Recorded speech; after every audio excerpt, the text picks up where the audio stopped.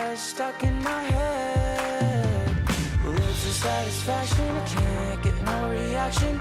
She's just stuck in my head. She's somebody that don't need nobody. She's still stuck in my head. Lips of satisfaction, I can't get no reaction. She's still stuck in my head.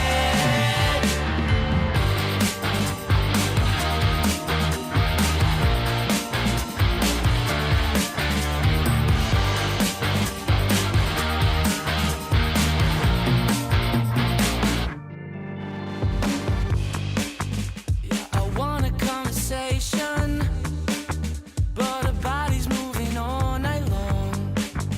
I should tell her what I'm thinking, but those hips are moving way too fast. She's looking like she doesn't even see me. How do I get this girl's attention?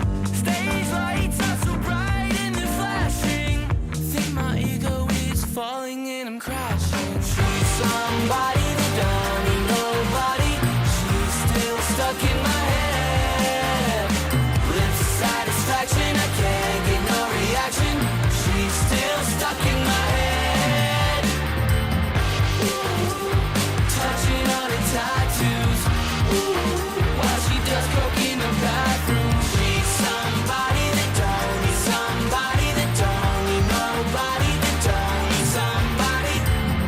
Somebody needs somebody, don't need nobody but her.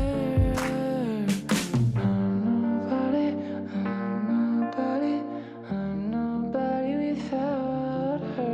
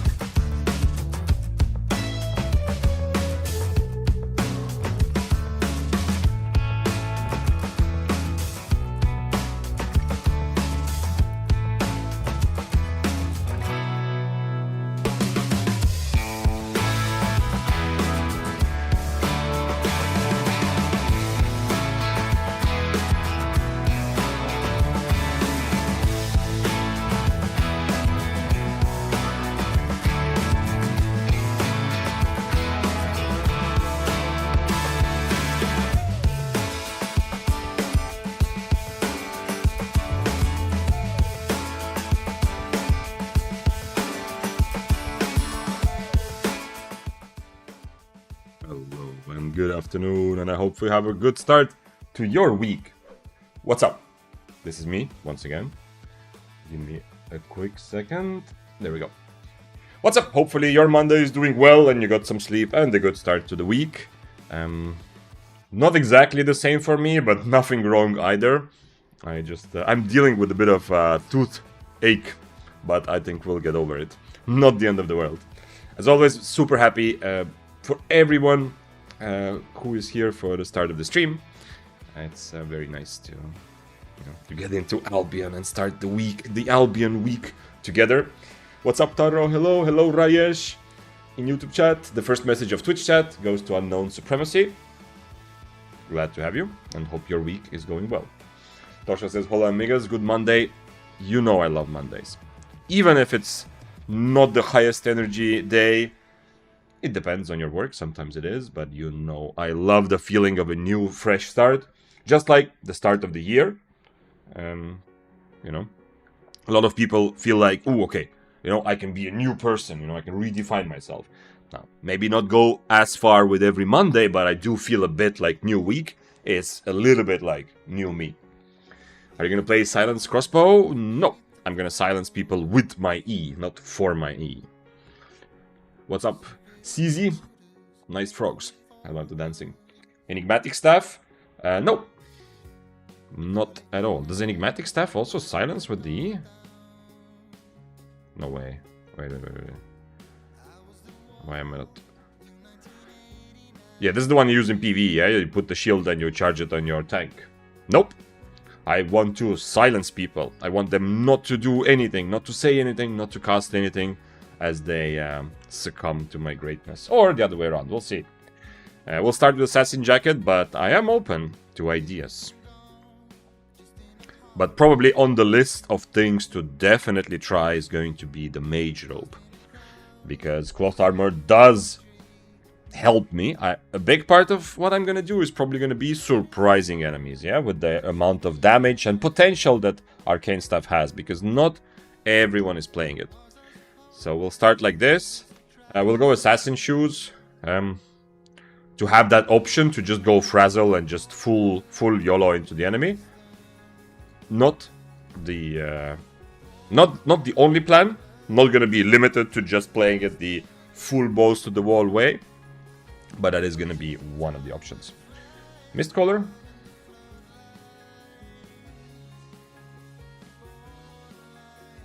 Maybe could experiment with some other things as well.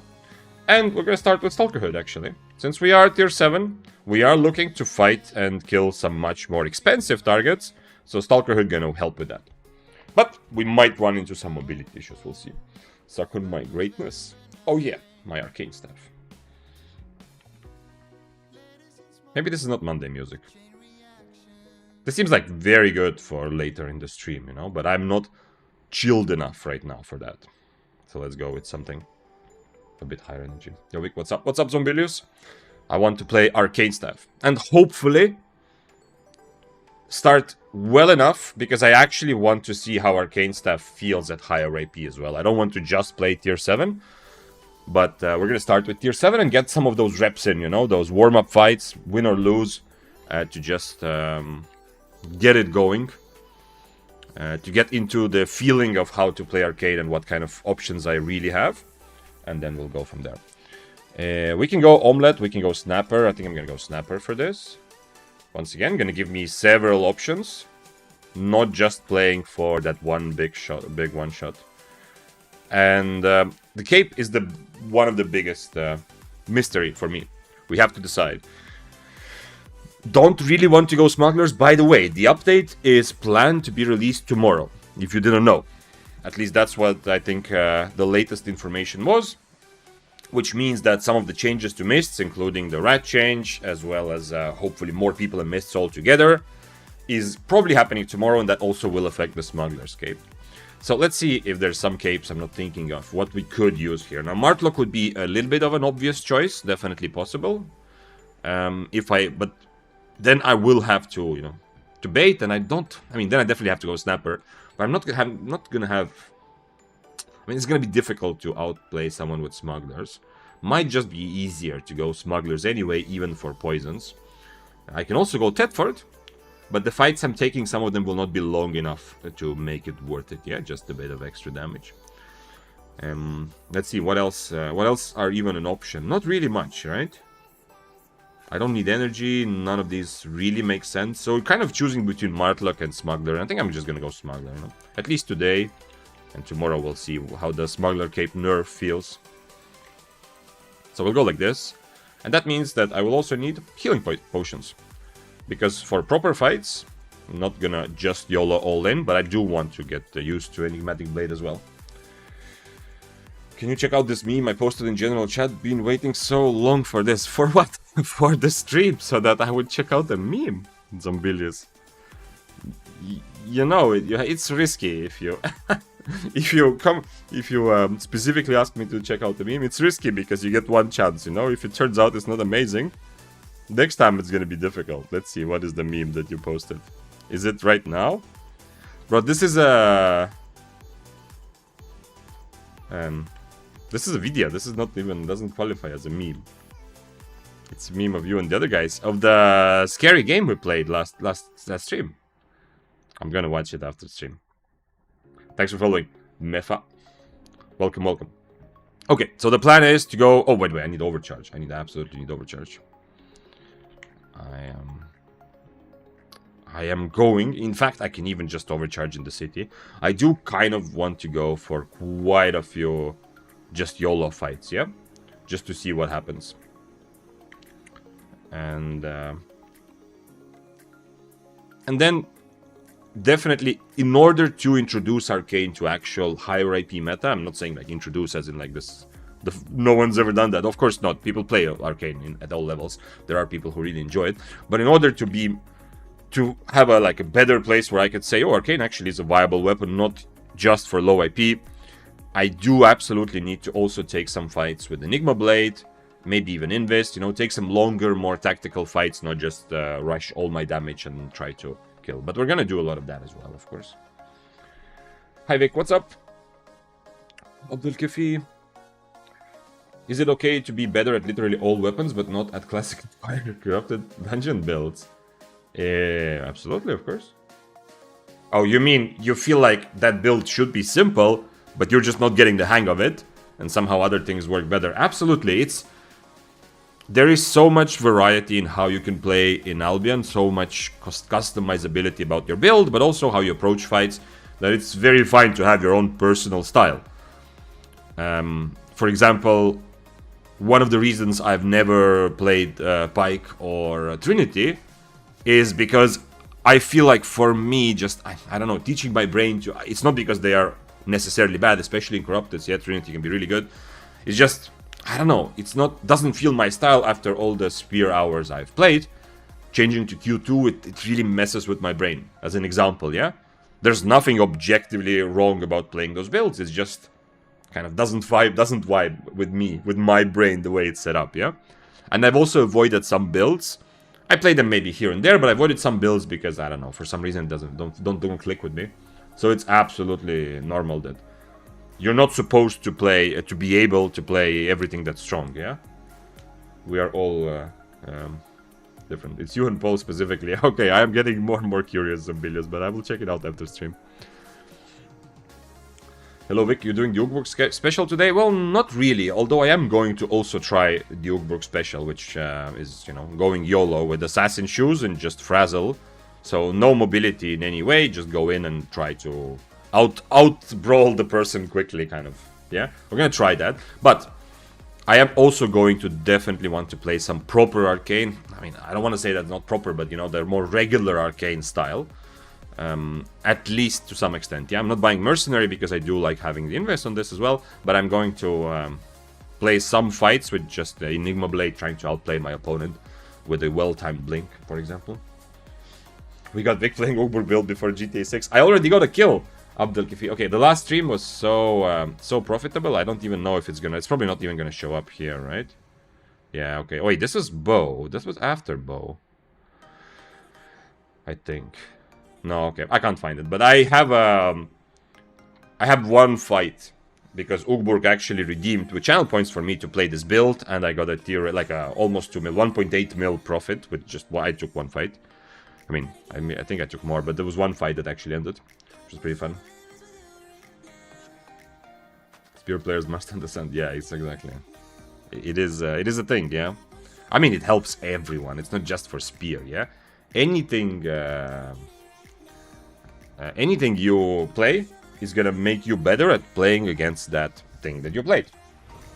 But it is, yeah, Spear, of course, requires that maybe a bit more than some other weapons, yeah.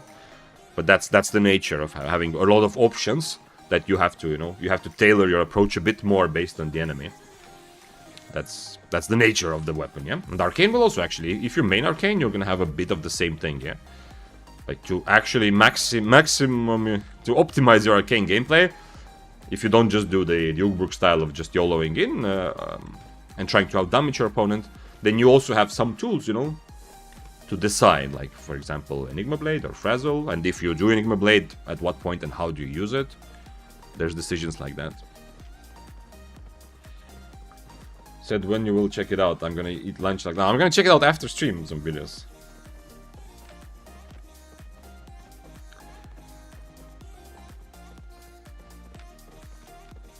Yeah. But I'm gonna, actually I should save the loadout. I'm gonna play some tier 7s first and, you know, try to get the hang of it, of course, as always. Before going for higher tiers. Is there a purple color here? Oh, kind of is, yeah. I guess this is Arcane, yeah. And we need some sort of magic picture. Okay, this works as well. It's kind of nice. Let's go like this.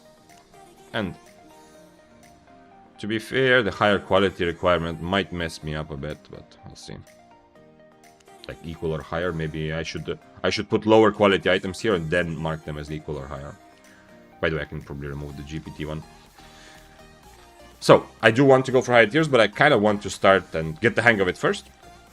But the big thing that I am actually wondering and hoping to get an answer to, and we can hopefully do that together, is the question, is Arcane actually a viable weapon to play, I don't want to say serious, but, you know, to try hard higher AP mists. Now, it's going to be too limited, I think, to play 8.3 or 8.4 long term. Because you don't have the mobility, and you might then need to maybe swap like to Royal Boots, like a lot of weapons without mobility do, if they want to come to Mists, or Demon Boots. Those are all options, of course. But still, you might be a bit too limited, and you cannot survive if a lot of people are chasing after you. But as far as 1v1 fights go, I think something like 6-3 seems kind of reasonable. Okay, I thought I clicked it, but no. So the first two things to get used to is... okay, one of the main things is E usage, that's going to be just in fights. Mechanically, one thing to get used to is, of course, the W. How it feels, how quickly I can blink away, how far I can blink away. Stuff like that. Another mechanical thing is that Arcane actually should auto-attack quite a lot, right? That's why we are using the passive. The auto-attack passive. So... auto-attacking between my spells is also a big thing that I need to make sure I do all the time. Okay, it's a profit already. Easy profit already. And I'm still not full, but I'm not that far either. 86 is kind of okay. Oh, nice, there's a chest. Hopefully there will be action there as well. Also, they usually rock it with Torch, if I remember well. Yeah, that's actually one thing maybe I should change, yeah. Yeah, you're right. But, I mean, I do attack so fast anyway, right? I don't know how much I'm auto-attacking without the passive. But that's a good point, yeah. If you have opinions or ideas about the build, this is a good stream to talk about them at a good time as well. For today's build, nothing is set in stone, yeah. I want to experiment some different ways of playing Arcane.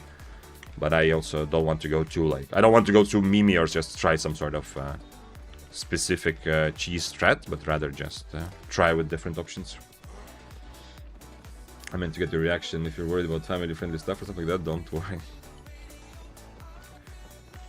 It's not a good precedent. Okay, I'm gonna stay on Enigma Blade for this.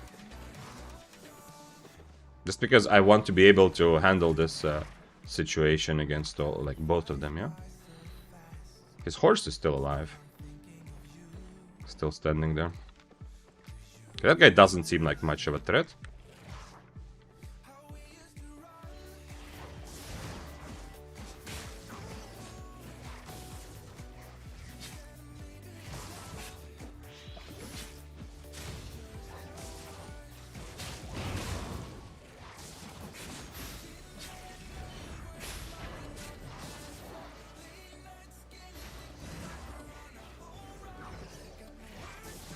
Yeah. That was not so hard, but he was also tier 6. Brave warrior, though. Thank you. Gave me some warm-up. I hope this was not a good chest. It looks green, right? So it's not terrible. Gave me some warm-up action, which is nice.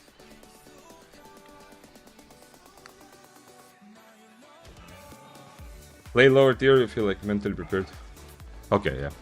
I can already Without reading the end, I can already see that CZ is doing a good job spreading the way.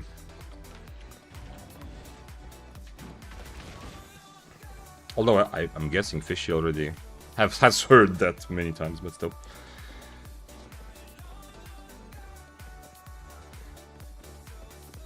So yeah, I think after I die, I will probably try Torch. But that would make sense, yeah. Although, I don't know, both seem fine. Like, the cooldown on my Q is so low. It depends on the style of fight, of course, but the cooldown on my Q is so low that I'm not gonna be... Because I don't think Torch is that important. You see how quickly I auto-attack, yeah, because of the passive. So if I don't auto-attack anyway, when the passive doesn't proc, not sure how much that will change. Your E can purge the reflex too, right? Yes, absolutely. Even the spear one, yeah, because it silences. But yeah, but in that case, I think it was clear that I do not purge his Hunter Hood. Yeah, I'm gonna just purge his Merc Jacket. It's much more valuable. I usually play it with Muizak. Yeah, maybe Muizak makes even more sense than Torch. I'm just gonna struggle maybe with energy. I don't know how much. I have to kill some more mobs. If I play Enigma Blade, the fight is longer, yeah? It's not just me YOLOing in right away. And in that case, I will need a bit more energy. So it's a question. But just generally, if I just get damage, that's probably... It's mostly a question of how do I get the most amount of damage, but Mistcaller does also allow me to kite melee weapons a bit better. Which might end up relevant, who knows. Why Assassin over Merc Jacket? Yeah, most Arcanes do play. Yeah. It's true, but I don't know. I like this option. It's more ingrained in my brain to be able to invest if I really need to, but Merc is probably better. And instead of Assassin, I could also go Jacket of Tenacity if I'm gonna use Inferno most of the time, so... We'll see. Especially for lower IP, there are fewer purges, so Mercenary Jacket even more valuable. See you, I'm going to eat. Have a good one, Zombilius, for your lunch? Dinner? Well, whatever it is, I hope you enjoy your meal and see you soon. Why Assassin? Okay, we talked about that. Did anybody redeem you to play Arcane? No, my heart was asking me to play Arcane. It's the thing I want to experience for a little while and see if I can take it to higher levels as well. We need a profit counter again. Let's do a profit counter, yeah. The only annoying part about that is that need a better way to calculate it. You know, to calculate my losses. Like, for example, how much did I spend? It says 700k, but I'm sure I spent more because of this, right? I don't know if it's a full million, but I guess it's fair to say it's probably about 1 million, yeah? Because I'm using pretty decent consumables. In fact, I'm gonna preset on Healing Potion. For both surviving and just generally, it's a bit more value in terms of HP. And if I do want poisons, then I probably am gonna change my shoes and my W anyway. Okay, so profit today. Let's put like this. That's gonna be 0 for the moment. I'm looking at kind of a chat, but also okay. That's where you are, over there. But you know that. Okay, there's the profit counter. Also, hello, Huang.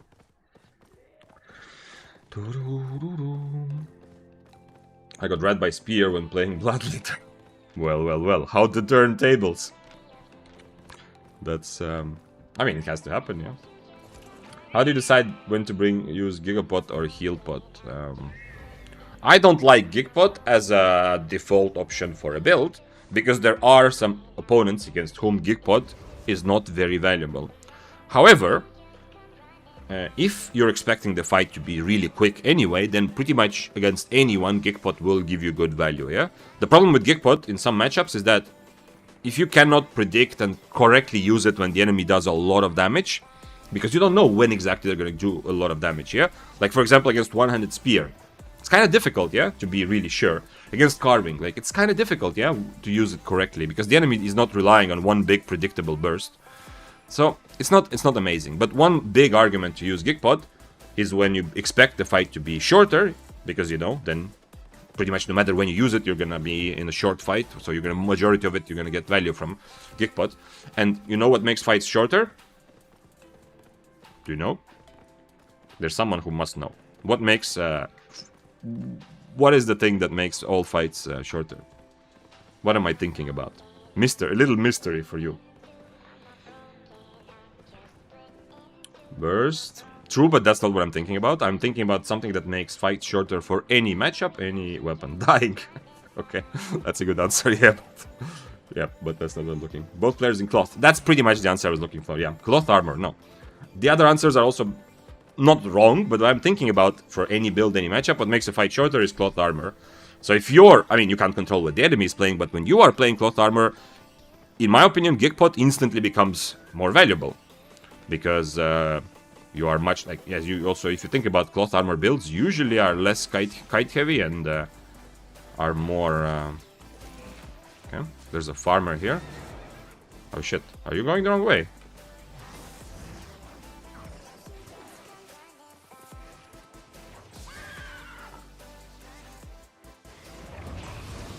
Well, there goes his boots. 4-0 weapon. A bit of a minus karma move, but not the worst. It's still muscle memory practice, you know.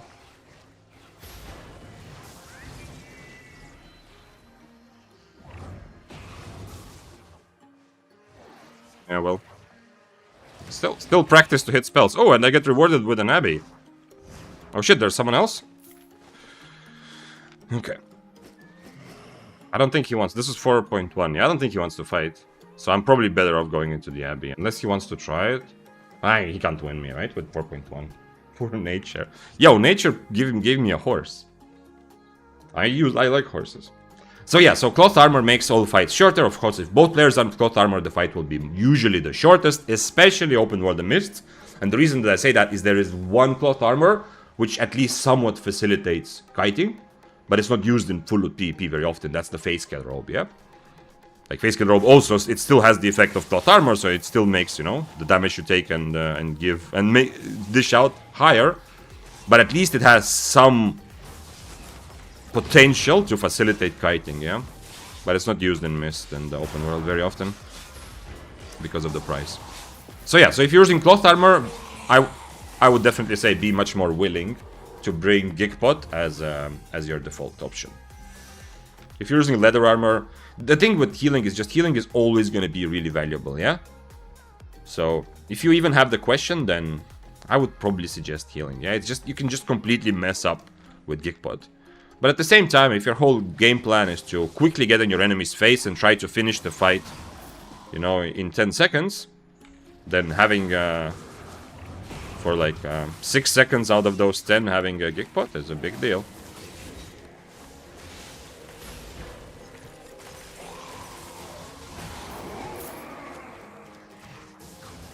Okay, I need to get a bit more used to attacking in between these.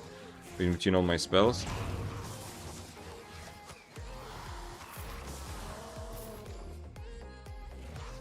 This is very nice also because I do want to get my Arcane to 100. By the way, do you have learning points? I have a couple learning points. Can I auto-learn? Quick learn, okay, nice. Hope there's a server jump because Mist Asia is so dead and so frustrating. I don't know. I mean, it's not crazy now that all the servers are settled in. It's not crazy to allow some sort of jumping, but I'm 99.99% sure if they ever allow character transfer, it will be just the character, yeah? So it will be just the fame. And even then, I don't know, why would they do that, honestly, you know, now that they're selling learning points and stuff. But I'm really, really hoping, I am pretty confident they will not allow you to take your money, yeah? From one server to the other. But, the update tomorrow, Kobe, the update tomorrow, there's a line saying that they are changing the Mist algorithm a little bit, so that essentially there will be more people per Mist. That's what they are... It's very unclear how exactly it will be changed, but I'm also not saying that it has to be clear. Just saying that don't really know. Until tomorrow, we don't know whether it's going to be something that you can feel very clearly or not. But in theory, starting tomorrow, you should have more active Mists, which also means more people ratting every fight. Yeah, don't forget that. So, by the way, that sort of... If legit, they succeed in making mists much more populated for everyone, that is indirectly going to buff all mobility weapons, yeah? Because if every single mist, there's like, it's even more common to have a lot of people on your screen. That means having survival tools becomes more valuable overall as a long-term strategy. You should prioritize those over being a good duelist. So if you're playing a weapon which is like very good at taking 1v1s, but not amazing at managing a situation when there's 5 people on your screen, then this change might actually be a nerf to your weapon, yeah? It might be a buff to how fun the mists are. That's what we're all hoping, of course. But I mean, just be ready, yeah? It's a little bit like an extra argument to use things like double bladeds and blood letters again. Or just generally decent mobility weapons. Is Arcane staffs good? Well, the regular Arcane is not bad for solo PvP, yeah? But I'm also this... Oh, there's a bow. Can I fight him?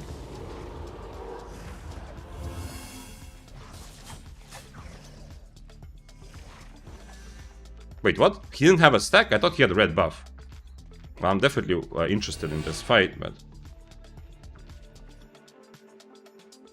I can't really YOLO at it, right?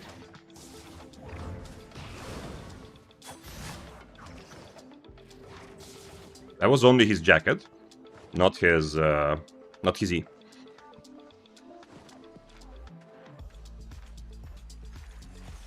Someone else is fighting somewhere. I can't use my mobility, unfortunately. It's a 6-3, by the way, you know, so he's giving Arcane the benefit of the doubt. Fight him, Fire Staff. I'm helping you. Please understand that we are together against the dagger. Nice. Not me. Holy shit.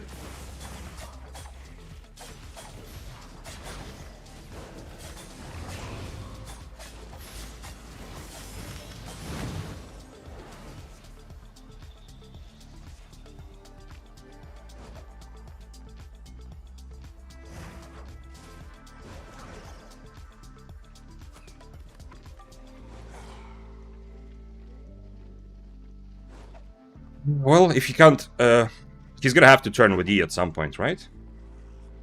Unfortunately, my mobility might not be good enough to catch him at all, ever, but we'll see.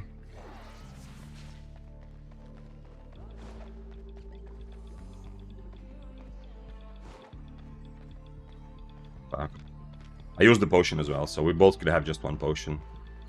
And from full HP, he should destroy me. I don't know why he was running away at the start. Well, that's the problem. I need mobility for this. Okay, well, I guess I can kill this guy as a consolation prize. But... Arcane, yeah, Ugbur. It's a day of Arcane. Why skip boss? Yes, well, because I am prioritizing getting as many stacks as I can for the final fight.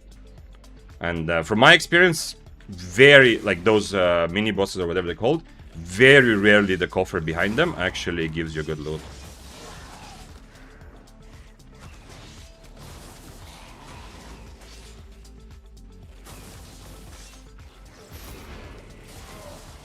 Yeah. Well, that guy would have been dead on pretty much any other weapon, yeah? So that was a bit of the limitation of Arcane. Also the fact that I'm not running Royal Boots or Demon Boots, yeah? I don't have the kind of mobility on my E. Unless I predict his boots, I think like he was, how far away? Maybe like 10 to 15 meters away. Like let's say as far as this door. If he activates boots here, well, to be honest, it's possible, yeah? I should have at least tried. The moment I hear his boots, I should try to E. I think that's my only chance. But it's a bit difficult to use it to catch from what I see. Missing Link says, "Hi Vic, thanks for your amazing content. Thank you for being here and writing that. I appreciate all of the positivity. In my eyes, the best content created by far. Thanks, sir. I really learn a lot in your streams and I watch all of them and click myself from fight to fight by re-watching." Okay. That's awesome. I'm very happy. I'm very happy, and I've seen also on YouTube that there's a lot of people who cannot be live, who watch it. The VODs are also available on Twitch, yeah, so you can choose, and I think the quality should be the same. Don't quote me on that. I don't know if there's some sort of something special, but I'm very happy. Why didn't you shoot a Hail Mary E to purge the dagger's boots in the final chase? I should have. I was just talking about Jack. I hope you heard that. I was just saying that I should have.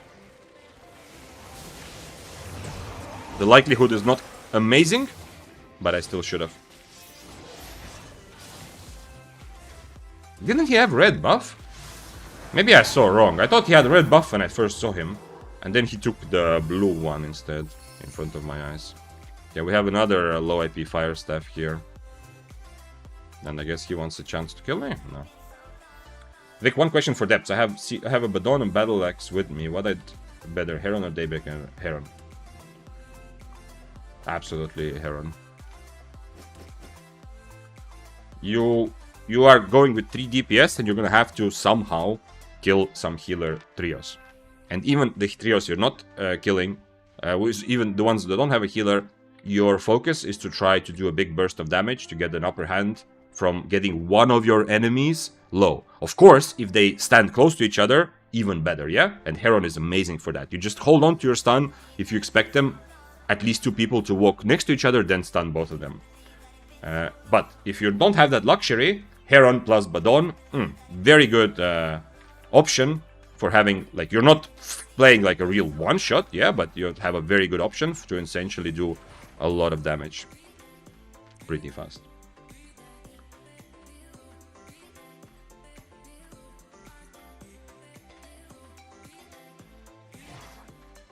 Like, the Battle Axe is the odd one out, yeah? Like, you and Badon are very, very good. I personally, if I was going for max, like, potential to kill healers, I would try to, I mean, if you don't want to play a healer yourself, absolutely not saying you need to, yeah, but that's a strong option as well. I would, instead of the Battle Axe, try to convince your friend to play another high damage build, yeah? Like something, like Arcane Busters are super high damage, even light crossbow is pretty good, another bow, something like that, you know? That would give you even better chance, because if you do hit a nice Heron stun, your friends are gonna do so much damage. And then your job on the Heron is pretty much to be in front and survive, yeah? Like, you need to make sure that if you get focused, you don't just die right away, yeah? Do we have to do this? Fire Staff. You're not killing me. He has even worse mobility than me.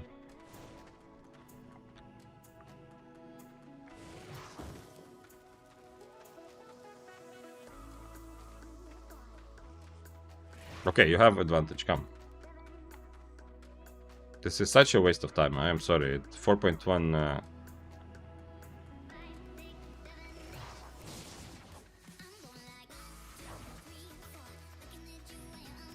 He's on Firewall too, of all the different options.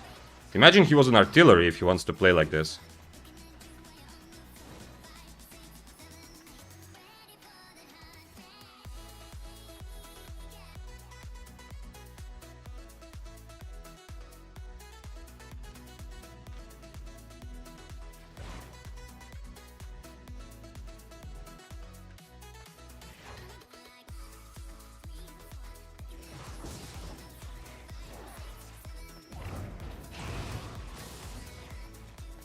I hope he leaves me alone for a moment now. His buff also timed out.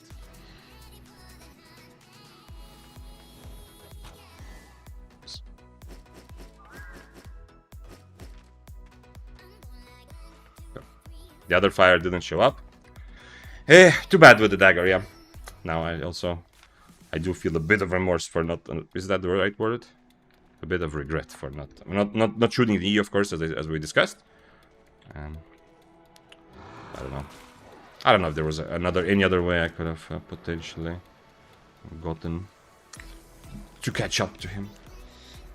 Are we doing Uber cosplay this stream? Well, we're starting with a bit of an Uber cosplay, but we are gonna move on to other things. Still with Arcane, yeah?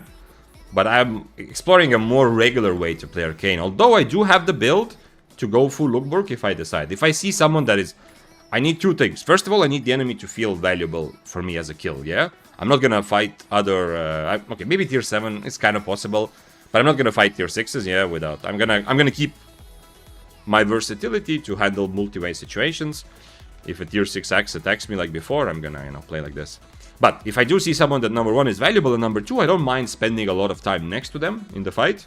Not like the one-handed dagger, yeah? The one-handed dagger, if I go full YOLO... Unfortunately, there's no way I'm winning that, yeah? If I go Assassin Shoes, Dash, and Frazzle, I'm just stuck next to him. Even if I change to Invis to try to counter his E, he's just gonna purge it and I'm dead, yeah? But if instead of that one-hand dagger we see something that I would like to maybe stand next to and try to brawl and see what happens, I am ready to go for a more Ugborg style play for a specific fight, of course. How does the Abbey's buffs at stacks work? So, every stack makes you stronger. The tooltip, Nezix, the tooltip is a little bit wrong. It says that you are 2%, you do 2% more damage against players. Actually, you do 2% more damage against players per stack. Up to 15, yeah, that's the max. So having more stacks is a very big deal. And the buff itself, when it procs, the buff also becomes a bit stronger when you have more stacks. So for example, the red buff, which heals you, will heal you for a bit more when you have more stacks. Twitch is possible too, but YouTube is so much better on phone, because if you rewatch, you can skip 10 seconds by double check. Yeah. There's, even if you're... I've noticed that also. Even if, let's say, you are hopping in and out of stream, and then you want to see what happened 15 minutes ago, it's a bit easier to do that on Twitch, because the same stream you're watching, you can just like a video, you can just select the timestamp before, and then go back live, yeah?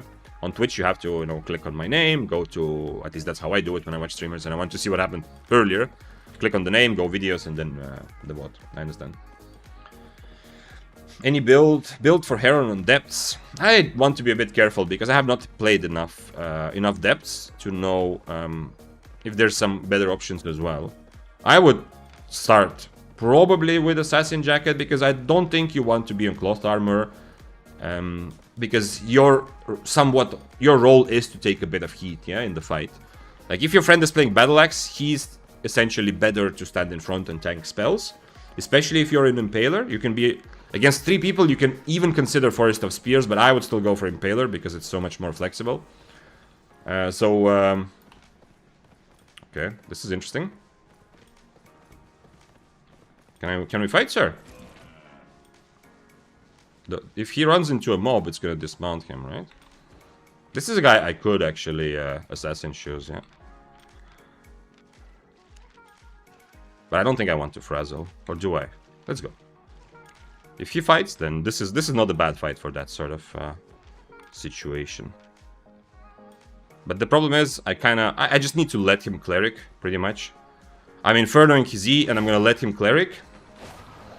Never mind. Remember that time I said I'm gonna let him Cleric? Yeah.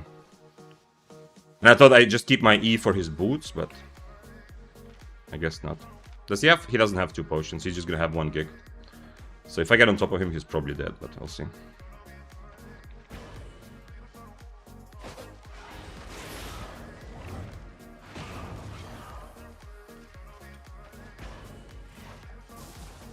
Oof, okay. Did not expect it to go that well. Yeah, I just realized that my whole plan with boots was already kind of messed up because of his frost shot, yeah? So maybe without Frazzle would have been safer, but I mean, he wasn't playing like a super serious build either. My E at the beginning just to purchase Cape I think was a mistake, but I'm probably not gonna be... I'm probably gonna have to learn to E less early in general. That's definitely a thing with Arcane.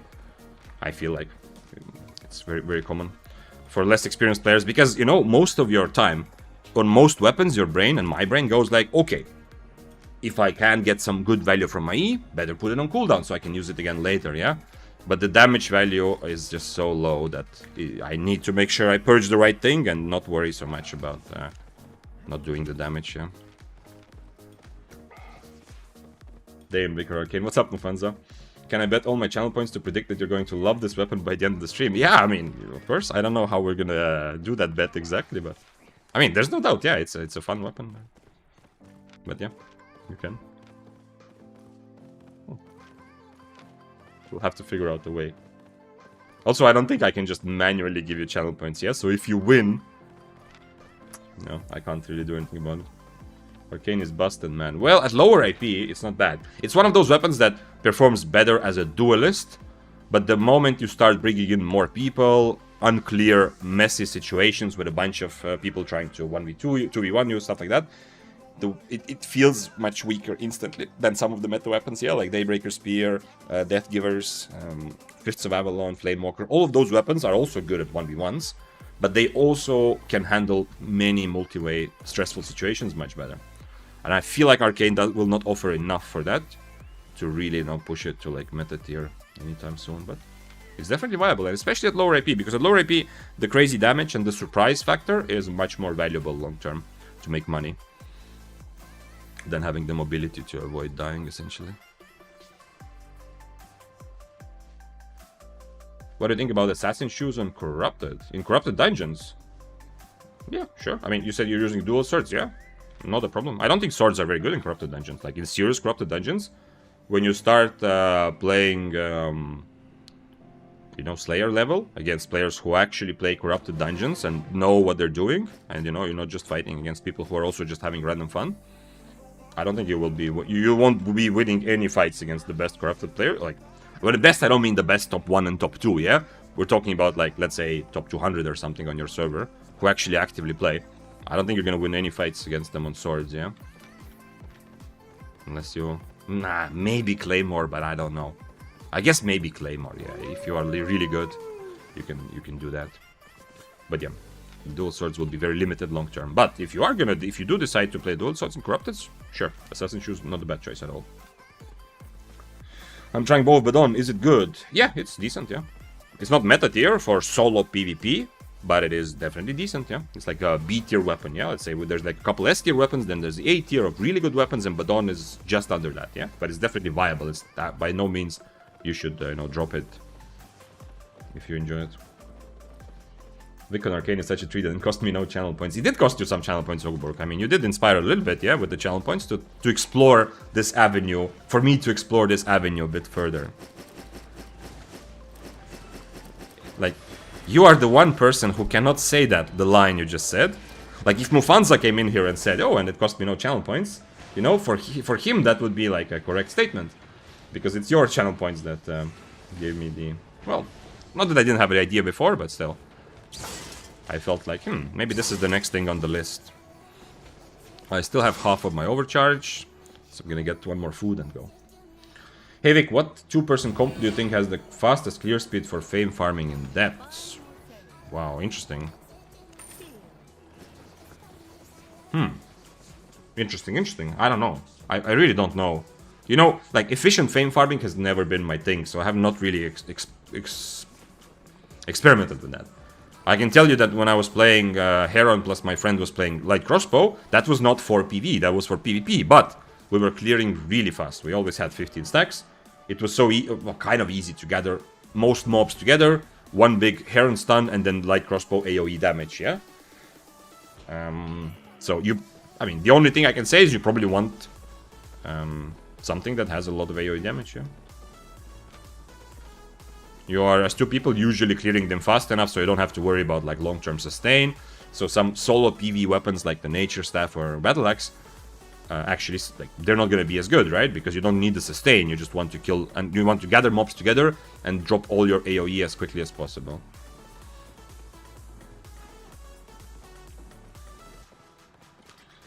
Sumia says, bro, I watched your Daybreaker guide video, it's really good. Can you tell me what I have to do to play it in Black Zone or for PvE? You have to be much more specific, Sumia. First of all, thanks for the positive feedback, but you have to be much more specific. What do you mean, what do you have to do? Just buy those items and go into Black Zone. That would be like the technical answer. So I'm not sure what you're trying to ask. Voodoo says, I'm kind of struggling against battle axes because of their sustain. Any tips? What are you playing, Voodoo? Battle Axe suffers from having not the best mobility options. So oftentimes they lose by being kited. Yeah? If you're struggling against the Battle Axe because of their sustain, it's likely you're brawling them too much. A longbow as usual. Okay. Well, first of all, you might be brawling them too much. Secondly, you know how I said this many times about kiters, and especially with Frost, yeah? This should not be a surprise, but I'm just quickly go over this idea. On a Frost, a big challenge, very often, is that you are winning the fight. It seems like you're winning in terms of HP, but the moment you use your blink aggressively, suddenly the enemy turns around and kills you anyway, and it feels like, what the hell? I was doing everything correctly, and then just one mistake, and, you know... And the mistake is, you go aggressive too early, right? what you're saying, if you struggle with Battle Axe's sustain, and Battle Axe is also a very good weapon against whom anyone else can go aggressive too early. Well, unlike maybe Death Givers, yeah. So one thing you might be struggling with is you think you have enough of an advantage, so you allow the Battle Axe to get close, and you go for the fight essentially, where actually it's too early. You need to kite more. Just the fact that you have 1000 HP and they have 500, it feels like, okay, now I can allow them to get close, and I'm gonna win the fight. I got enough advantage from the distance. Where in reality, the Battle Axe is deceptive, because if it does get 3 bleed stacks and E on you, yeah, that's what you're talking about, the sustain. So that's how sustain gets you. That's how sustain wins fights, yeah, by baiting in enemies to be too aggressive too early. So that's probably your problem. But you know, Voodoo, like you are here very often. You know my #1 answer is clip your fight and post it on Discord. You can even tag the axe, what's it called? Roll, yeah, of people who have chosen that they like axes, yeah. Or you can tag Vitus personally, and he will tell you if it would like what he would feel as a Battle Axe in that situation. Fishy says, Vic, can you cook a Bloodleather build for me without Stalker Jacket and not a red build in tier 6, tier 7? Go Assassin Jacket and Stalker Hood. And Torch. Assassin Jacket, Stalker Hood, Torch, Smuggler's Cape, and Energetic Sprint. That is the... I don't want to say standard, because you have some room to play with helmets, but that's one build that some good Bloodletter players who are not looking to just rat, but are actually looking to take fights, that's one that they would often choose. Do I want the chest or do I want the Abbey? Difficult question. How much time I have? 9 minutes. So Abbey is going to be a bit tricky. I can double overcharge this tier 7, it's whatever, but let's go for the chest. Maybe there will be another Abbey after that. Ember Mist says, hey Vic, hello. Could you hypothesize, elaborate? Okay. I like the start of your request already, because those are cool words. I would very gladly, eloquently elaborate on this enigma. Hypothesize, elaborate any thoughts on how the Frost E change might impact playstyle and possibilities. Let's actually look and talk about that. That's in Mist PP context. That is a good question. Obviously, it's not always so instantly easy to understand based on theory. At least for me, the example A, or you know... Did I hear? Someone is fighting. Who are you fighting? Man, I wish I had... Yeah, without Royal Boots, I can't even really rat.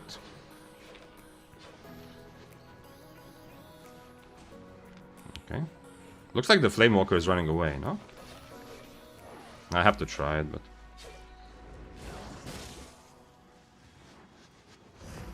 Fuck. Well, now I will never catch anyone.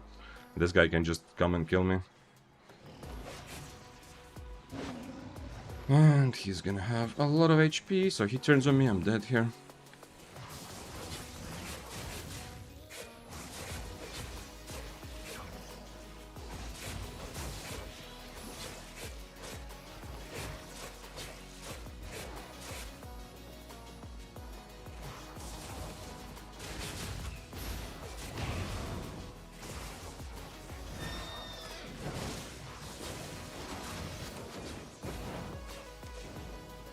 He should kill me too, but maybe he's not. What are his boots? He has Gigpot. I have one more healing. Is there any way?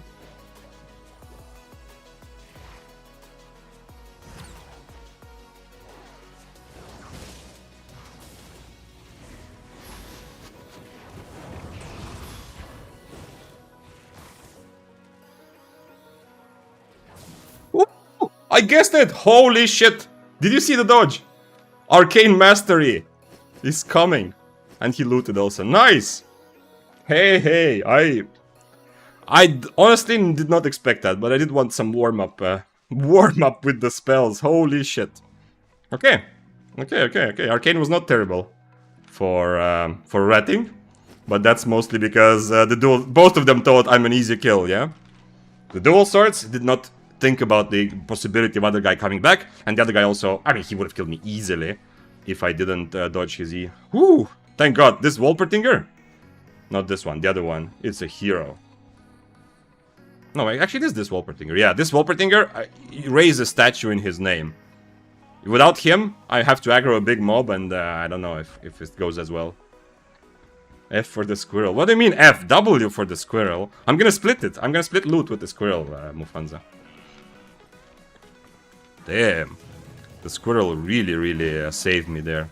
He did not expect that. That's the power of Arcane. If Arcane was a popular weapon, right? I mean, if it was played a lot, a Flame Walker guy, what would his thinking be? Okay, the enemy just Enigma Blade the squirrel, I just wait. Just wait a little bit, because after after my Enigma Blade timing is over, I probably blink away at the last second, yeah? That's it, GG, I'm dead. Yeah, the reason this happened is partly because he doesn't know how Arcane plays, because it's not very popular, probably. Maybe I'm wrong. Okay. We got some nice food, overcharge for the next set. And everything else goes here into profit. Some potions, whatever. I mean, considering how hyped I feel, I kind of expected more profit there. But let's say plus 3 million. Nice. Yo, I'm back. Who did you kill? Oh, actually, there's a... Oh, nice Voodoo clip. Thank you, Voodoo. Man, I am so happy to have clips occasionally. That's the answer to your question, Zombilius.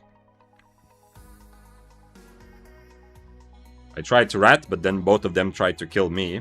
I mean, the dual swords would have probably succeeded. Yeah, I ran into the edge of the map, so I was kind of dead anyway. But the Flame Walker came back. Correctly? To kill the dual swords, but still.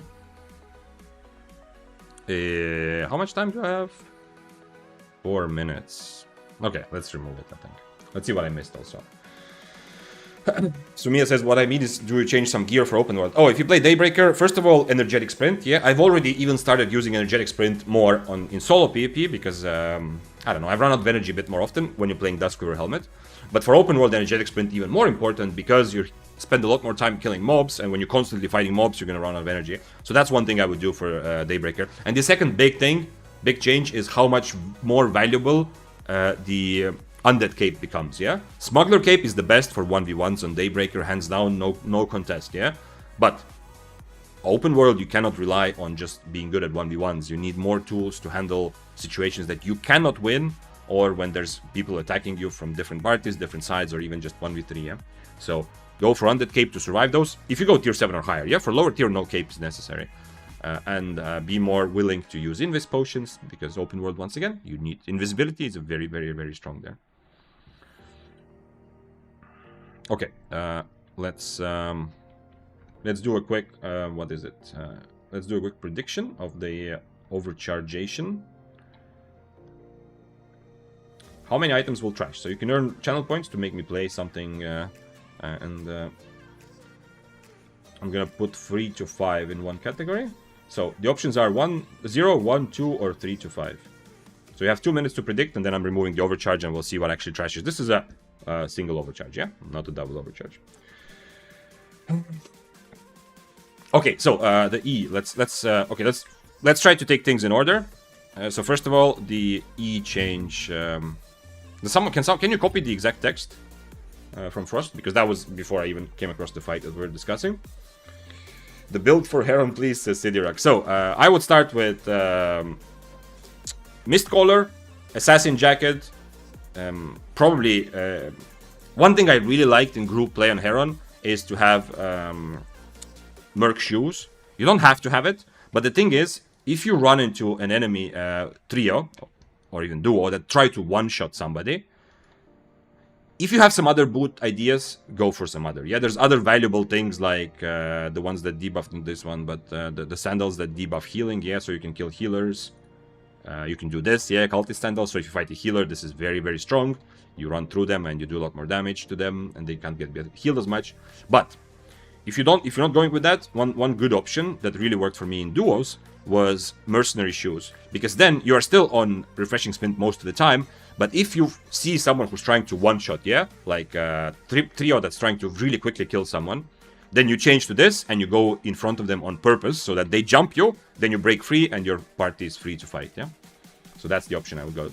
I would go Mistcaller, but Leering Cane is also okay on Heron Spear for sure. I mean, Muizak is also not terrible. And For your armor, that's when I'm a bit careful. I would go assassin jacket so that if you get focused, you can have a way to survive. But I'm not sure how well it will work in depths when you're in 3v3, yeah? Because you can still keep it on Inferno, but you can, like... A big thing is that you, when you're getting attacked, you need to survive. Since you don't have a healer, every one of you and your friends, it's your job to make sure you don't just die for nothing. Of course, in depths, if you die, then you can still get revived, yeah? So it's good to commit to a fight, but essentially, yeah. But I don't have enough trio, like I don't have enough depths experience, and I haven't even watched other players play trio that much to, you know, to give you like a confidently best Heron Spear build. But I would start with that, what I just described, and I would enjoy it. As for Cape, I mean, Smuggler is still good. There isn't too much else that you want from your Heron Spear than to just survive longer or throw 2 Hellfire potions, you know, if you're fighting healers. Ember Mist says, glad to appreciate the question. I'm used to quite the opposite reaction. Sometimes people seem to be uncomfortable with my appreciation for brainstorming. I love the words. However, I've been following Incognito for a while, and since you've been reasoning with my reasoning, I thought I'd give it a go. Okay, yeah, nice. You know, I mean, at the end of the day, that's part of the fun, is the theory crafting, of course, and well, just have to accept that a lot of the theories and things don't work out. What I want to say, good example was this frost change. Wait. Oh, actually, did it just end?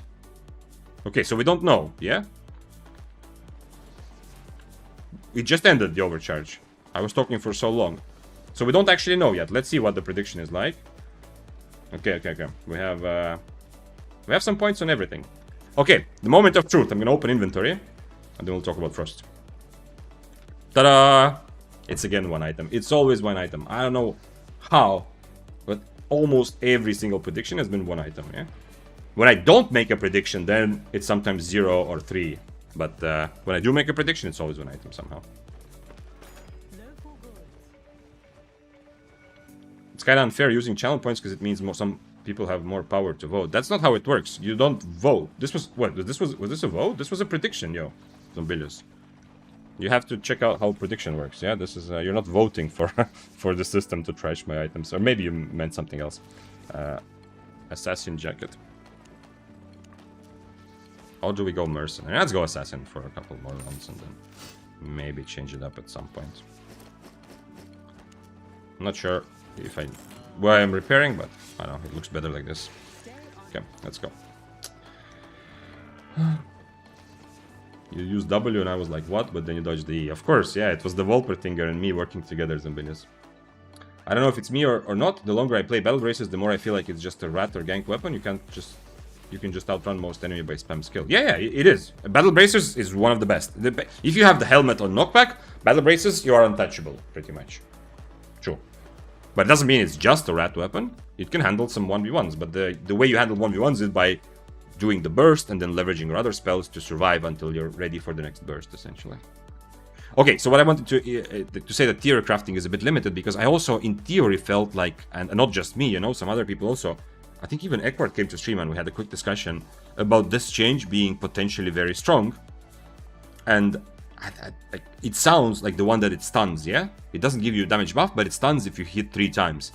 It seems on paper really strong. My experience with it, as a non-hardcore Frost player, but still, my experience with it was that in reality it was much weaker because it's so much more difficult in a fighting situation to hit 3 Qs in a row. Unless your enemy is just straight running into you in a straight line and you just hit Qs, hitting 3 Qs in that short time window, because you have to hit 3 out of 4 essentially. If you miss one, you're already close to, you know, missing the stun, and sometimes you will just straight up miss it. So missing that as in run out of time to proc it. That's a good...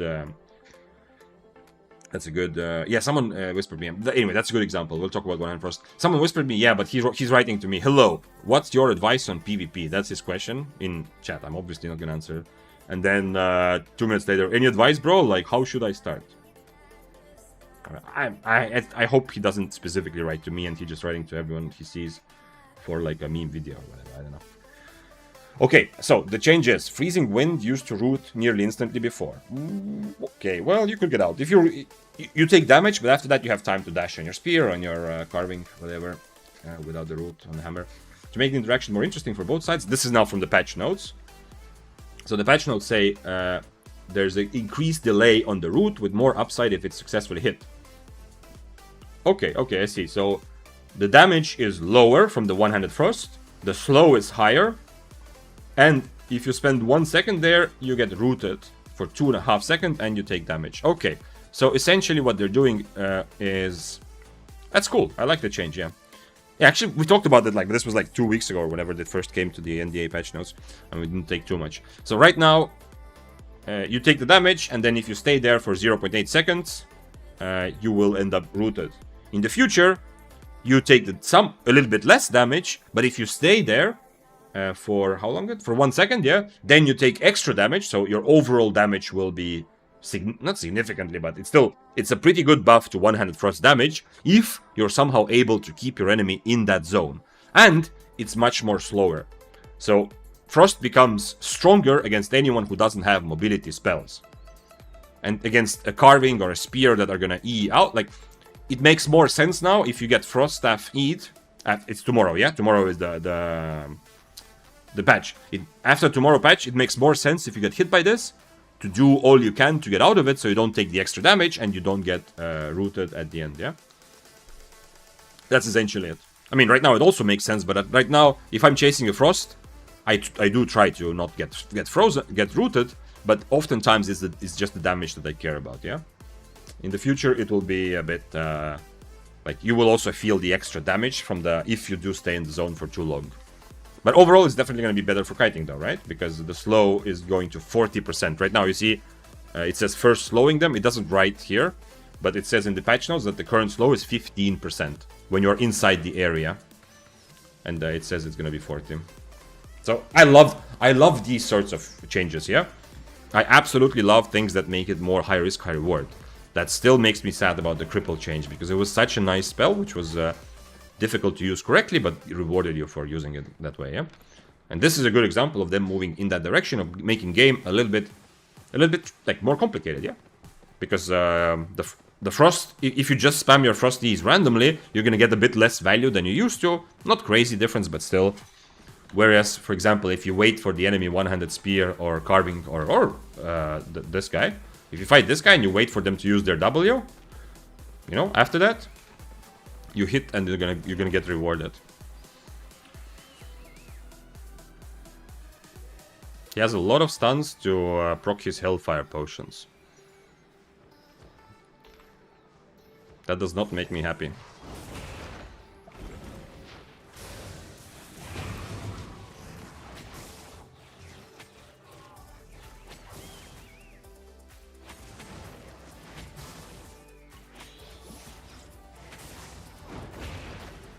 I tried to Inferno there.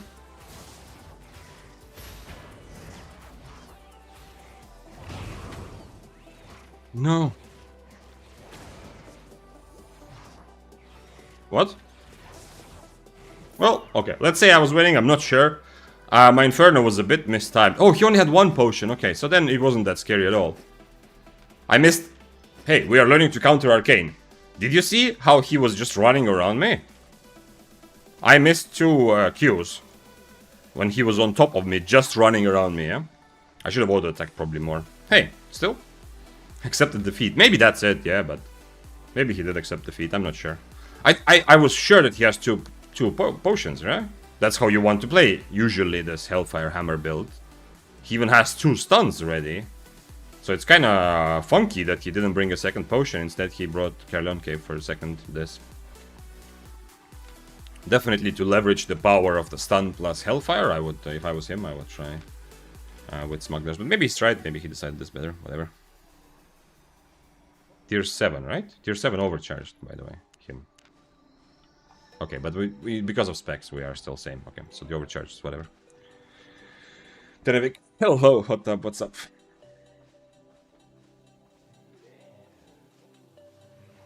Frost E change in short. Slow increase plus increased total damage output if correctly hit. Yeah. Will we see an influx of Frost players playing it? Yes, absolutely. The higher risk, high reward is attractive to higher AP players always, and the reward is clearly higher. More damage, more slow. Is it gonna make it more annoying to play against Frost? Interesting. Probably yes. Because, as I said, like, if right now, if it's a close fight, I try to Inferno his E, of course, on the spear. But I'm not going to always E after I get hit by his E, right? Because I already took the damage, I wait for the stun to end sometimes, and then use my boots to keep my E for damage, yeah? So for one in the spear, you know, now that you have a clear motivation to use your E just to get out of that area, I don't know, it might be that Frost can actually... It's one of those things, as I said, theory crafting is nice, but we don't really know how it feels. Because it's very difficult to visualize the difference in different numbers, like the 15% versus 40% slow. Seems like 40% slow is a very, very big thing. But I don't know. It's going to be interesting to see how it feels, yeah? Is it guaranteed that you get hit? Also, this means that aiming your E is going to be much more important, yeah? So if you are a Frost Staff, and you imagine the shape of your E, if I'm trying to hit this guy, and I hit him with the edge, you know, with my E, then now he's just going to walk out, and I'm going to lose some of it, yeah? Now, if I do hit him with the center part, and he's like standing closer, with the center part, now he will probably get all the damage. That's a cool thing, yeah? That makes Frost more difficult, but you do get rewarded for it. Also, if I'm standing right on top of him, and then I E, then he's just going to walk on, like, towards me and get out of the zone. So trying to E in a way where people cannot just walk out of the zone is a big thing. That's awesome. I love those sorts of changes, yeah? Ember says, I agree. I also like these changes. Correct execution, increased reward. Also, like that it further improves on the weapon line's identity as a kiter playstyle. True, but I mean, Frosts don't struggle with that, yeah? And at the other hand, like, okay. I want to bring the example of Bow, because Bow traditionally has been mostly just focused on kiting, but the Q1 changes recently have made it a much better brawler as well. Not just the regular bow, but other bows also are willing to brawl. And I actually kind of like it. I don't want bows to be pigeonholed into just being able to kite. I like it when people can take the same weapon and like add their own spin, yeah, with their own items, with their own gameplay. So there is something like that also. Also with Frost, but Frost doesn't have any spells to brawl, so it's not relevant right now. But I'm just saying that if they did not solidify Frost as a kiter, I wouldn't have a problem if they give other good options. You know, if they give like a spell to brawl. I guess Frost has the icicles that come from the sky, yeah? That's like a brawling spell for Frost. I tried to run 3-3 depth solo today, says Hot Up Taco. And man, I got 6.5 mil fame credits and 5 mil of loot, not counting silver sachets. That's just crazy. Okay, did you take PvP fights at all? Did you rat some fights? Did you like kill a guy and then run away? Or did you just avoid all PvP and you were just focusing on the farming? But yeah, depths are crazy. If your interest is to progress your account, not necessarily to progress your PvP skills or, you know, like the high stakes feeling and kind of having that fun. Depths are really fun. I'm not saying they're not, yeah, but if your interest is not to have this sort of fun, if your number one interest right now is to progress your account, just in terms of Fame and Silver, it hurts me a little bit to make the suggestion, but I cannot, you know, deny reality. I'm not trying to say that I wish Mists were the best. No, I just wish lethal, full loot, lethal content was the best suggestion. But at the current moment, it's not. So this is not my sadness for Mists, yeah? This is just generally, whatever full loot content, Corrupted, Mists, Open World, Roads to Avalon, any sort of high-risk content, I wish I could say that this is like the best way to go. But at the moment, if your number one priority is to progress your account, depths are your go-to, yeah? Except that you're gonna die if you go solo, of course, but, you know, you don't lose your items, so it's not much. And don't forget, they scaled also repair costs. In retrospect, might have been a bit of a mistake, to be honest, because it's good to protect beginners a little bit, but it would be such a nice silver sink, yeah, like Awakened Weapons or whatever, yeah, to get silver out of the game, which helps to manage the economy at least a little bit. But what they did is that your items get scaled down to IP cap, and you pay repair costs based on what your IP was, like the adjusted IP, not based on what you actually are wearing. I feel in retrospect like that's not a good decision, but I don't play depths enough to have a strong opinion. We have a spider here, and a chest on the other side. I probably want to go for chest. Maybe we'll come back for spiders. Spiders are not bad right now for me, because I am trying to spec up my arcane. Woo! This is, okay, wait. Everyone who was here before the raid, we need to compare, right? We need to compare, because right now, I know in our hearts, the most hypest raid through history, you know, in terms of the crazy emotes and everything, has been from Froggy, yeah? So now, evaluate, and of course, welcome all the raiders. Thank you, big Coco. Let me give you a shout out. Thank you for the raid. So show me raiders, show me what you got is what I'm essentially saying. Show me the thing, show me in chat, show me what you got. Are you beating? I think last time Froggy raided me was at some point last week, and the emotes and the hype was crazy. So let's see if you can live up to that. Also, what's up? Hello. Thanks for following. We have Frostwolf, Glizzler, and Akisa. I appreciate you. And of course, spears out. Thank you, Hot Tap Taco. Nice. We will welcome you with our spears raised. Coco blessing Vic. I do feel blessed. We are learning a weapon today together, and it's already making waves in my heart. Raised spears, yes. Yes, Elderva, you heard me right. I said it. I'm gonna go on record with that. Coco can poop donuts. No way. That is not... If I got to choose a superpower, that would not be among the top 100 choices I could think of. Is it time to stress test this Arcane build? And the answer is yes. The question is, do we go for crazy YOLO? There should not be any way for me to win this, right? Normally. But who knows? Do I go for crazy YOLO or do we go for a more standard build? I think let's go for crazy YOLO. For the fun skis. It's 6-3 though, right? Let's go, sir. Let's see what you got.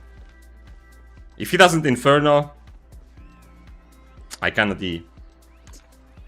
And if I cannot E, he's gonna take the whole fight on...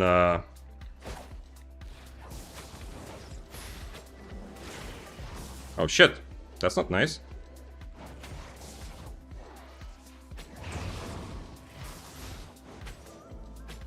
No, let me mob, let me come. Nice.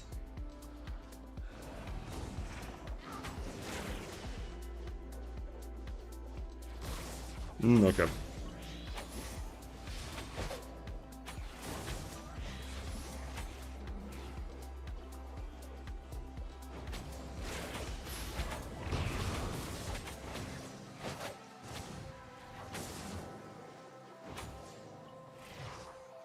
No. Don't think it's happening. No! He changed to spin. Yo! Not bad though, yeah?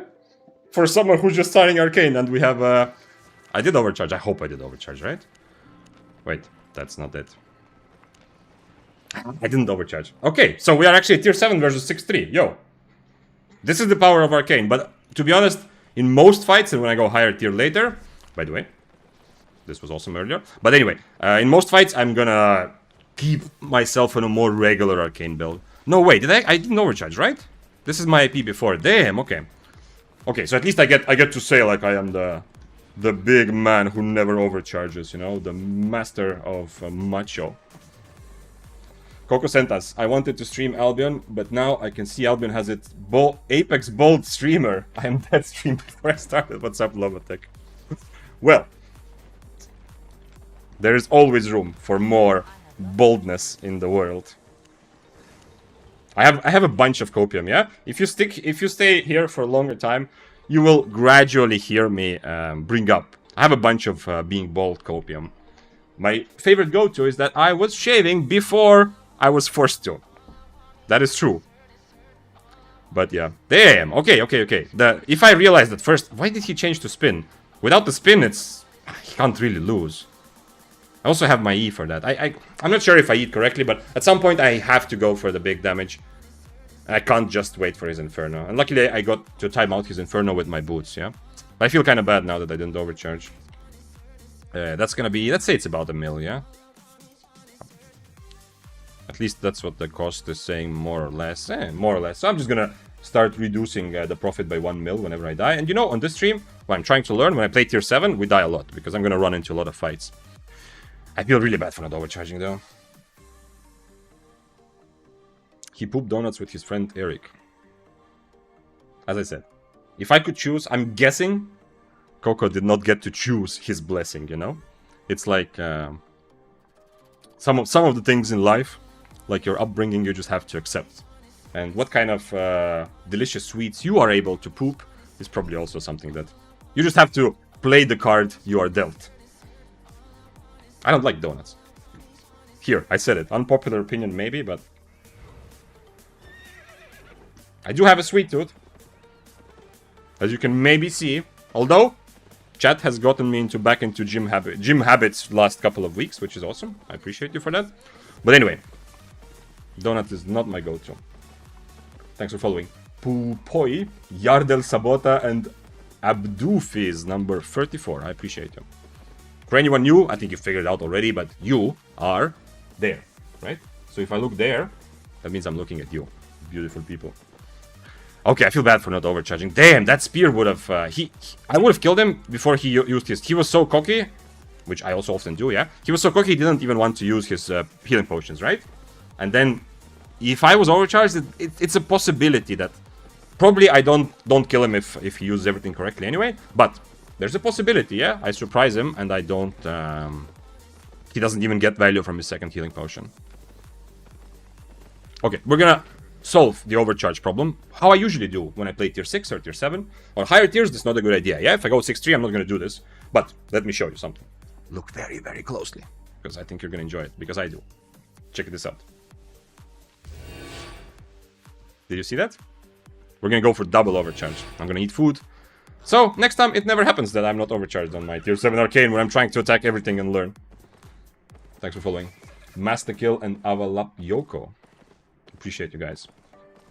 And those who were here before, you can spam the spears in chat. I see Voodoo putting the overcharge, that's also nice. But if you have access to a beautiful spear, then let it show in chat. Not in your real life.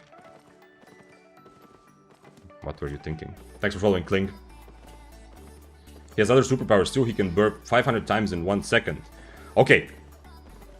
We are moving towards still useless, but at least kind of cool superpowers, yeah? Like, we went from shitting donuts to burping 500 times in a minute. That's a big leap in how awesome the power is. I had a friend. I don't know, I must have been... Wait. Whatever. Maybe like 11 or I don't know what how. Anyway, I was a kid. That's like some sort of kid, yeah? I remember. I had a friend who was saying how awesome it is. And he was really in awe of the fact that his father was able to take like steps, you know, like you walk on the street.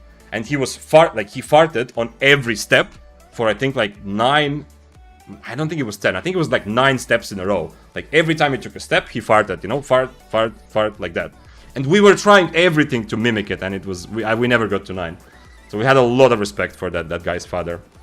And I don't think I've ever still been able to beat that. Not that I've tried, yeah? Because it's tricky, you know? You need world record farter. Yeah, I mean, you need to find the fart, and then you need to measure, yeah? Like, if you have, like... Why are we talking about this? Anyway, if you have an amount of fart, you need to measure to divide it, so you only let out a little bit on every step.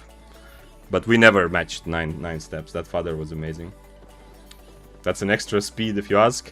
There was the Vikings game, right? Was it called Was it just called 3 Vikings? I don't remember. I didn't play it that much, but I played it a bit with friends when I was little. There was that Viking Friends when one of the... Like, every Viking had their own superpower. And one of the Vikings, like, was able to jump really high because he farted. That's a classic. Is it just called the 3 Vikings? That's like a very classical, popular game. Used to be. Like a platformer. He had 9 stacks. Yeah, well... He has 9 Abbey stacks. Vikings by Blizzard? I think so. It was definitely big enough where it could have been by Blizzard. I was too little back then to really connect games to publishers or developers in any way. Okay, hold on. Is he trying to bait me with his great arcane? I mean, let's see. Sir? No, okay, he's not. Maybe a swapper. There's been so many swappers in Mist lately that you can't discount anything. Damn, that spear fight though. That would have been amazing if I pulled that off. I'm not sure about the E. The second E was great, yeah? The second E, I know that his E is almost ready. And it was, like, it's obvious that with the IP difference and with the kind of HP I have, if I let him E, he's just gonna... The moment his E is ready, he's just killing me, yeah? So the second E was actually really, really strong for me because I was able to purge his stacks. And then after that, he didn't realize that and he E through me. But unfortunately... I also... The first time he deflected, I hit it a lot, yeah? Because I was not ready for that. Because I don't expect 6-3 to go deflect against tier 7. It might not be a bad decision from him, but I would not expect it, right? Because, well, I mean, if I'm on... To be honest, if I'm on dash, there's nothing wrong with that either, yeah? But I feel like it would be easier for him on some other spell, yeah? If I'm on top of his spell changes and I realize that he's on deflect, then I can kind of take that fight much easier, yeah? Trick is to make the steps, let the... Okay, so blue actually has experience with that. Let's go next, Mist. Most spears go deflecting against me for some reason. Easy to trick them out. Yeah, that's... I mean, okay, it does buy them a lot of time, and it's very easy for you to mess up. You know, because you are spamming a lot of spells, so you don't have always the time to react to when they start deflecting, but... That's interesting, though. The thing is, against this sort of one-shot Arcane, well, they are good from distance, so you kind of have... You kind of use boots to get close, which is a bit annoying for Spear. Because later when you E out, they dash on you. You want the Arcane to start the fight, like I did, because then you can just E out and kite them with Impaler if you want to. But I guess Deflect is not terrible, yeah? Because, I've said this also in my Spear guides, yeah? The less mobility your enemy has, the more the value of Deflect always goes up. Deflect is a very strong spell, but the big problem is that it doesn't help you in any way to control the mobility, like the spacing of the fight. In this case, he saw that I don't have any mobility, pretty much. If there was not a mob on my screen, I would have already died earlier, yeah? Because of his Inferno. Thanks for following. CEO Best. Welcome. The Lost Vikings. Yeah, that sounds correct. The Lost Vikings. There were 3 guys, yeah, and I just remember one of them. I think it was the redhead. I'm not sure. Anyway, one of them was jumping really high by farting. Okay, let's see. Let's see if there's something waiting for me. Last time, was it on Friday? Last time no, wait. Yeah, it was on Friday. Yeah, before the scary game that I played Albion, and I got for the first time in like months, I actually got a good chest from a Mist. But yeah, I said this before, I don't think this is a surprise to anyone really. But now that we have a very big audience, I will say it again. Mists are fun. There's a lot of running around, yeah, but mists are fun. But if you are looking, if your #1 goal in Albion right now is to progress your account, not to progress your skills in PvP, you will still learn that anyway, everywhere, yeah, but that's not your priority, #1. Not to have like intense high-risk fights, which is, you know, what mists are good, or what can happen in open world or Roads of Avalon as well. If that's not your priority, I think right now everyone that I ask, like my own experience and everyone else I see, if your #1 priority is to progress your account in Albion in terms of fame and silver, you kind of have to play depths right now. It pains me to say this a little bit, because as I said earlier, I'm not trying to bring back mists or like obsessing that mists need to be the best. Of course, I love playing them, but I'm just sad to say that it's like currently non-lethal content, yeah? If my suggestion was let's go play Roads of Avalon or go play open world, I would still be happy, yeah? That's like high risk, nice, interesting content where it is always full loot. But currently, if you want to progress your account the fastest, it feels like depths. Even if you play solo against trios or duos, depths are just the way to go. So, quick public service announcement, you know, just in case someone is thinking, yeah? Depths feel like cheating PvP account stats. Well, yeah, but your... at least the kill fame, you know, depends on what you actually get from the person. But in terms of the amount of kills, yeah, but... To be honest, no one really cares that much about stats anyway, I think. Like, I guess, like, watching the weekly leaderboard, sure, yeah? Like, I also sometimes look at the leaderboard. I do that in order to stay on top of what is the current meta, yeah? Because obviously, yeah, when I make videos or when I stream, we talk about meta a lot, I answer a lot of questions.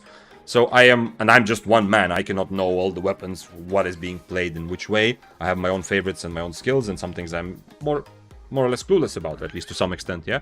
So one of my methods is to look at this.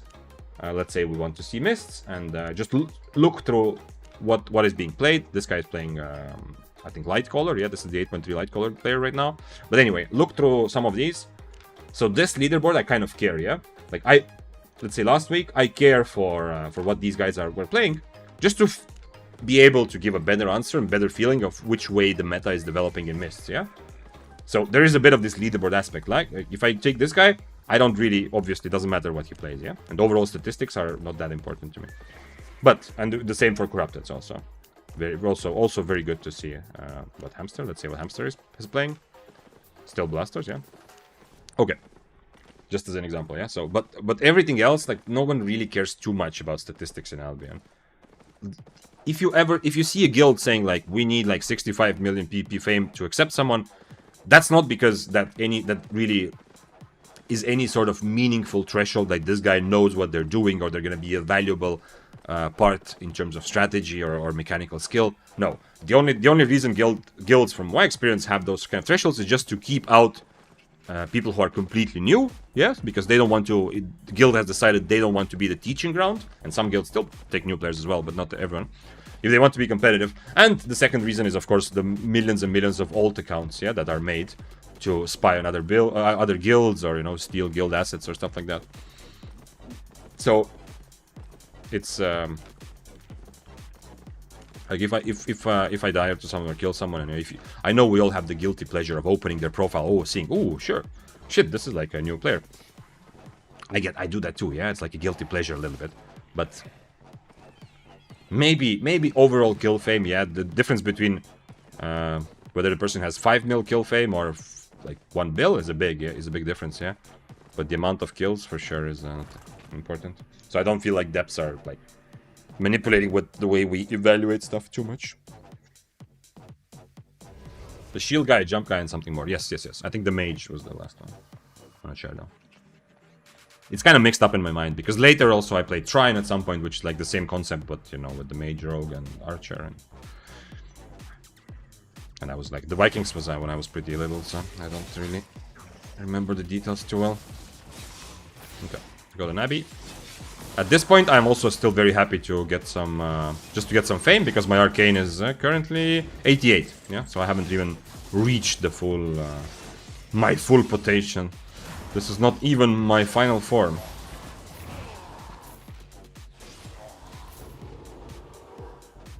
Nobilio says, kebab potion concept, fart your way to colossal speed for 6 seconds, doesn't... Thanks for following, Xinho. See if I... By the way, this, if I didn't say before, this stream is available on Twitch and YouTube simultaneously. That's why, I mean, for me the chats are together, you know, I look at both chats, but if I miss something, you know, I am still kind of new to streaming. It's been a couple months, so I should probably stop saying that, but I do feel like I'm still kind of new. If I miss something, feel free to repeat, yeah? Not 5 times in the same minute, but, you know, every now and again. But yeah, just so you know. That occasionally, I mean, those who spend a lot of time here, but obviously you know, but I'm just saying to make sure raiders also know, is that occasionally it seems like, what the hell, this streamer is just talking to himself, like, what is happening, yeah? Like, they're made up questions that he's answering, that no one wrote. That's because, in my chat, there is YouTube and Twitch, so there will be things that I see that, because, just to be kind of safe with Twitch multi-streaming rules, the chat that appears here above my head is only the Twitch chat, yeah? So you don't see the YouTube chat unless you are there. No learning points left. They should take me straight to the shop if I click that, right? When I click the no learning points left, it should just take me straight to the shop. Lolo says, how to go to open world without being scared of losing gears. I have many shiz gears, but I'm scared to lose it. Well, I have a couple answers. I've also made a couple videos because that is, I mean, in some ways my area of expertise, because my, one of the things I've done most in my real life, professional life outside of internet, is also helping people get over a specific fear, yeah? Because the skill that I kind of teach or coach has been public speaking for a long time. So it's you know, it's a very similar thing. Like, people are very scared of public speaking, yeah? And people are also scared of losing items in Albion. So there's a couple answers, and I do suggest checking out the YouTube. There's one. One is called that, or at least on thumbnail it says PvP is a mental game. And the other one, a more recent one, is Getting Over Anxiety. I don't know. I hope you find. I don't remember the exact title, to be honest, but there's a couple things. First of all, you need to kind of figure out how much you can risk, and this doesn't only. It's not just about money, yeah. There might be other things also. Like, one thing I felt for a while, and to some extent, like even now, it can be. Sometimes I'm not risking significant money, but bad helmet. Sometimes I feel like I'm risking kind of like my pride, you know, like my ego. Not always, but sometimes it feels in a fight, yeah? So the anxiety can also come from, not just from the fact that you're risking too much silver, but also from the fact that in your head you feel like if you die, like the other guy is laughing at you, like, huh, what a shitter, you know? Got outplayed, kid, yeah? Like that sort of thing. Depends on which game you come from, yeah? Like, I played a lot of Dota, for example. It's very common to have that sort of attitude, yeah?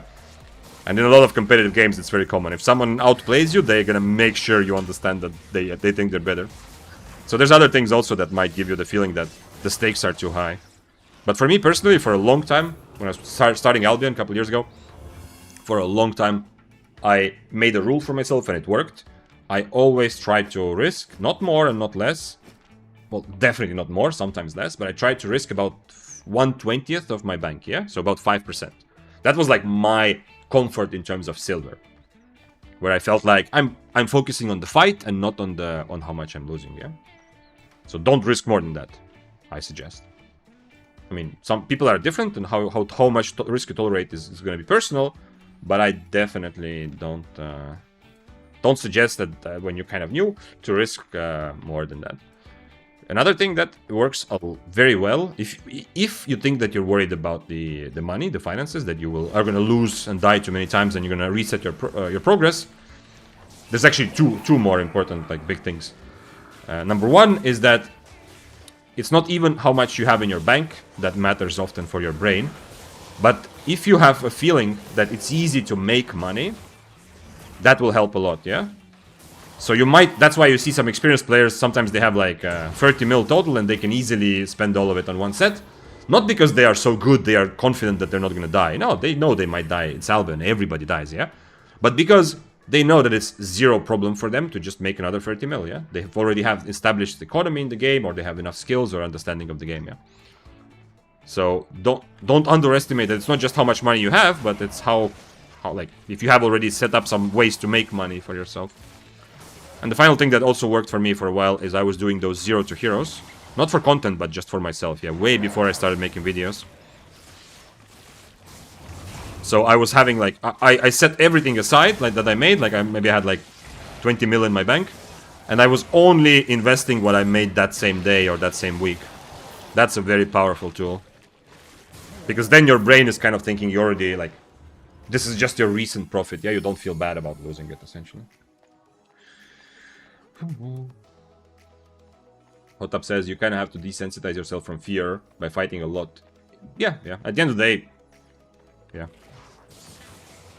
No matter how good the theory part is, just like with public speaking that I just mentioned earlier, you know, that I'm less active now, but I used to work more with that. Anyway, just like that skill, at the end of the day, no amount of theory. Oh, talking to women is also a good example, yeah. I don't think any amount of theory will get you, will make you a good public speaker or good at talking to women, yeah. At the end of the day, you just have to go and experience it a million times and you will naturally improve.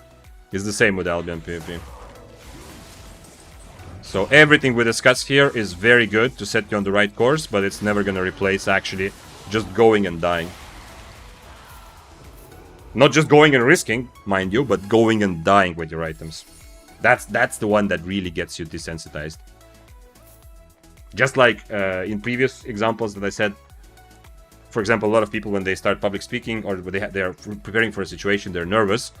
Oftentimes they're nervous, like, what if I say something stupid? Or, like, there's some rational ideas there, yeah? It's not just primitive fear of other people, it's just, what if I say something stupid? What if, like, I have a wardrobe, like, something goes wrong, like, something drops, yeah?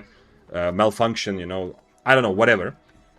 to get like one of the ways they end up getting over that is not obviously just going in front of people and giving the speech or presentation or whatever is going to help. But what's really going to help is when you do mess up. Yeah? Just like dying in Albion. That moment you do mess up, you look around the auditorium or whatever meeting you are holding a speech, and you're actually okay. People are not like, oh, what an idiot, what an idiot, yeah? Or if something falls, you know, or you do legit, like something happens with your clothes, and you realize, yo, actually nothing's wrong with me, yeah? Everything's fine, I'm still alive, and to be honest, almost everyone who listens to a public speaker are going to be supportive, yeah? Unless you're like already a politician or something, that's different, yeah? So, and the same with, I think the same with women, honestly. I think getting rejected has given me more feeling of I don't care than just simply, you know, going up. I'm not saying that I'm some sort of master of, you know, going up to women, but over the years it's definitely become so much easier, and I think the situations why it's become easier is the situations where I got the painful news that I am very far from what that girl is interested in, yeah? Not just, I mean, obviously just doing it also helps, but anyway, I think it's the same with Albion. Dying is what desensitizes you to risking your items, not just going. If you go out, it's already a good step forward, but if you never die, you're not gonna get there. Hope that makes sense. Hot Up said earlier, I didn't think about that way. Now I have to worry what people think when they kill me. Thanks, Vic. Yeah, I mean, I don't know how it was not part of your... Maybe you are just... because you don't think like that, yeah, Hot Up. Coming from years of playing Dota 2, and anyone, if you played League or any sort of... man, I wish I didn't have only 7 stacks. I would feel so much better. He's on Assassin Shoes as well, by the way. 4-4 playing Assassin Shoes, it's interesting. I don't think there's any way I can do that though. Maybe if I do go for like the YOLO. But I have the problem of I didn't get 15 stacks at all, so he's gonna have more than one extra tier difference between us. So even if otherwise I would think, yeah, okay, it's not gonna be a happy matchup, but you know, I'm only down like 1.5 tiers, but then there's an extra tier. I don't know. Maybe I should just attack him. Hopefully we'll find something. This is one of those, if I don't get any fights for a while, I'm just taking the fight just to have something going in my life, yeah. But yeah, so if you come from a game like I come from Dota 2, then you are so used already that everyone thinks you suck and that they are better than you, and that's okay in online gaming. But that's why also in Albion, I think for a lot of people it's like a bit of a mental block. Like, holy shit, I just made a big mistake. I forgot to drink my potion. The other guy must think I'm absolutely hopeless. Yeah. Okay, maybe it's just happening in my head. Thanks for following, by the way. Unr or YNR, and we have Papa Onak. He's gonna do the big combo. Is there something I can do to counter it? I don't have gig pots. I do definitely need healing pots for this. Inferno is so.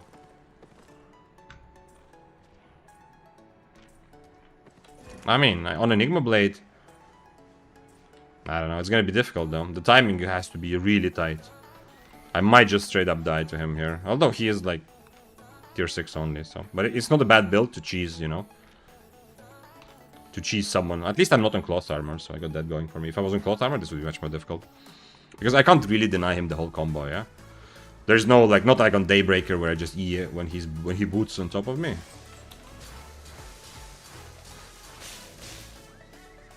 Interesting.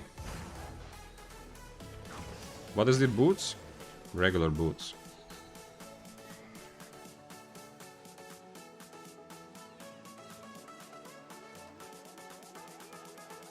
Wait, he's not going after me. Okay. At least I can cancel one of his E's with my E, which is already something. But I'm gonna need a lot of wall prettingers to be able to do anything here.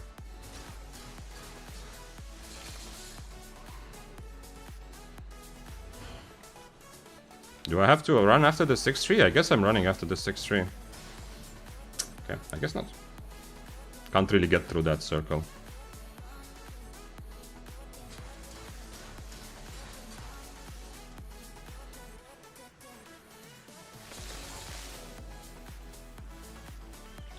No. It sucks because I can't get close, and his whole idea is to fight, you know, from the other screen. Not saying there's something wrong with that, but I'm not sure that I can do that.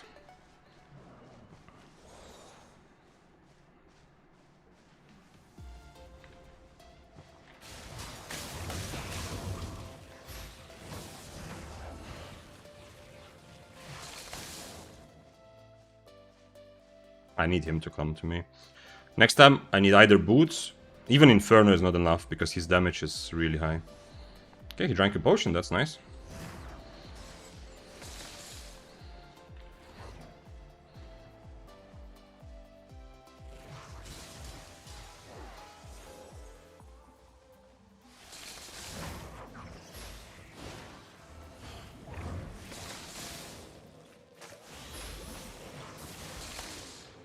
No, okay. Daggering the mobs was also not a good idea. Well, could have run away a million times because he was not interested in my items, but I had to try it. Even without tanking his E, unfortunately, a bit too much damage. And I ran into the fire, of course, as well. One out of 3 fires, but it's enough. With the IP difference, it's enough. 7-3 helmet, by the way. He realizes that he's playing from 2 screens away, yeah? Because, and the reason I say that is because first instinct would not be to upgrade helmet, yeah? He doesn't need it for energy for this build, 0 chance, yeah? He's specifically upgrading helmet because he knows that majority of his fight is gonna be his E from 22 meters away, right? It's one of the highest range spells, and his helmet. So that's why he gets 7-3 helmet with 6-3 items. I wonder, I mean, yeah, he still has blink, yeah? So it's not like I can do anything on the, how to say, on the full YOLO build either, yeah?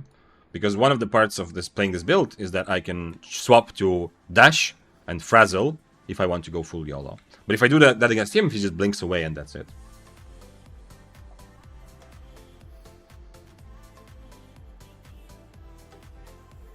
Maybe I should have mounted up, yeah. Since he already took a lot of my HP for free, yeah. And you saw he was playing so far.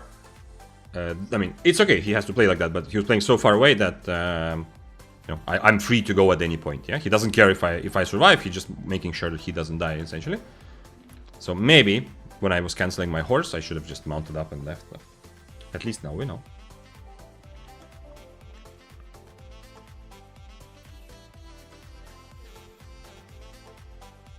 Thanks for following. Mercedes number 6. We go back. Wait, update profits. The profit counter, you know what? Okay, well, we'll do it still, but the profit counter is really good for the try-hard days on 6-3, yeah? Because at least last couple of Daybreaker streams have been ridiculously good money. But for learning, the profit counter is a bit like counterintuitive because the goal of today is not to make profit, yeah? As we were just talking about the value of dying, that's a lot of what we are, like, the value of dying is very obvious when you're trying to learn or getting used to a weapon that you don't usually play. That's what I'm doing here. Thanks for following. Python programmer and Osama Alo. I appreciate you guys. I'm very happy.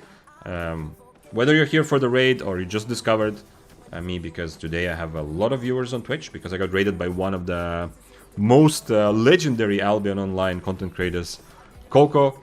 Whether you're here because from the raid itself or later, I appreciate you. I'm very happy. I say this and people who come to stream often know already. There's a lot of things that I do say several times a day. Albion, for me, I'm pretty new to streaming, I feel like, although it's been like 3 months now. But Albion has, like, the fun from Albion, usually for me, the graph goes like this. And I don't mean, like, in the course of an hour. I mean in the course of, let's say, a year or a month, yeah? Like, I have these times where I'm super interested into Albion. Because, I don't know, you get addicted to a game, you get addicted to the feeling of improving, of learning. You know, we all have that, probably, yeah? If you're here, you probably have had that feeling with Albion, and at least with some games. Where, you know, you legit, like, it... I don't want to say that the rest of the life becomes a problem, not really, but you do get a bit of the feeling like, you know, like you're at work and you're thinking, I wish I could be playing right now, yeah? Like, there's times like that, and then I take a break for 3 to 4 months because I just so sick and tired of playing Albion. That's how my years of playing have always been. Ever since I started streaming, it's become, like, it has, instead of this, it's just gone up all the time, and for some reason... Maybe you're supposed to play this game socially, yeah? I don't do as much group content anymore. I did only when I was a kind of beginner. Maybe that's why. I'm not sure. Oh, let's try the Frazzle build, I think. Maybe Frazzle and Enigma Blade. Holy shit, who is fighting here? He's gonna die to mobs. Man, I wish I didn't change my boots. Now I'm not gonna be able to catch him. And I don't understand this camp. I don't understand where can I get out of this. Can I get out of here? I actually can, yeah? Okay. He doesn't have boots anymore.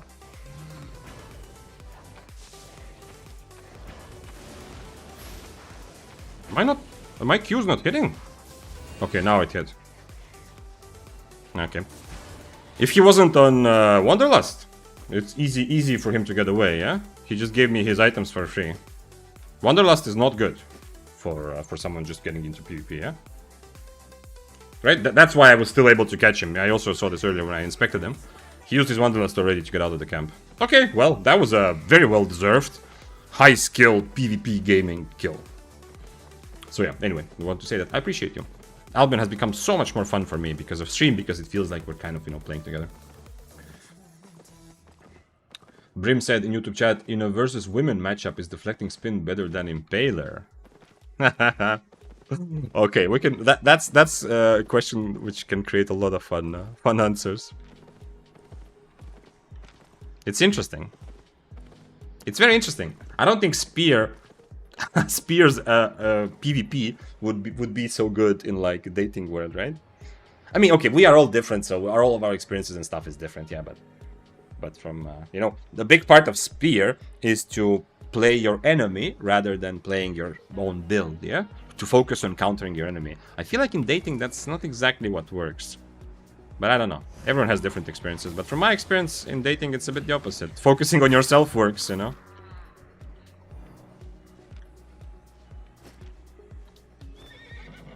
Thanks for following. Drekaruz.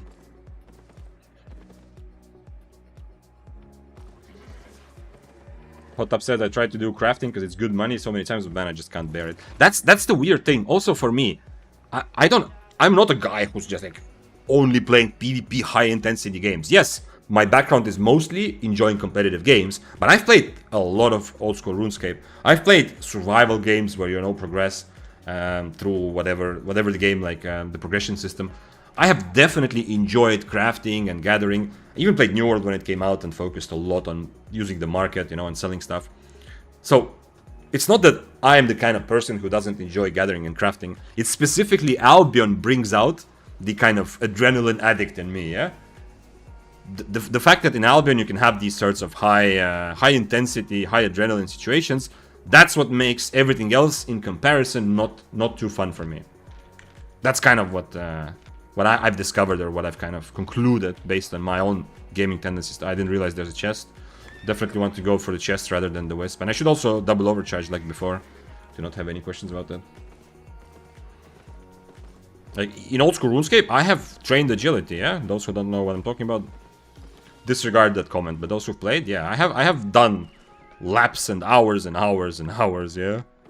I don't remember how many Vorkat kills I have, but anyway, I'm not stranger to grind, to just grind for the progress, for the enjoyment of number go up. But Albion, for some reason, does not excite me that way. Albion excites me specifically when it revolves around PvP. Okay, this guy has normal boots, so he's tier 7, right? He's full tier 7. I think I just fight this from a distance, to be honest. Yeah, against Q1, I definitely fight this from a distance.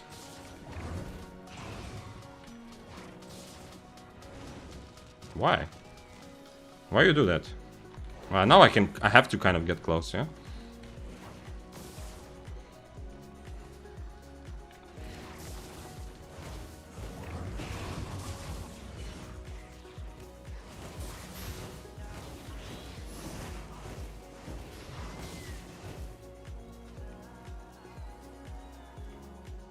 If I can W, I can still catch him, yeah? If I find something to W.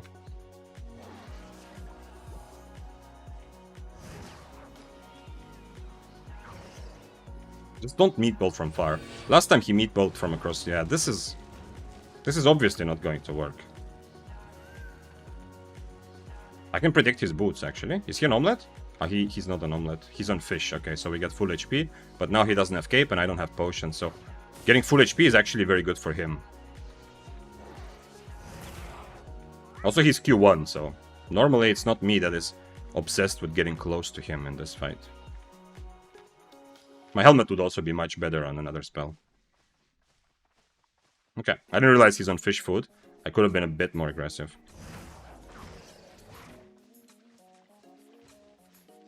He doesn't have cape, I don't have second potion. So essentially we're both playing without cape, yeah?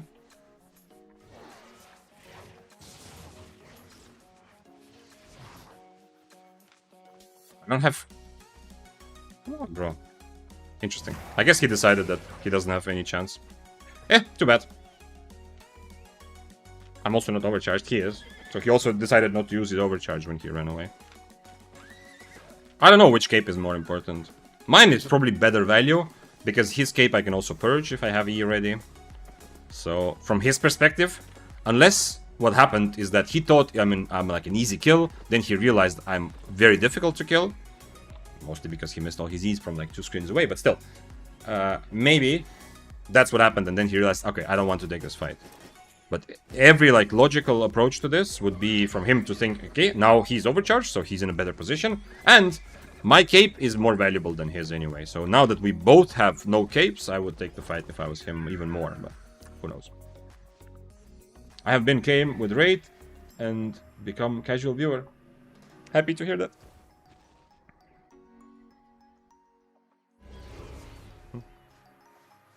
By the way, if you're still here, like those who are here from the raid, so far I found out that Coco has the absolutely incredible power to actually shit donuts and then do 500 burps in a minute.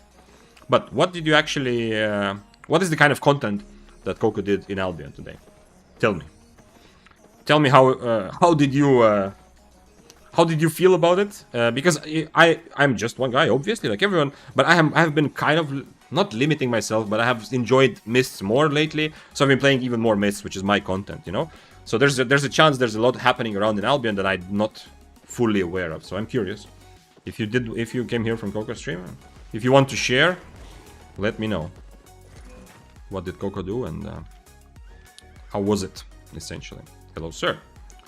Do you want to fight me with your 4.2 cape? No. Potato says, no, you definitely get burned out in group content as well, especially high-ranked ZVZ guild. Okay, that 100%, yeah. High-ranked ZVZ is not for me.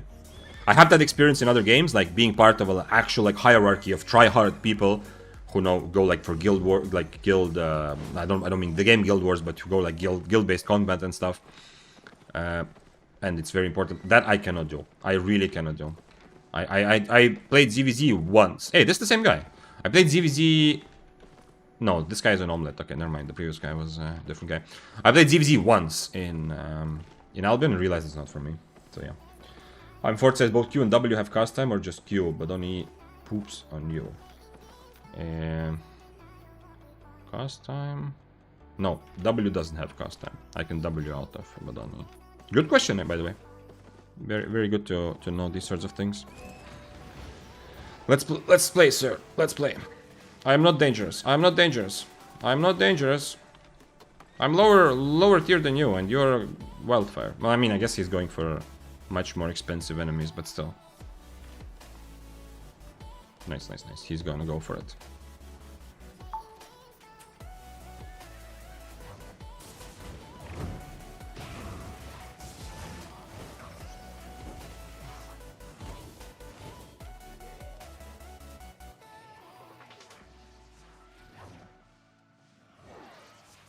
I just need not to run into his E, you know?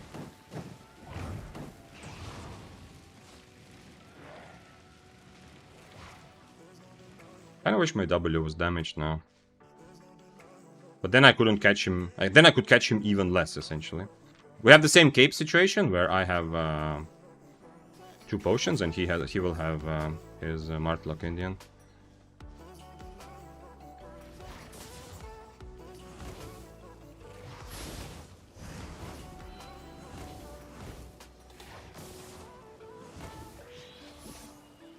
I can proc his cape here.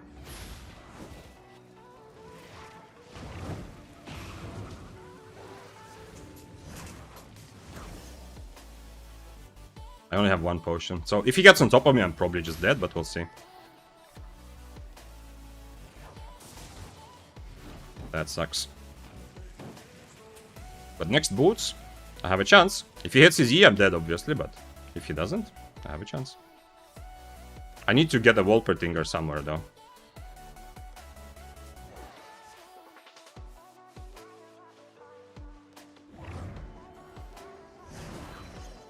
Ah, that sucks. I think I'm just dead from the next fire. He had Cleric. I forgot about that. Well, I mean, okay, I also eat. Because my plan is to hit the E and then just finish him before the E is over, yeah? Didn't need to overcharge. He's overcharged, but I don't need to overcharge for that. Kinda wish I had Frazzle, to be honest. But hey, still fun. Still fine. I don't think I need to overcharge. Yeah, I did everything like well enough to win. Yeah, we can definitely win that. But in the end, I went for a bit of a gamble because my plan is the moment I hit my E, he's just dead. Yeah, because now I'm gonna kill him before the silence is over. His cape already procced earlier, so I'm not worried about that. But unfortunately, I missed the last E. By the way, that's one of the reasons why Arcane is not so popular. Not because it doesn't have the potential to be really strong, but because it is much more difficult than a lot of regular meta weapons. Yeah.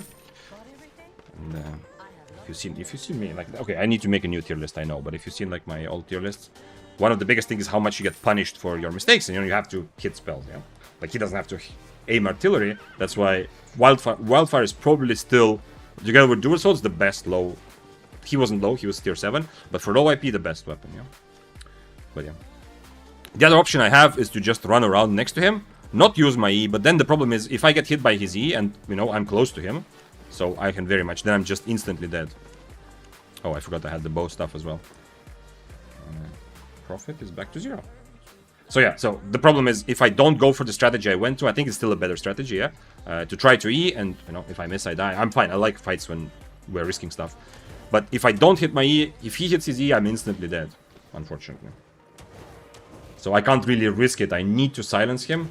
The only thing I should have probably tried to do is only do this trick when there's a mob nearby, because if there was a mob I could have disengaged after that.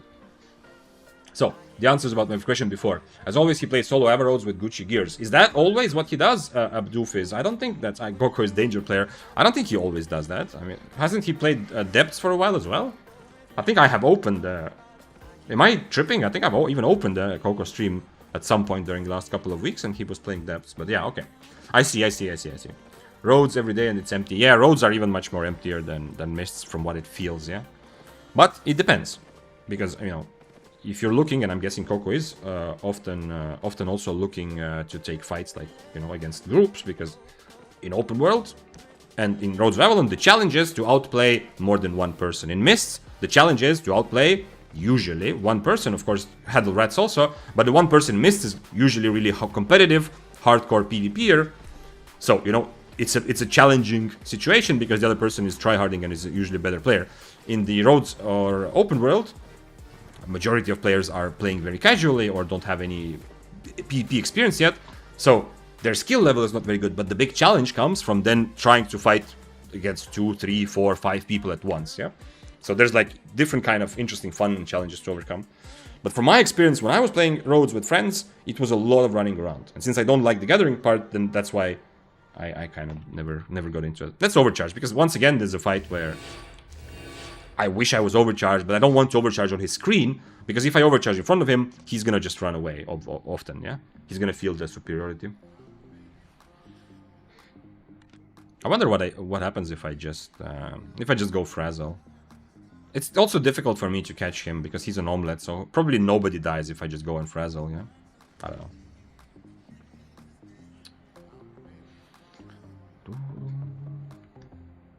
Thanks for following. 111, Akos, and Vampus. You are tripping bad? Okay. I really thought he played some Depths as well. Fair enough.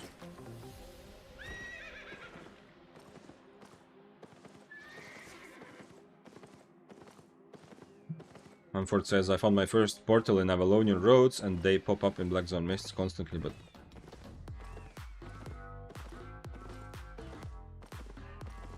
Oh, okay, you're talking about that. Yeah, we had some discussion last time also, because there's some There is some was some confusion, and also I didn't know if whether you see this portal or not.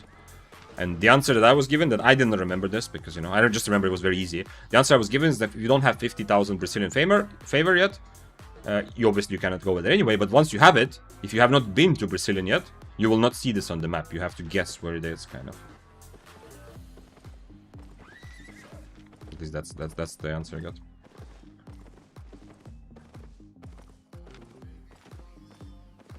Wait, does Avalonia Roads actually have Brazilian portals now? That's a new thing. And no, Max Aurelius, you cannot go. Yeah, you need to get into the city first normally. Yep, before you unlock it. I mean, sorry, normally. Now the other way around. Yeah, before you can normally start going, you need to get into the city with the Brazilian portal. Yeah.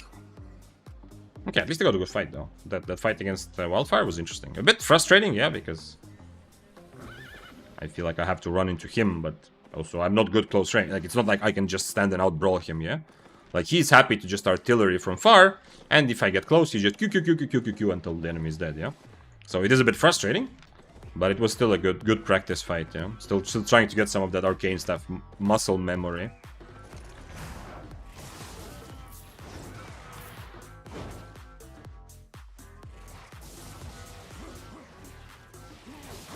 And the best way to counter Wildfire, if you don't want to just learn a new weapon, the best way to counter Wildfire, not fight it. Of course, I also should have changed my helmet, yeah? When I realized that he's actually interested in fighting, I should have changed my helmet. I don't need Stalker Hood at all against him. Wait, who is that dismounted at the bottom of my screen? I don't think it can be an 8.3 because it was not full HP. General Trophy says, not true, you see it on the map, I saw mine as soon as I got 50k points. Okay, then people were messing with me last time, but... The thing is, I really don't remember, because both on EU and on West, I feel like I found it really quickly. Like, it was not a thing for me. Like, okay, now I'm searching for Brazilian portal. I just remember when I got to 50k, I almost instantly got to Brazilian. Like, less than half an hour, for sure. Okay, so you say that when you don't have 50k, then it doesn't show in the moment... Okay. But when you don't have 50k, you cannot enter there anyway, right? So, trying to guess where it is doesn't really help you.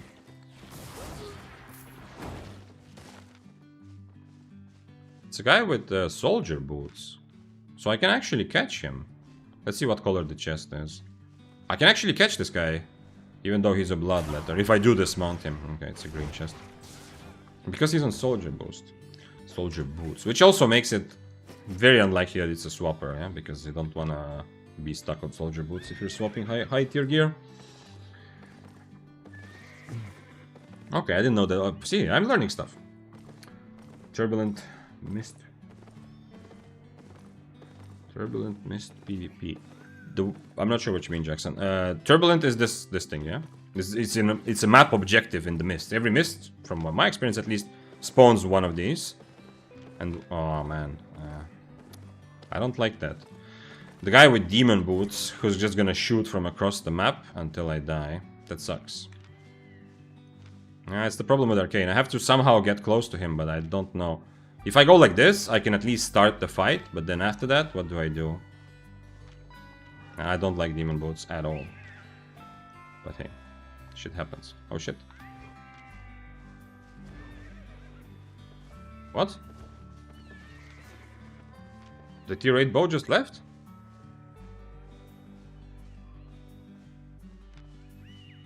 Yeah. Well, I guess I changed my boots back.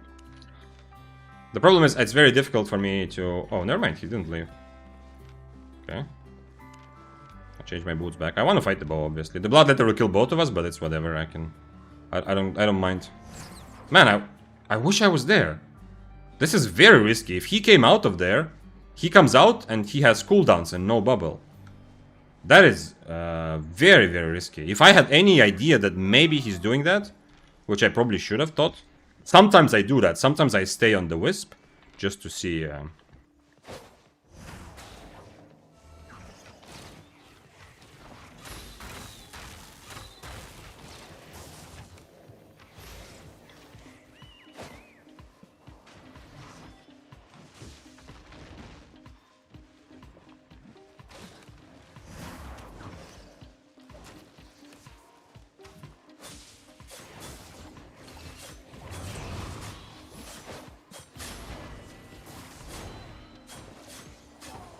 Yeah, well, I mean, it's not a question of trusting him. Doesn't matter what, I just... anyway, it's the same situation. Too bad, I really want to fight against Bo, because I'm probably winning against Bo. Probably the Bo can get away, though. This is the problem with my build. I don't want to purge his Demon Boots, but maybe if I purge his Demon Boots, maybe I can get him low enough. The Bloodletter died anyway, so... Not much for him, but...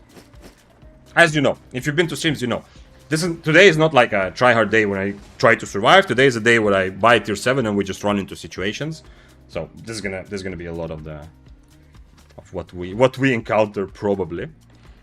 So I don't care. Yeah, I'm gonna take the risk. Yeah, obviously if you are very like seriously trying to make money, you know what? I think the profit counter it's probably also good to remove still. We need to let's make a death counter. How many times have I died? That's a better thing. Deaths, because that's what I'm actually going. I think it's 4, yeah, that's what I'm actually going for. Let's go like this. Arcane deaths. Was this today? No, this was before. Okay, so I have 4 deaths. Because then that's better. Otherwise, it's gonna make it seem like we're trying to make money, which we're not, obviously. And yeah, so as I often say, do as I say, not as I do. If you're trying to make silver in Albion, obviously, you don't want to attack a high mobility tier 8 guy when there's a Bloodletter lurking around, yeah? But it's very fun. On tier 7, it's fun. Riding mount. Why am I still... I still haven't changed the... Riding horse? Not mount. I have to go mount here. Okay. Let me change this horse. Put this here. So I can actually buy this.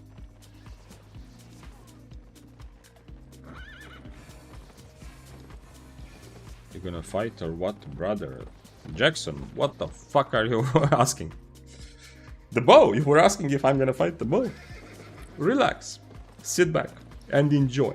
I'm gonna fight most people. Not everyone, but most people. But there is always going to be a lot of downtime.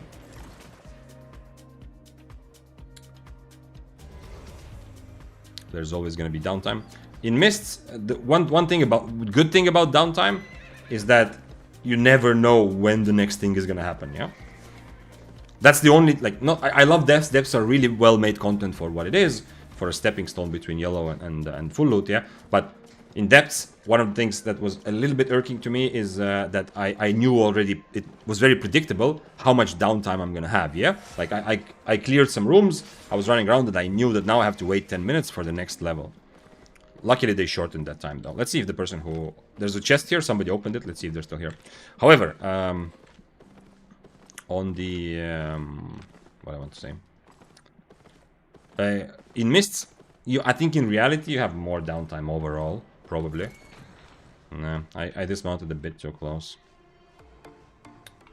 Hopefully he doesn't realize that. I probably need to change, otherwise I don't catch anyone. Although, who knows?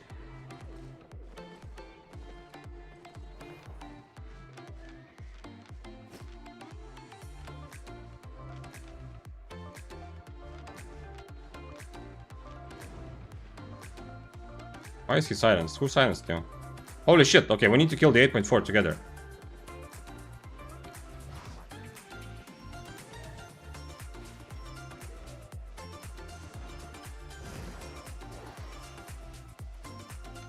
This guy is pretty strong, but he doesn't have good boots to catch the 8 point whatever.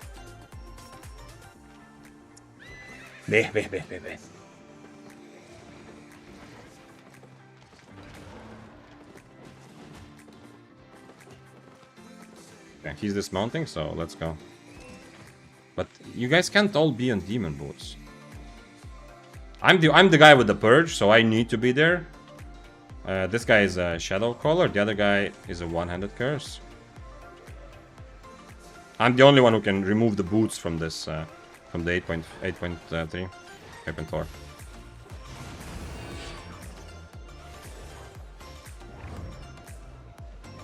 A bit too late from me. If I had the other boots, would be better. But at least this guy can catch now. He's an omelet also because he doesn't. He will outbrawl all of us anyway.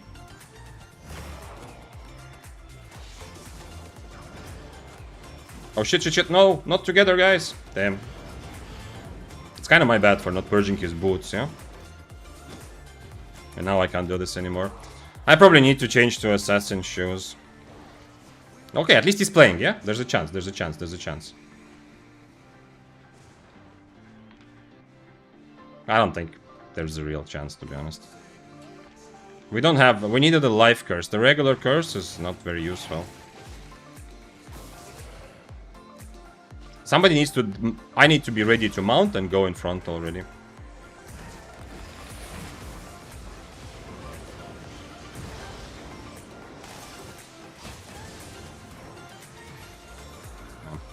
With these boots I can't. I'm still... Holy shit, I'm slowed for so long because of 8.4.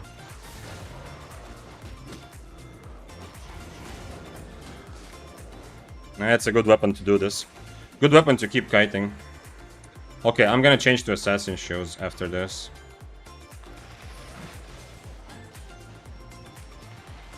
If I do actually survive this. Wait, did I did not equip soup. Nobody can die. They need to survive. They need to get out of combat and survive. If anyone dies, it's over. You need to get out of combat, regen, and then go back in. But we're still dying, probably.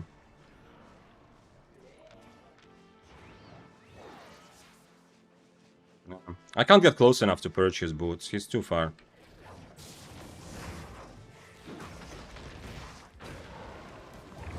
Okay. At least I can save my friend, maybe. But probably not.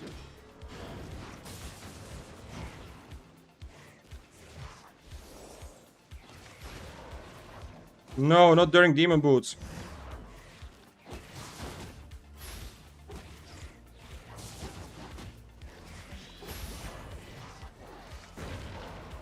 Okay.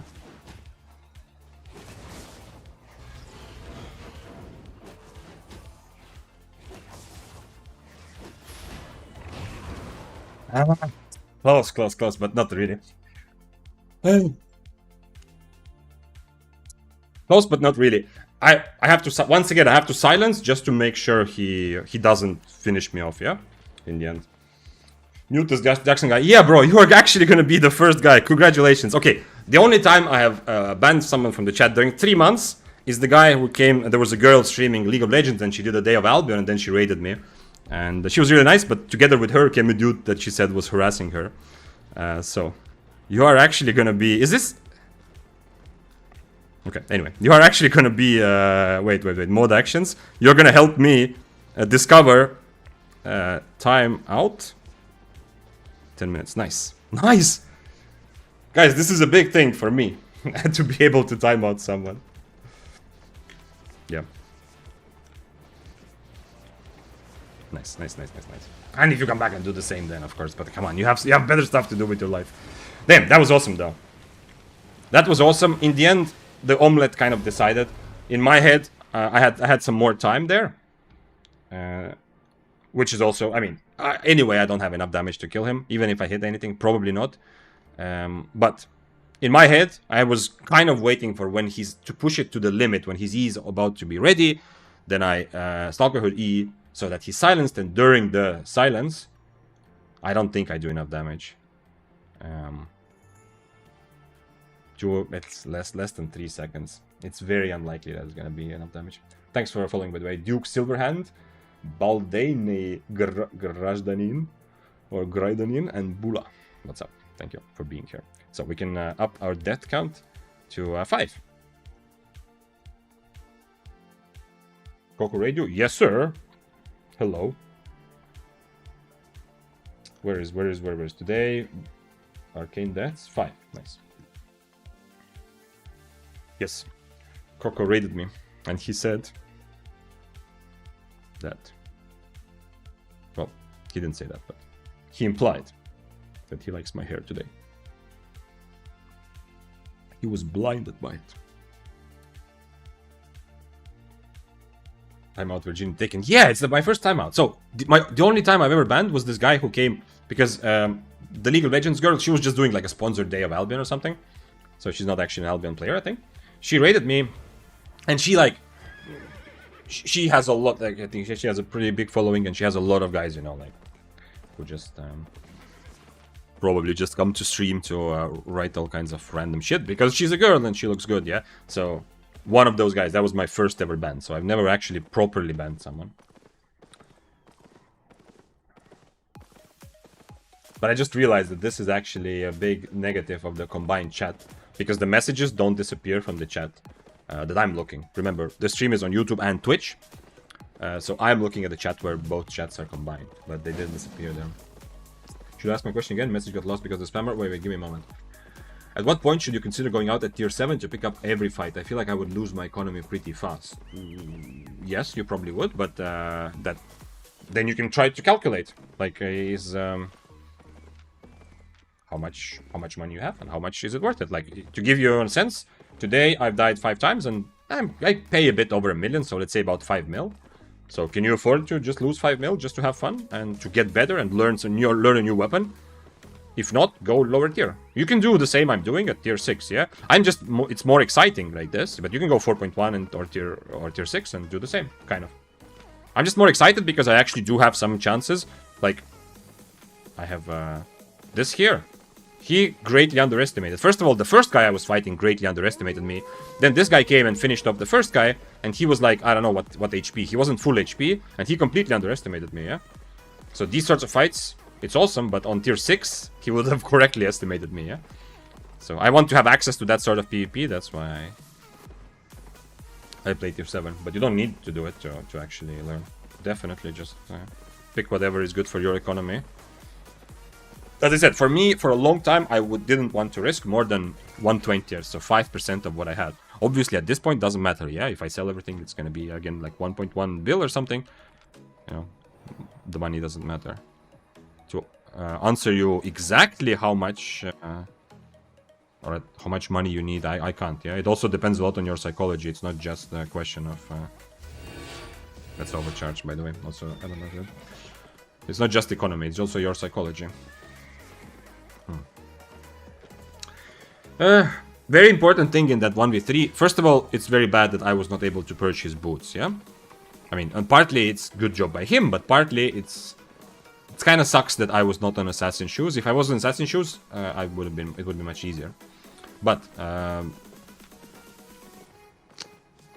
that was one big thing. The other big thing is if you are in this sort of 1v3, yes, it's good to commit. We are trying to kill an 8.4. We're definitely going to split if we kill him, so it's good to commit, but at the same time, number one priority is to save yourself, yeah? So, like, the curse staff, I don't know. I guess he couldn't do much, but at some point, when he's like 40% HP, he should decide, okay, I hope my friends keep the fight going while I go and regen. This is what I did, yeah? You saw it. I was 40% HP. I know if I get hit by his E, I'm pretty much dead. The 8.4 Tomb Hammer, I mean. So, I got out of the fight. I let them hopefully manage the fight. They don't have to win the fight without me. They just need to keep it going. And the same goes for the cursed, the first curse staff who died. He just needs to be out of combat while we just keep the fight going, essentially. The moment the first guy dies, it's already like a very big uphill battle. Now the hammer has much easier time. But kind of big respect to the hammer for risking it a little bit, yeah? There was at least a tiny bit of risk there. That he dies. Not to me, not in the finale the way it happened, but if he doesn't kill the curse before the E goes off, I don't know. A wise man told me to use a set worth 1/20th. Yeah. But that was for like PvPing like proper, yeah? The 1/20th, the latest question was, what if you want to just do kind of what I'm doing, just take tier 7 and attack everyone? Obviously, then you have to accept bigger losses, yeah? If I was trying to make money today, it would be, you know, the playstyle would be obviously different. So, for this, you kind of need to... You need to adapt. Maybe not 1/20th, yeah? Maybe then you should risk more. Less, I mean, not more. Hello, Vic. Hello, Jinglin. Jinglin says, hello, Vic. I started to use spear and I'm making so much and getting kills. I used to lose a lot. Thank you for how to spear vid. Thank you for coming here and saying those happy words. I'm happy to share the love. What is this? What? Did you see that? Like, my screen was blocked by some sort of construction. Is this because I blinked there? I've never had this. I would have noticed if there's a place in a room where you don't see yourself.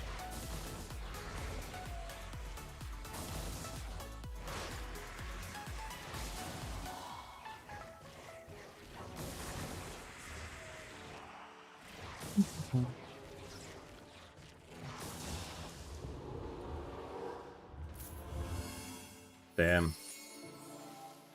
It's a visual bug. Yeah, but usually I don't see it. This was specifically because I blinked here, I think. Maybe I just haven't noticed it.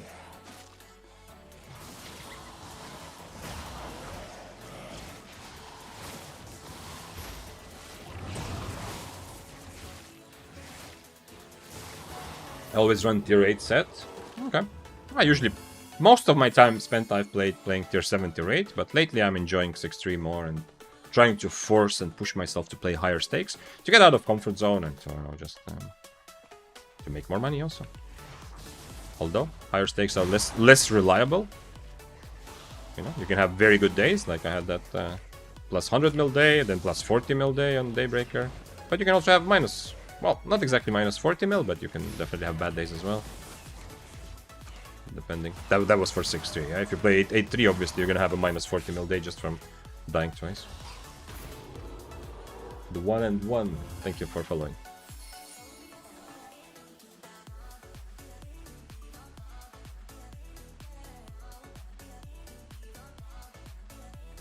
Mogdan also had Wast control. I don't know. Wast could be tricky because you can't go sideways and vertical at the same time. Yeah, you probably have just 8 directions, right? On Wast, I would guess. But you are... like, you lose some of the... If you are like a very high APM player, like you are constantly spamming everything, you definitely lose some of your controls if you play Wast, right? Because you have 8 directions, I think, yeah, if I remember correctly. But you do gain a bit of convenience because you can move and your mouse is only for targeting spells. Like right now, if let's say I'm running away, my enemy is chasing me, I have to constantly click ahead of me, then spam, you know, spam my spells behind me, then keep running, yeah? So I have to constantly use my mouse a lot. On Wast, I mean, you don't have that, but it definitely can be a little bit limiting in terms of movement from what I've heard at least. Hi Victor, hi Robert.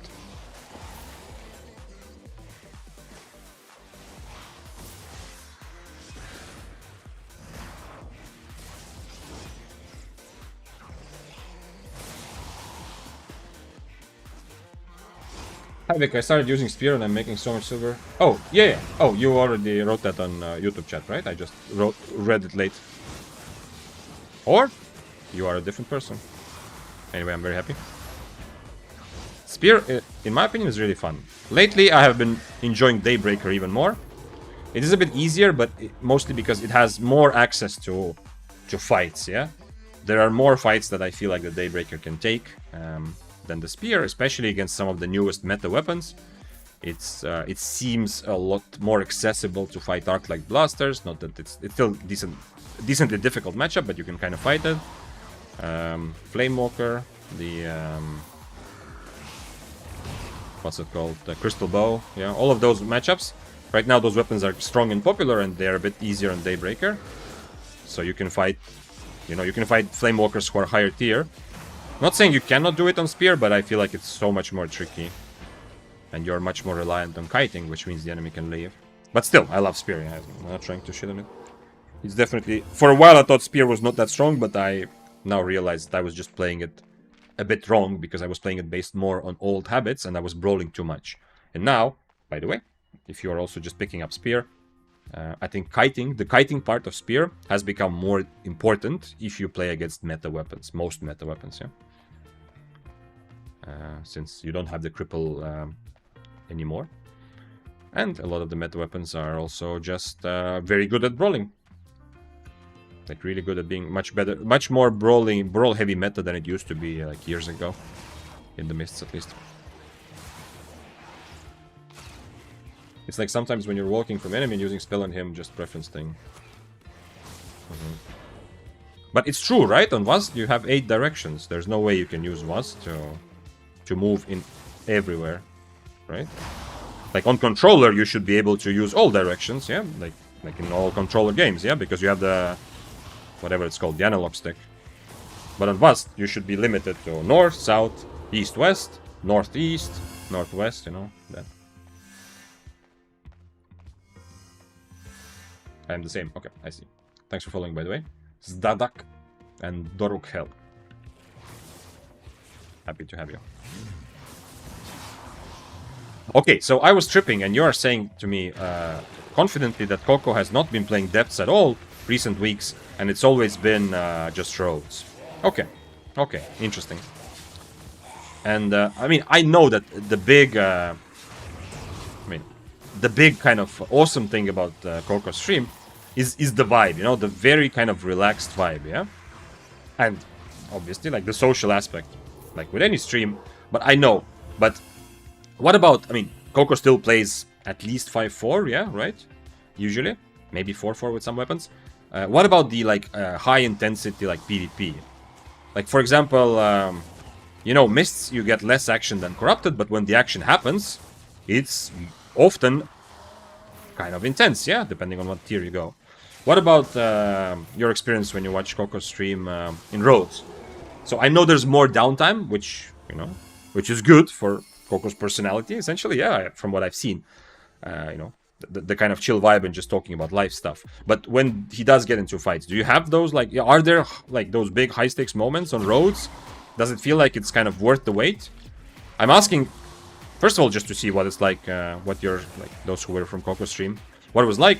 But also, I'm curious, like, do you think that it's something like my PvP addicted brain? What do you think? How much of it could I possibly enjoy?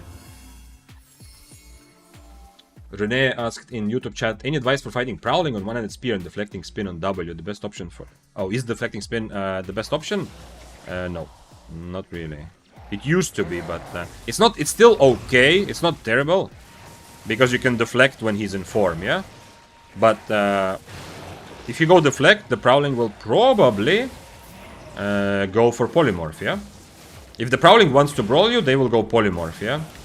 So they will only transform if they hit a successful polymorph. But Prowling is not super strong right now. One thing you can always do is keep your E against their transformation, yeah? You kind of just try to brawl them, and when they transform, you try to do your big combo. Your E does a lot of damage, because any damage you do to a Prowling when they're in cat form is a big, like, it's a big advantage to you. But on top of that, you can also cancel their jump, yeah? Which is a considerable amount of their damage until they go for the execute. When they go into form and use their jump, the W, that's also you can interrupt that, which is very, very nice.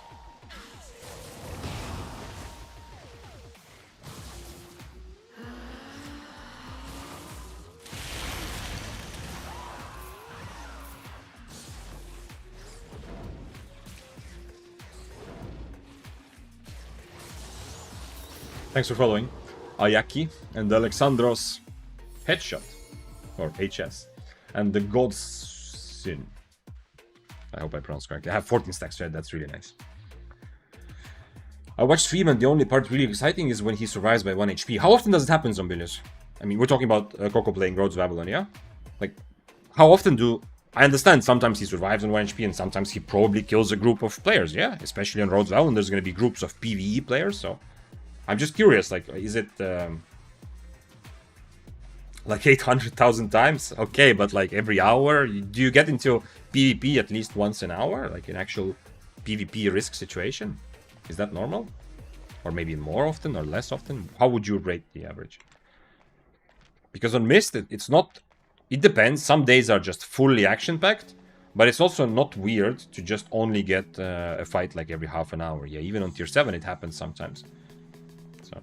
I'm wondering if Roads of Avalon are similar or even less dense, probably. I don't know. Are war gloves flexible? Like with daggers, you need for the one strategy to work. I want to be able to change my strategies according which weapon trees. The Godsin, you have to try. Oh shit! Somebody wrote dude. I didn't even see him. You have to write that in a better way. He says, "Dude, stop." I'm not gonna stop. I'm gonna try to kill you.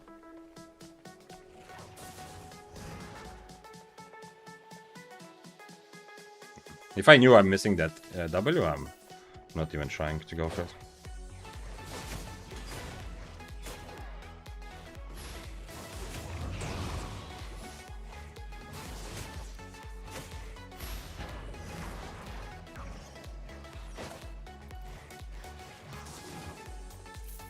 Okay.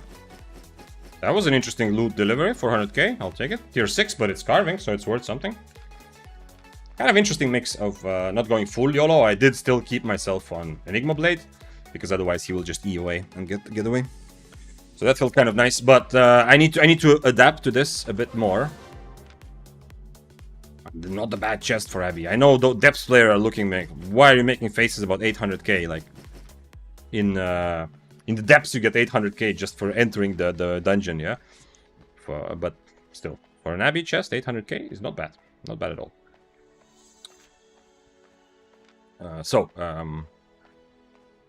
I need to adapt a bit more. A lot of situations where I'm not going full YOLO, but I'm gonna go for dash or swift cut on shoes and use my my first W still. Oh, the timeout is over.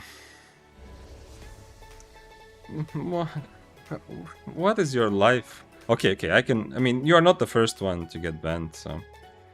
Okay, nice. Like, what is your life? If I ban them, can they still watch? If I just click ban, does someone know? I am new to these sorts of... to moderating my chat in this ways. Can they still... yeah, I didn't read, yeah, I already clicked ban. Can they still see the stream? Is their point saying something or no?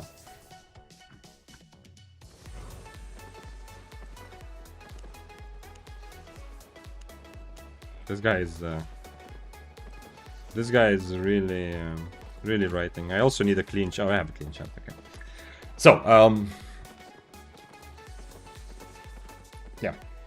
Anyway, I don't know if there's any point talking to the guy. I mean, doesn't matter. Expecting his rent. No. I didn't read it, but I mean, I just looked at it. It was pretty clear. No, it's just like, come on, like, you have a life. You've been given a life as a human being. Like, surely there's so many better things to do than to try to do whatever that was. But yeah. By the way, if you're new here, you can talk shit about me. That's not the issue, right? Spamming and writing random bullshit, or writing shit about others. Nah. But if you just want to tell me that you do not like my hair today, I will not believe you. But it's not good. Like, you can talk shit about me, whatever you want. They can watch but not interact with chat at all. They can't. Oh, I see. Okay, I mean, they see it on screen. Okay, I don't know. Nice. Vic, you have so much silver. You only have 250 million. You have 970. Okay. Well, there's also a guy who has like probably 10 billion, yeah? So there's always someone higher than you in terms of how much silver they have and someone lower. So yeah, that makes sense. If you want to know how I made my billion silver, I mean, okay, it's actually back to like 1.1 bill if I sell everything. But if you want to know how, I have a video. You can write !silver in chat. You'll see the video. That's like a PvP player's mindset on when I was more interested in specifically making money. Now that I'm streaming, it's like a secondary goal usually. But anyway, there's some of the strategies that I used. All of my silver in Albion comes from PvP content, not all from killing other people. Just like you just saw, I killed the carving, for example. I got like 400k for the carving, but then I got from the chest like 800k, yeah? So in that example, the PvE was actually more profitable, but to access that PvE, you need to take on PvP, yeah? That's how the game is set up. X-Ray says, I don't know, I am model viewer and never got banned. Bro, it's weird. This is a very low threshold for a model viewer, yeah? That's not a model viewer, that's just like a normal human being, you know? Who's not going through some serious shit, yeah? Like, I have a high tolerance in general in life, because I've also been through shit. And I mean like psychological shit, yeah? I don't mean like growing up very disadvantaged and having to live on the street kind of thing. No, I mean, nothing like that, yeah? But like going through psychological shit, like having a bad year in your life, absolutely I can relate and I can understand, yeah? And when I used to travel, like I occasionally talk like about travel stories. I did some crazier travels also at some point. When I used to travel, I also spoke to some people, like homeless people, you know, people who were begging, stuff like that. And there's always a story, and I understand, yeah? But But I'd still think that the fact that you have, like, never getting banned on any Twitch stream is not the sign of model viewer. That's a sign of just, like, a normal, healthy, psychologically currently healthy human being, yeah? So, that's a very low bar otherwise. The Godson says, relax, Victor, don't take it personal. People just have too much. Does it seem like I'm taking it personally? It's about him, yeah? In fact, I think very few things personally in general, yeah? I can give you a secret. There's a saying that I really love. Oh, okay, I want to fight this. I don't think I'm going to go full YOLO, but we'll see.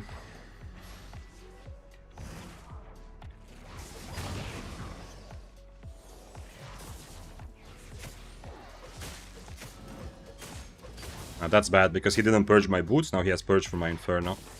And he got full value. I'm probably dead, but we'll see.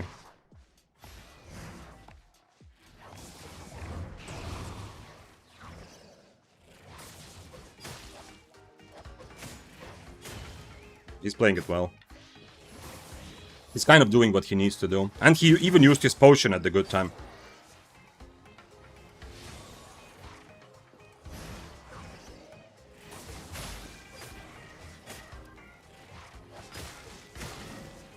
Ah, he's playing it well.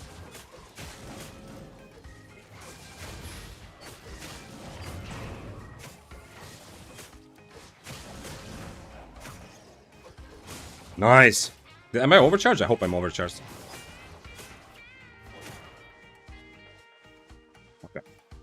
Probably still dead, but who knows? There's at least some chance now. Okay, he played it well. I wish I went for full YOLO. His instant mercenary jacket at the start was really smart. Kind of messed up my brain a little bit. I'm overcharged, yeah, for sure. And he's tier 8, so we're essentially... Okay, I'm still... He has full specs, and it's a guy who plays only Battle Axe, so... I am essentially a tier lower, yeah, because I don't have Arcane specs, but... In the end, if I dodge... Still, the whole time he's coming to me, I have a big advantage. And I can go for the big E, and the potentially big finish. Okay, looks like for this type of playstyle, the Stalker Hood is not great as well. So against him also, I should probably change my helmet. He did a very good job drinking his potion at 50%, yeah? Like, against my helmet, by the way. And, well, I mean, the fight... No, actually, the fight started okay, yeah? He wasn't as far as I would like him to be. He got close to me pretty fast, but it was still not crazy, yeah? And I wonder now, in retrospect, next time maybe I'll try to just full brawl Battle Axe and see what happens. Maybe I'll just try the Ugburg style. And that means primarily to go on for Frazzle, yeah? But then I accept that he gets on top of me, and we just fight. We just fight and see who wins. But yeah, this is why I play tier 7 and take all these fights. Hopefully I can take a similar fight later and try the other approach to this fight, yeah? So, but when the fight started, guys, spears in chat. Thank you for subscribing, Master Tem. I appreciate you. I hope your week is starting off as happily as mine. I am positively hyped from the raid from Coco and from just enjoying Albion and also enjoying something new. That's something that makes the game instantly more fun, is when I'm playing something that I feel like, yeah, I'm discovering a new world sort of for myself a little bit, yeah. Thoughts on Assassin's Shoes meta? I'm very happy that they have actually added new options for boots, so it's not only sprint. That's really good. On the other hand, some of the builds that use Assassin Shoes make solo PvP a little bit annoying, because oftentimes it's the Death Givers or dual swords. Can I just full YOLO him? Let's try. Is this the full YOLO fight or not? It depends on what kind of... Let's try like this, with poisons as well. This is probably a bad idea, but... I want to try the YOLO approach this time. And if he left, then he left.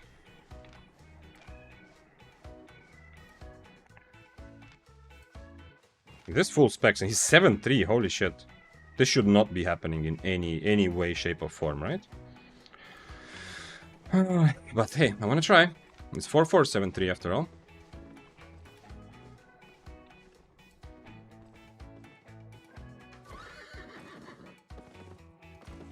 Come on, come on, come on. From his perspective, I don't think he's worried that I kill him, although he might be a little bit, yeah? But I think from his perspective, he just looks at me and thinks, it's probably not worth, yeah? Like, he's risking, like, over 10 mil with a pretty well-attuned weapon. So he's probably just thinking, it's not worth to go for this cheap Arcane. But who knows? I mean, maybe I should have just started dismounting him. I can purge his stacks, yeah? If he doesn't dodge my E, I can purge his stacks together with his mercenary. But of course the problem is, if I never purge his stacks, he's probably just gonna out-damage me. And the moment I purge his stacks, he has a free mercenary because I have no mobility on this, the way that I was planning to play it. I don't have mobility. But he was on Shadow Edge, which means he has less brawling, so essentially, there's a chance I just stand the whole fight next to him and beat him, who knows. Are you excited for tomorrow's patch for the mist adjustments? Yes, very much so. I am really happy for both the ratting thing to see how it works out, and I'm really happy. Maybe this whole running part will be full of people, yeah?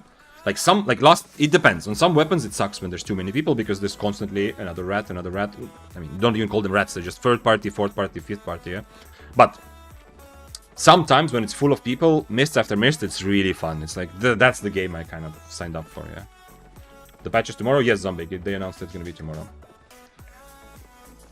So, about Assassin Shoes, it's just a little bit annoying. Some of the Dual Swords and Death Givers playing Assassin Shoes, it's just a bit annoying because the Assassin Shoe meta, it's a bit like playing a Fire Staff, yeah? Like Fire Staff on Gig Boots. Not everyone, but it can sometimes feel a little bit like playing... Like everyone is a Fire Staff, yeah? And of course the big thing about Fire Staff is that, well, you just walk away from them, yeah? There's no point fighting because they have specific... Like, depends on which Fire Staff build, but a lot of Q1 Fire Staffs, especially if they go Gig Boots, you know, they're making sure that they are so much stronger at brawling than they should be, but that comes at the cost of having no real mobility. Man, this should be a difficult one, but I want to try it now. So he's playing he's playing W1. If he was playing W Splitting Slash, this would be much easier. What will happen with the patch? First of all, there's a lot of combat balance changes, but secondly... oh, he went here. Secondly, there's going to be some more general changes. For example, in the Mist, there will be more people per Mist, at least that's how they described it. And they will also... so they will create fewer Mists, yeah? So if you're playing during an off-timer or on a server which has fewer Mist players, you're going to probably see and fight more people.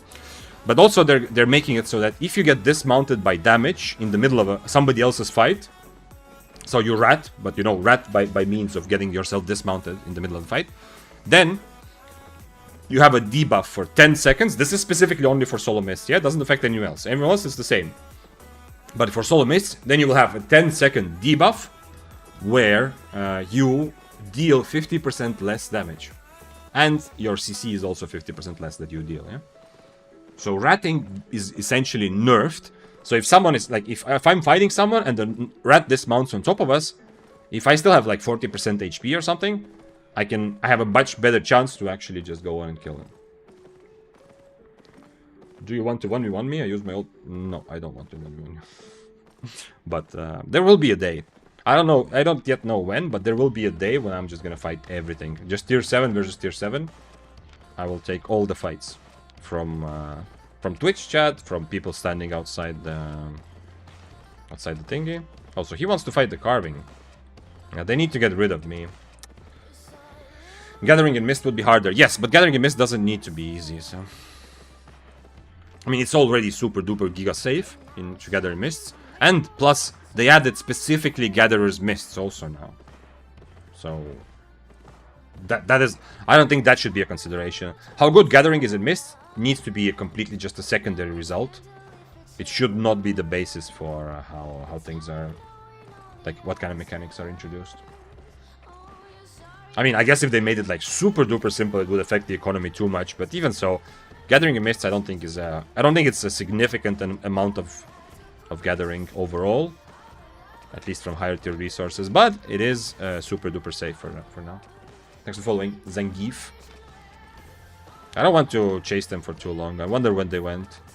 I would have kind of preferred to just fight one of them and limit test the build and see what happens, but... Vic, is my build good? I use Stalker, Assassin, and Hunter shoes with poison and Stalker, Assassin, and Hunter shoes? You're just equipping a bunch of shoes. You are a shoe salesman, Waffle. That's not a build, that's like a shop. You know, selling Nikes. Stalker, Assassin, and Hunter shoes with Poison and Rose, Snapper, and Undead game. I don't know. You have to explain what you meant to understand your build. Also, bro, repeating is one thing, but don't... as I said before, if I don't notice something, refer to it again as a normal human being. Not spam it the same sentence 3 times in 2 minutes. Is there a patch note out? No, the patch notes are out, yeah. It's the patch that is on test server. Zombig, if you go to the... If you go to the forums, you will see test server patch notes. It's currently on test server. Maybe it's already announced as an official patch for tomorrow, maybe not. Ooh, there's a wisp. Nice, nice, nice. Maybe, I hope one of them will come. I don't give myself the advantage of... I'm probably dying anyway, but I want to try. Okay. For ratting, I probably need to change boots also. Man, not having royal boots makes ratting so much more difficult. Oh, did he loot actually? Maybe he didn't loot. Okay, I'm gonna fight him then. You say that, haha. Did he loot or not? Combat. Okay, nice. I don't think he looted.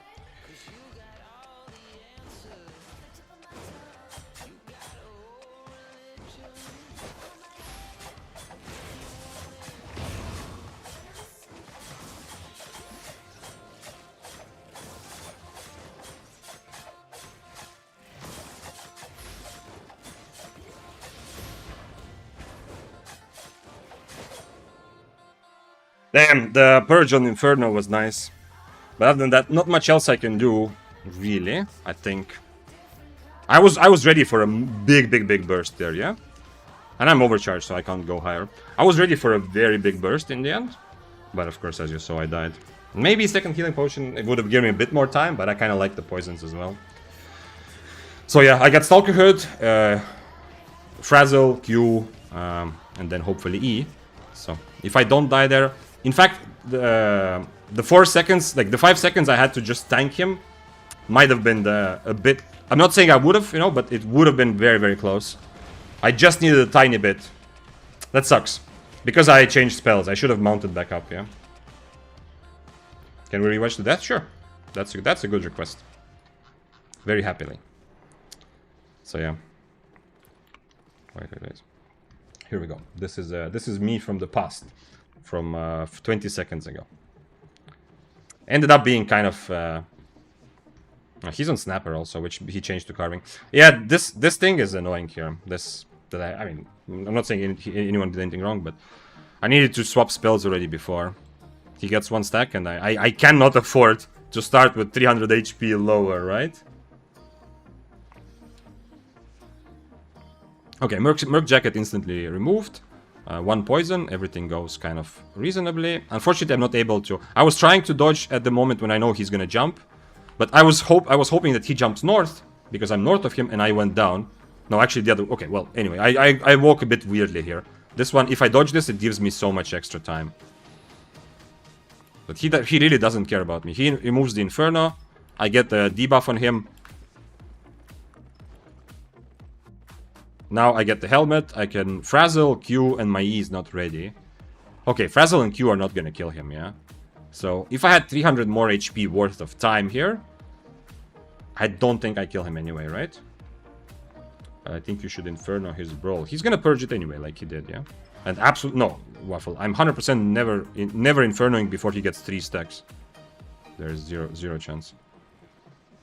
Like this, he can at least E... Like, if he didn't purge my Inferno, he at least has... there's at least some chance he uses 1 E into my Inferno.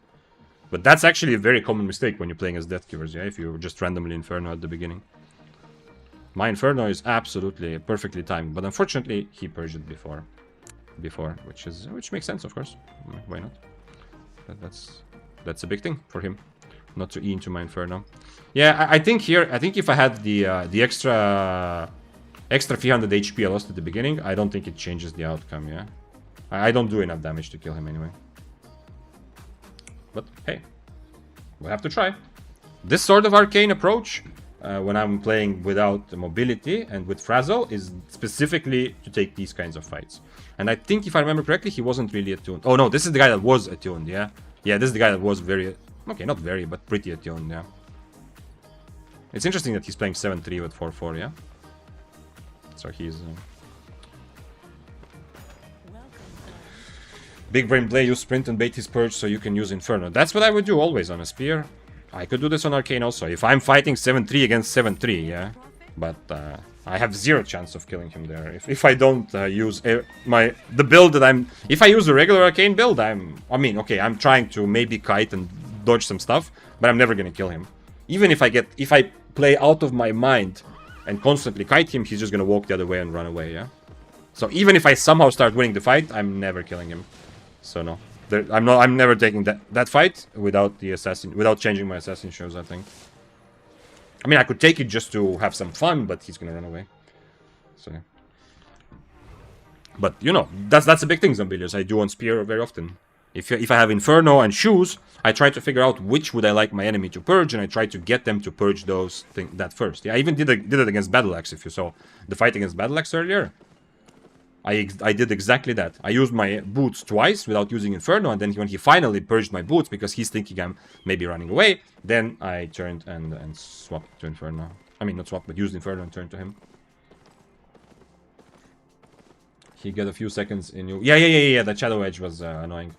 He would have been way closer as you could poke him with Q from a distance. Yeah, also that, yeah. Also, I should have just dodged the Shadow Edge, yeah? Try to dodge it, yeah? Like, for this IP difference, I need to, first of all, obviously, I need to have my spells ready, yeah? Not start without... Ooh. Do I just...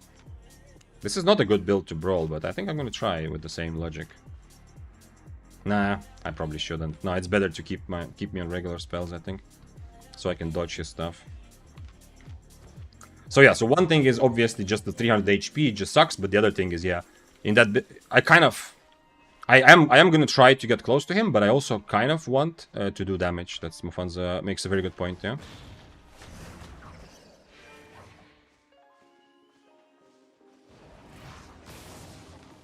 He has demon boots.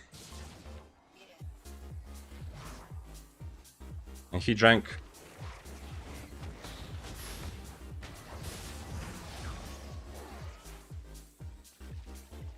Okay, I need to reset it. Because he's on demon boots, he's gonna struggle to catch up. I think, but we'll see.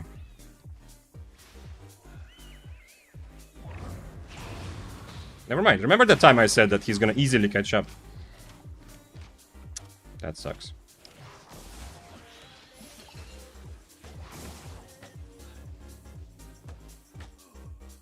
Okay, that sucks. Remember the time I said he's gonna easily catch up, even though I should have purged from out of screen. I should have eat and just hope for the best, but I mean, that's 2020 hindsight. Maybe I need to just fully YOLO him also. I'm not sure. Definitely I need other potions for this fight. Because of him having Guardian Helmet, yeah? I mean, he did use it before my potion, but he used it because whatever, it's already... Sorry, Swift Cut negates. Yeah, also I should have... maybe I could have done for the YOLO fight. And then just, yeah, because also Demon Boots, it's easier to purge. Yeah. That would have been a good fight to use the dash on Boots.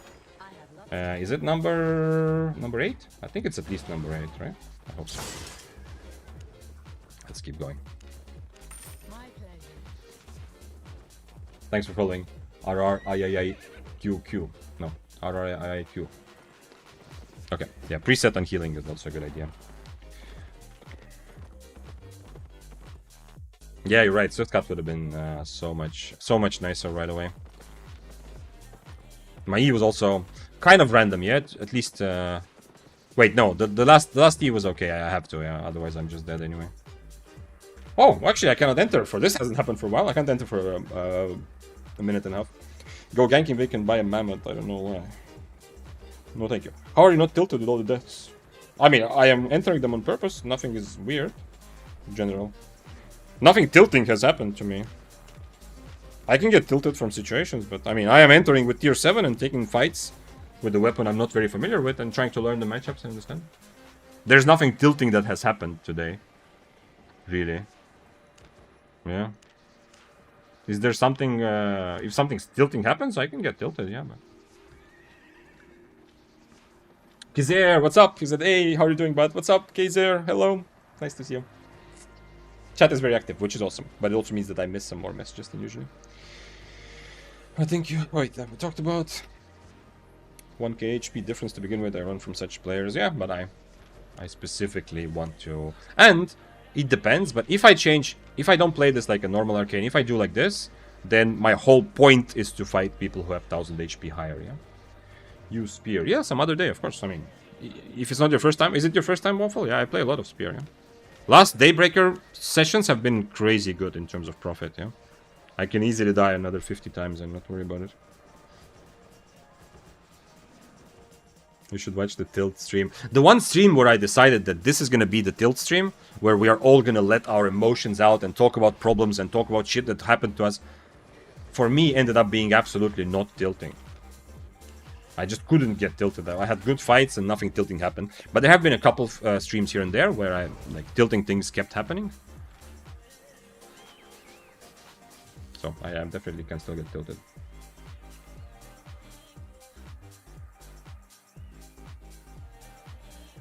I don't know, but I can't, man. I get tilted so easily on Albion. I guess it's not a game for me after all.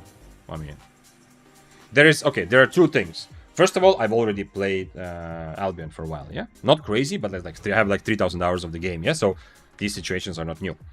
But secondly, I realized this kind of recently, but I think that it's not just Albion experience. It's not just that, you know, I've experienced Albion already enough to not get too tilted. I still do sometimes, yeah, but less. But I think it's like gaming in general and like this competitive gaming environment, because I have played a lot of Dota, like thousands of hours of Dota, and if some FPS games here and there, although FPS games I wasn't taking that super seriously, but still. But Dota, I have had months when I just fully focus and play Dota and try to be the best I can, yeah, in my life. So, and obviously, if you play League or Dota, like for the purpose of Tilt, it's the same experience. If you have played a lot of League or Dota, you have already experienced. You have experienced all kinds of much more tilting moments than Albion. So I think one of the reasons why I don't tilt as much, maybe, I mean, I'm gonna trust you, those who say that that's the case. I don't know what the average tilt level is, but one of the reasons is just that, not that I've experienced everything in Albion, but because I have been already tilted enough times in my life that, you know, it's kind of, I don't know, a bit more desensitized, yeah? But today, legit, nothing tilting has happened, like, okay, it's annoying, but it's my bad that I dismounted and then started swapping spells. I should have chosen my spells while I was mounted, yeah? It's annoying, but it's kind of my bad that he got 300 HP advantage, the guy who is already 3 tiers higher, yeah? Because I was swapping spells. Nothing else. The quarterstaff, I wanted to fight, I took the fight, I messed up, and I died. I want my Albion like that, yeah? I want my Albion to be in a way where if you mess up, you die. Nothing weird has happened. No one has tried to betray me. No one has been like playing like a giant pussy and depriving both of us of fun. Everything has been reasonable. I went outside to tell my dog to stop barking in tier 2 gear, and the wasps attacked. What? First of all, what is real life tier 2 gear? Never thought of it that way.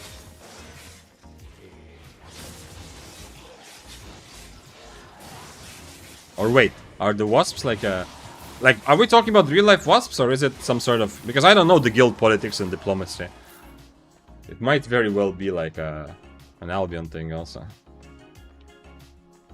Real life wasps, okay. I have been... I've been not bitten by, stung. I've been stung by a wasp only twice in my life. One time inside of my mouth and one time inside of my ear.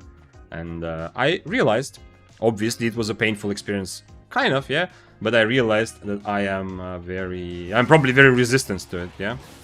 I don't know if that's a thing or not, but I know that when my mom, for example, when I was younger, when we used to like have like picnics or whatever outside, we had to always make sure like we get rid of wasps, because my mom had some sort of allergy or something, and one time she got stung and like her hand was like, whole hand was like swollen up kind of.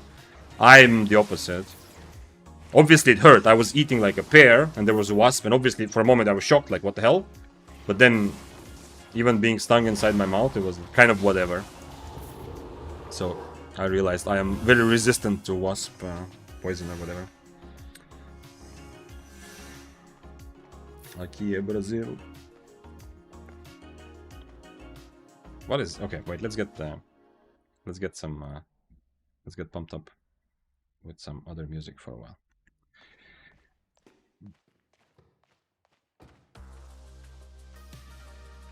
Funny thing is, I never get tilted while playing alone, but throwing tantrums all the time when playing with duo and friends for some reason.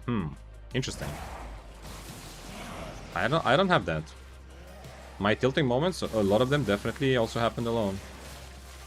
Like I'm sure I have been in a situation where like slam my desk like out of agony, like in Dota or some game, yeah. When I'm alone and not doing it for it, like not for someone else's reaction. But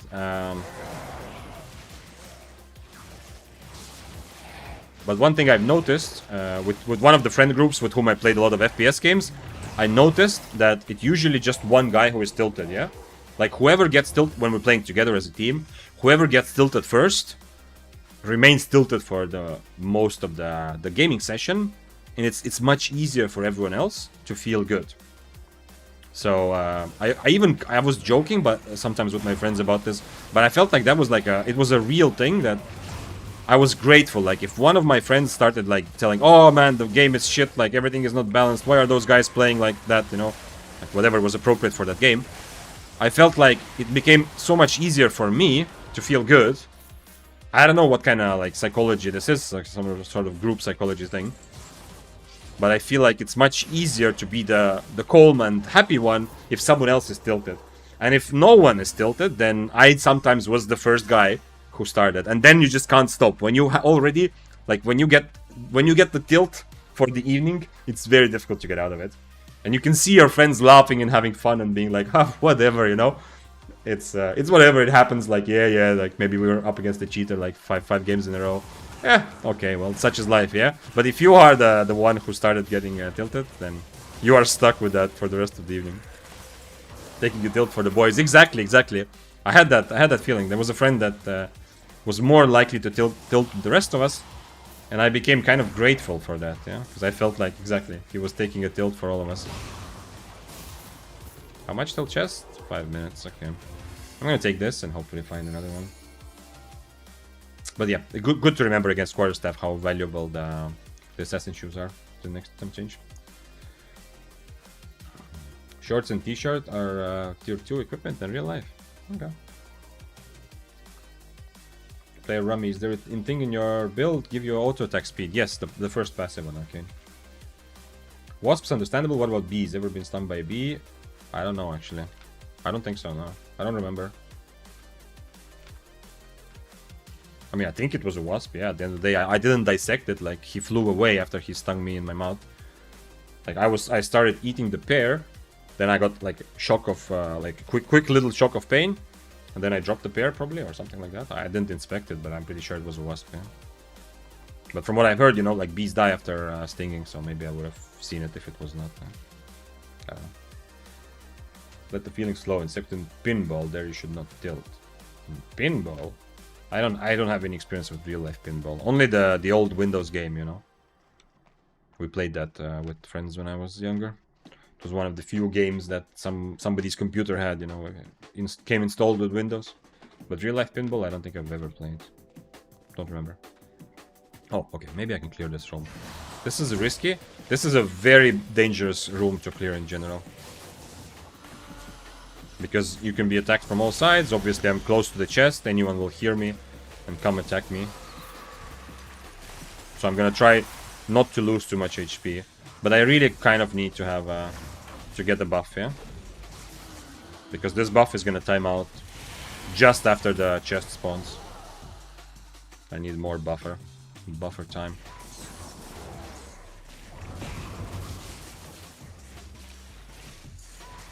Like, say enjoy my guild? No.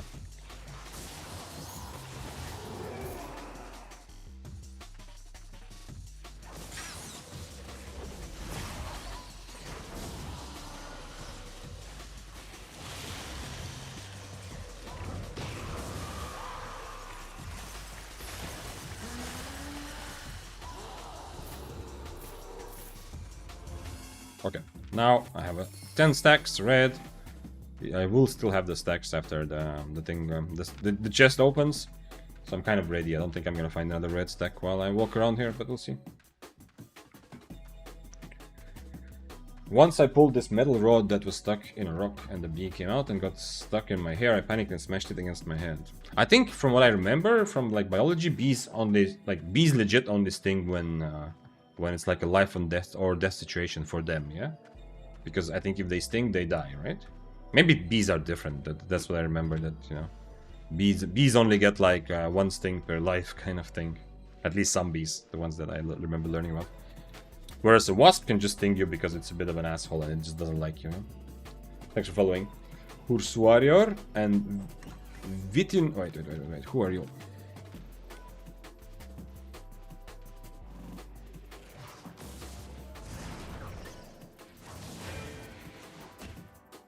Were you just gonna brawl? I have a red buff, you don't.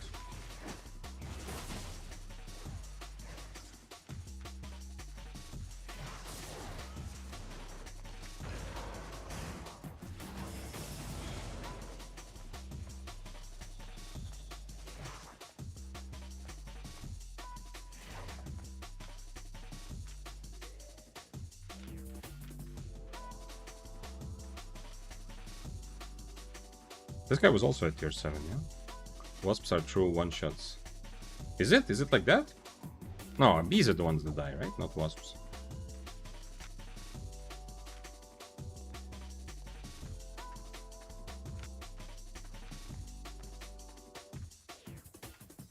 He's here, right? Yeah, he's here.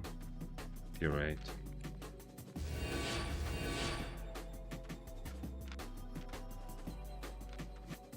This is why I need to overcharge beforehand, yeah? Because, yeah, this guy is still 140 IP higher than me. But now that I overcharge on his screen, he's like, ha ha ha, I'm just gonna leave so you feel bad, sucker.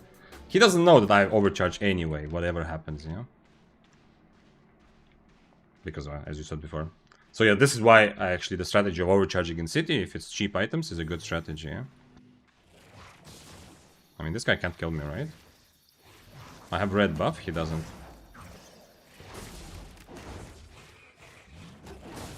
Bro, there's no way. He can't just brawl me, right?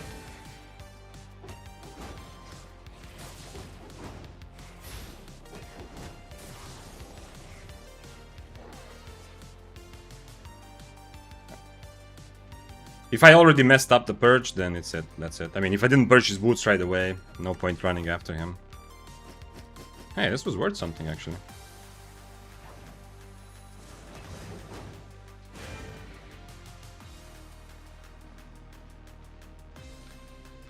The guy's not killing me. Why?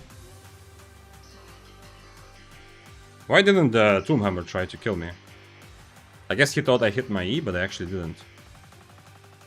How much for my... Okay, I have a little bit of time.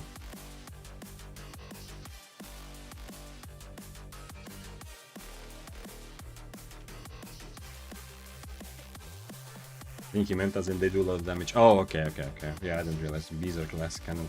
I didn't realize, yeah. As I said, from my experience... Okay, I don't know about bees, but from my experience, wasps don't do any damage. It was like... It was just itchy for a week, yeah? But it wasn't even actually... Didn't actually hurt after the sting itself. Now I get the psychological benefit of walking away. Because he just overcharged on my screen.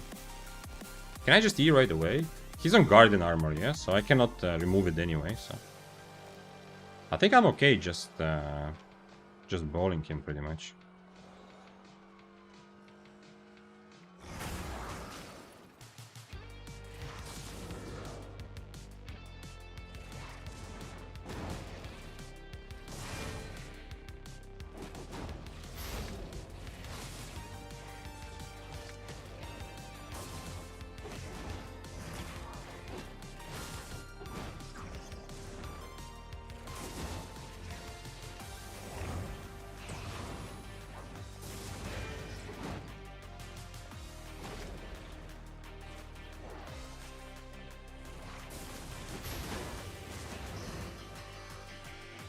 Now he will just run away.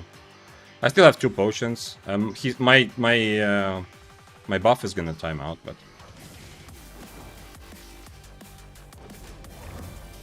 Nah, he didn't boots. I thought he was gonna boots there. I need him to come into me, yeah? The fact that I have 2 healing potions is very good bait. Man, the slow is so long though.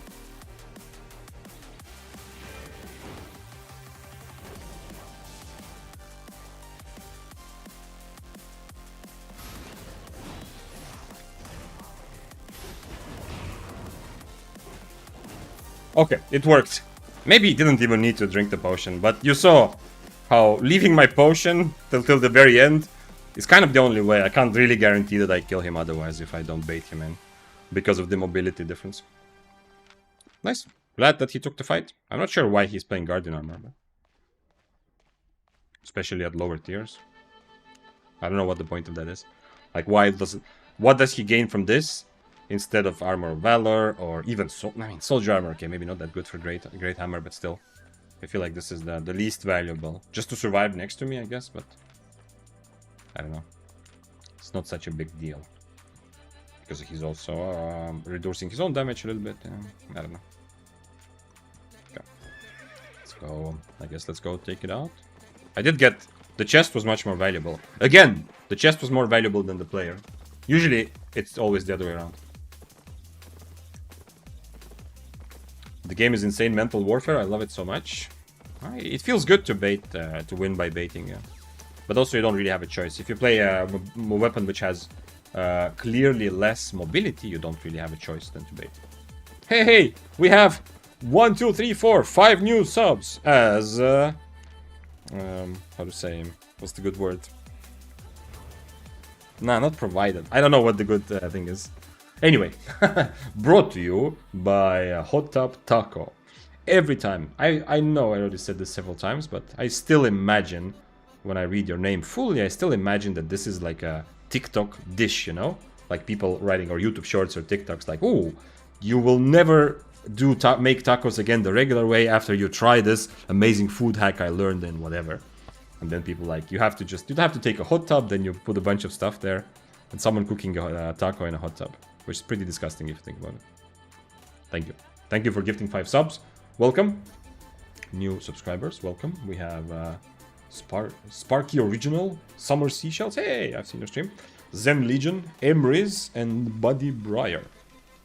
Welcome, guys. No, not TikTok. I don't know if this is gonna make me less popular with the younger generations, but I've never had TikTok. I've never even installed it. I've never been on TikTok. Not even once. But before it sounds like, ho ho ho ho, I am above that sort of thing. I am not. I just have YouTube shorts, yeah. Which I do watch sometimes here and there and get lost in for a while. Vasilias, thank you for following, by the way. And we have El Javi also, and Hursuarior, and Vitin Verda Ovk. Man, I missed quite a few. Thank you for following. Hot Tub Taco. Yeah, because there is this video. I said this last time. There's a video of a guy saying that, like, of making pasta in a sink, yeah, which is as disgusting as it seems, yeah, like actually cooking the whole pasta and putting sauce and everything inside the sink. That's what I also think of about when I read Hot Tub Taco. Okay, the much better interpretation of the name. By the way, I am not obsessed, but I am always curious to know how people choose their nicknames online. This is a reoccurring theme on stream also that I sometimes think about and ask people. But the much more logical thing would be enjoying, like sitting in the hot tub and then eating a taco. That's like a reasonable human experience, I think. Not even YouTube Shorts. YouTube Shorts, yes. YouTube Shorts I do watch and get sometimes stuck in for an hour. He's on his pacifist redemption arc. I don't know why he killed me. I guess he got less. He was worried for some reason. Like last time, we instantly turned on him, so he thought, ooh, maybe we are baiting him to fight or something. But I missed my W somehow, yeah? I was point blank and my W didn't hit him. So I did not have a blink, so if the Tomb Hammer went of me, I would have just been dead there, that's it. You said Hursuarior almost like in Spanish. Oh shit, so I did say your name before, okay. I for some reason thought that maybe I didn't. I love Spanish. Spanish is my favorite language. Unfortunately, I've forgotten most of my Spanish, but I love the way it sounds. And when I get old, I'm probably gonna live in Spain. I think so. I have lived in Spain a little bit here and there, but like a couple months in Barcelona, a couple months in Valencia, like not as like a long-term stable place. But anyway, it's a place where I feel kind of at home, even though I'm obviously a foreigner there, yeah, but I don't know, it feels good. So I think when I get older at some point I'm gonna move to Spain, but you know, usually in life plans don't work out, so who knows. Brim says, I mean, eating a bee with your pair would qualify as a life or death situation for it. True, that's what I was thinking, that I mean, in that situation the bee would absolutely also sting me, yeah. If it flew away, it must have been a wasp. I think it flew away. I don't remember, but I think it flew away. I mean, otherwise I would see it somewhere, like on the ground, and I don't remember noticing it. Also, maybe this is absolutely random and stupid, but I don't know that much about biology. But is there even a reason for a bee to be on a pair? Like, do they even like? Because I know wasps are like wasps are attracted to all kind of sugary stuff, yeah. But I don't know.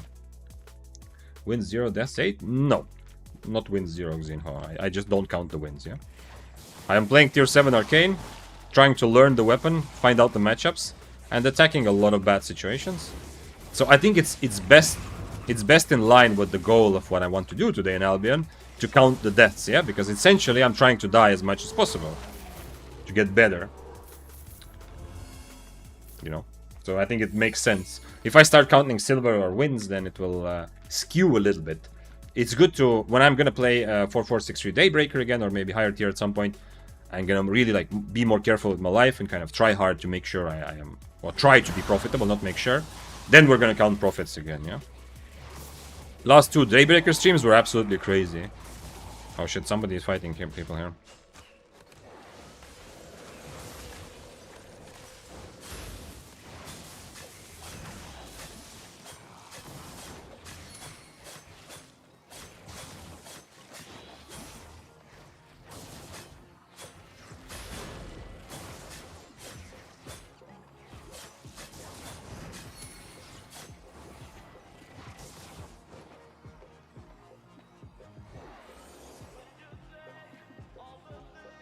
He's gonna turn with Stalker, right? He has to.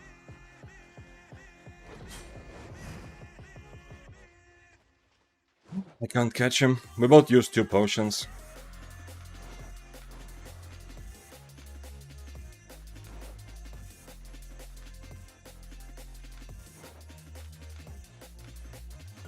I can try the other build against him.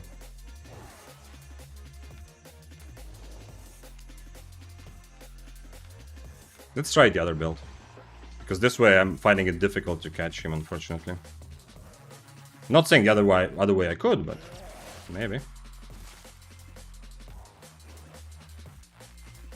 He wasn't Snapper, by the way, interestingly. Despite Snapper, he couldn't just brawl me there.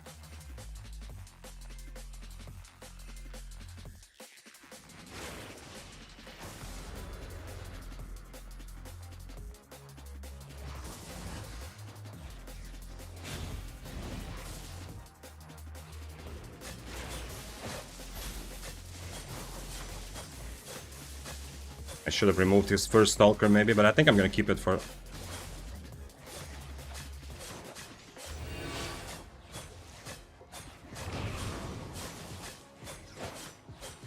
No.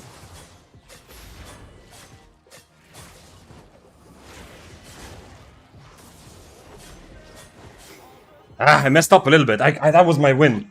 I should have removed his Stalker. I was waiting too long for my E. That was definitely just straight up my win. The bait worked, by the way. Going on the guy to get him to attack me worked. That was exactly... Obviously, I don't care about the 4.1 guy, yeah? I wanted the Bloodletter to come back. Perfect. But damn.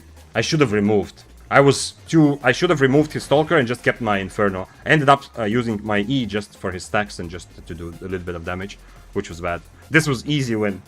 The power... Oh, sorry. I could hit myself with this. The power of this Arcane build, by the way.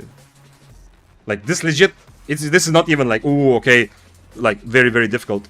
If I play this correctly, I think there's no way I lose this, yeah, after changing my spells. I just E his Stalker, and because he ran into me, I have my boots ready, I just E his Stalker, and I just fight him, and that's it. His potion was kind kind of knocked my Stalkerhood idea off. I should have maybe changed to Poison, yeah, because I want a quicker fight, but it's okay. I didn't have time because there were other guys. Damn, that was awesome. If I get used to essentially, that's it, yeah. I was trying to bait him in by using my Inferno early to keep him fighting, but if I just purge with his E, with my E I purge his Stalker, of course then he can start kiting me, but then I have Inferno for either his second Stalker or for when I reach 40% HP. That's a big thing. And then everything goes the same way, I just have a little bit more time. He's dead, I think. Awesome though. Bee food buff soon. What is it with bees? Is there some Albion bee related stuff? Somebody asked about, I think Brim asked about bee mount. You asked about bee food buff. Hi Vixane. Hello Zerion Arquette. What's up? I'm exploring the Arcane stuff today. What am I doing? I'm running into the mist. Nice, nice, nice, nice. Damn. So easy to do that. But hey, you know, that's how you learn. So, my idea was to Inferno his first Stalker and E his second Stalker. But what ended up happening is that the fight didn't even last long enough for his second Stalker, pretty much, yeah? Like, the fight got decided before that. Plus, my E against his E doesn't work that well, but my E against his Stalker actually does work very well. So I should, and also the cooldown is much lower. Being around 20 is a meme from Albion Reddit. Oh, okay. I used to browse Albion Reddit more, but I'm not very active there, so I don't know. I didn't know. Okay. Damn, give me that fight again. He also had actual attunements, yeah? It wasn't his, he wasn't completely fresh weapon. This is like, at least somewhat attuned. No cooldowns, yeah? Ability damage instead.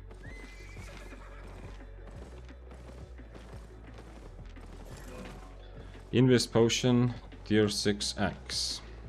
Okay. Let's go full YOLO right away from the start. Oh, this guy's I mean, I'm obviously not killing him, but I can start some shit and the others will help me and kill him.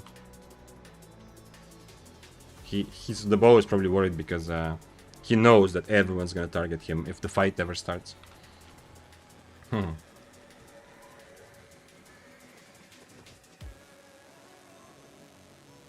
By the way, is Daybreaker an okay weapon to fight from IP disadvantage, like tier 6, tier 7? Yeah. Want some mindless fun with new weapon? Yeah, absolutely. It's not like it's not amazing at killing higher IP players. Like, it doesn't have this sort of big surprise oomph like dual swords or Wildfire. But it is absolutely viable to play tier 7 versus 6-3, for example, on Daybreaker, yeah. I mean, some matchups you just can't, like if I'm playing Daybreaker, I'm not gonna fight a Curse Staff who is 2 tiers higher than me. I'm never gonna fight a Crossbow that is 2 tiers higher than me. Like, those matchups are very, very difficult. Like Flamewalker, maybe. Flamewalker after the nerf is kind of okay, it depends. 1 tier higher Flamewalker, yeah, I'm fighting now. After the nerf. But that's it depends on matchup, yeah? On the other hand, if you're fighting against Fists of Avalon, 100%. If I see Fists of Avalon 2 tiers higher, I want to fight, usually on Daybreaker. Unless I'm really worried about my life, like, I really want to make silver and not lose it, maybe then. One-handed spear, swords is kind of okay. After the cripple change, it's not amazing against swords, but it's not bad either. So yeah, it depends on matchup, but there's not, the Daybreaker definitely works very well. The only problem why I don't suggest I used to not suggest, now I actually suggest more and more. But the reason I used to not suggest Daybreaker too much as a low IP option is because, well, it's combined. It's two reasons combined into one, and it's pretty much just the price, yeah? But one part of that price is the weapon itself costs more than good low IP options. Yeah, if you're going tier 4.1, 4.2, you don't want to buy too expensive weapons usually, because you want to have the freedom to die a lot. But the bigger part, and you might think, okay, Daybreaker is not that expensive. That's actually true. That's why I say now also that Daybreaker is not bad for lower IP. But the other thing is, Daybreaker, I feel like benefits more from being a bit of an aggressive stance, which it can't really be as low IP. It's okay, you can still take fights. But also some of the items that I like to use, like I like to use Helmet Swap, to use Duskweaver plus Cultist, Jacket of Tenacity often. I used to use Mistwalker, especially at lower IPs. A lot of those items are just very expensive also, yeah? So it's not just the weapon itself.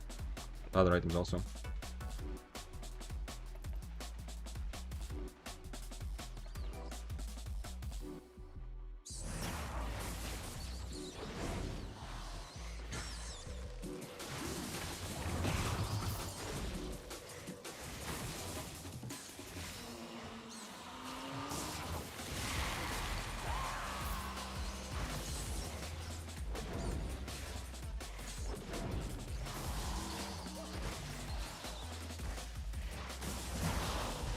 Man, I wish I get the bloodletter again. I don't think he's gonna fight me again though. I'm not sure, but for him it was also very obvious that he almost died, right? It was very, very close. Just E his Stalker Jacket, that's it. I can always E his Stalker Jacket. The thing is, if I E his Stalker Jacket, he just disengages. Maybe I didn't. Maybe I actually played it correctly. Like, both options are viable. In retrospect, it seems like, oh, I wish I took the other option. But honestly, both of them are, like, reasonable. Because he's risking a lot more. So if I just E his Stalker Jacket instantly, he's just gonna walk away, yeah? By using my Inferno instead, I make sure that he actually stays for the fight. So that's kind of like a bit of a bait, yeah? So it's not like an obvious mistake, but if I took the fight again, I would like to E first and see what he does if I remove his Stalker Jacket. The thing is, he already ran away from me once earlier. That was when I was on Enigma Blade, yeah? So obviously I cannot just force him to die. I need to bait him in somehow. I need to make it seem to him like he's winning. I drank my potion too late also.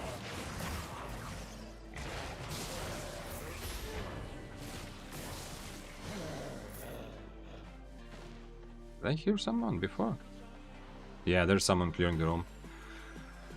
Okay, let me take the red buff here. Hopefully they don't attack me while I'm farming this buff. I'm gonna keep my W. Someone is right. Oh, no red buff. Okay, I don't need this chest, whatever. Someone was clearing just this room next to me. No red buff sucks. They don't have a red buff either, and he's on omelet. Oh, he used too many buffs at once. He used everything already. And now the second E as well. Oh shit, I hit him.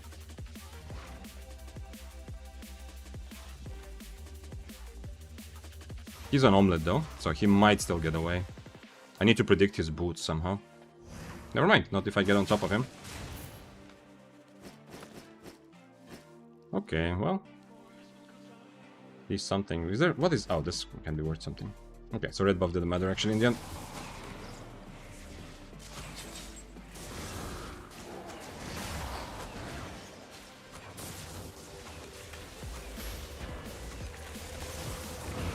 No, mobs, no.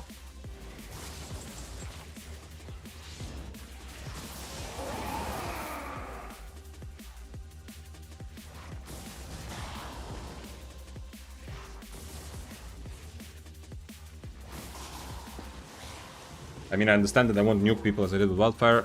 Just have a chance to be would be sufficient. Yeah, Daybreaker is not bad. Yeah, absolutely. With an IP disadvantage, but just I mean, as I said, some fights you cannot take. Yeah. Omar says on YouTube chat, "Hi, thanks for the stream. I'm still learning the mechanics and the logic of each weapon build, but I can't figure out how to counter the Harvester Cap and the blood." Oh, okay. Okay, so. First of all, usually it's a build that doesn't have a lot of mobility, so if you don't want to, you don't have to fight them. But, unless you're playing Corrupted, yeah? But then you have a couple options. The easiest one is to have, if you have, this only works if you have a leather hood, yeah? Any leather hood has a cleanse spell. We're talking about how to counter bolt casters, yeah? The sleep casters build. Any leather hood has a cleanse spell. You can use it. I know this is not intuitive if you come from another game, but you can use it to remove your stuns and silences from yourself, even when you are already stunned and silenced, yeah? Meaning, if you get put to sleep by the Harvester Cap, you can use that cleanse to remove the sleep and then dodge their silence. But then, of course, you still need something in your build to actually cancel their E. Oh, man, while I'm talking, I'm just clicking in random directions. But that's the easiest one. The other thing that I do, if I don't have a cleanse, is to just never let them close to you. And if that's not an option, if you don't have either of those things, you might want to just not fight them, to be honest. I mean, it depends, but there's a reason that build is pretty good at low IP. It's a bit of a cheese strat, like it doesn't kill a lot of experienced players, but still. Like, it's also a build that usually sacrifices a lot of mobility for the sake of just doing giga damage and killing higher IP players. But yeah, but in order to sleep you, they need to stand pretty close to you. So if you have a weapon where you can fight from a distance, just never let them close, if you can. I do that also on Spear. Not every build can do that, because they're gonna run soldier boots, you know, and Wanderlust and try to get on top of you. But on Spear I have done that successfully a lot, also on stream often. Where I just fight them from far, whether I use Deflecting Spin or Impaler. I fight them from far. And when they charge up their boots, I just keep my distance. I use my boots to keep myself like 10 meters away at least. And when they're like, during their Wanderlust, I go Invis, for example. That's a good counter, yeah?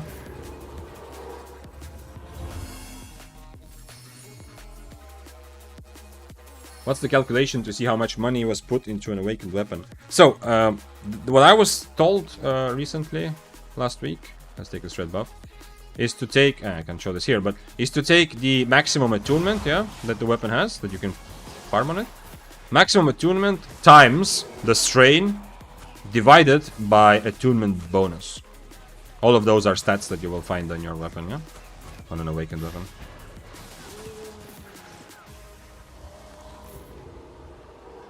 I have a feeling like it's... I thought it's 100%, but I don't know. But it's definitely close. I thought it's 100% originally, but then someone said it might still make a bit of a mistake here and there. Okay, I have only 8 stacks, but I am tier 7, so it's not terrible. Can anyone tell me if Merchood damage and debuff applies to Cleric Robe? Good question, I don't know. I have to try to test it. The Cleric Robe is a weird one where the tooltip doesn't say one of the most critical things about Cleric Robe for many solo builds, which is that the robe itself doesn't protect you from CC, which also means that, I don't know, I'm guessing you should still get debuffed, but I don't know. But it doesn't protect you from CC, like knockups and stuns, unless you are channeling. That's so random and crazy, but that is true. Every experienced player here knows that, you know, it's not news to most of us, but it doesn't say it anywhere. It's absolutely just a random thing, never added to the tooltip. So, that's why bolt casters use Cleric Robe to protect their E, because you cannot interrupt it, because for some reason, even though it doesn't say it, if you proc an enemy's Cleric Robe, you can still stun them, yeah? But if they are channeling, then now, suddenly, you can't. Go figure.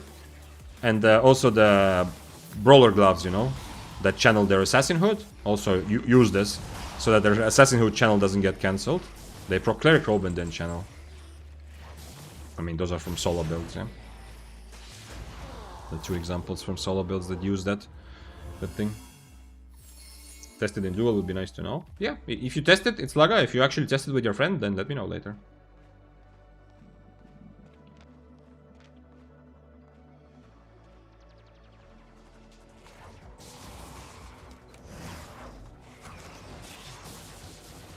I remember that it's Monday, and Monday makes me feel good.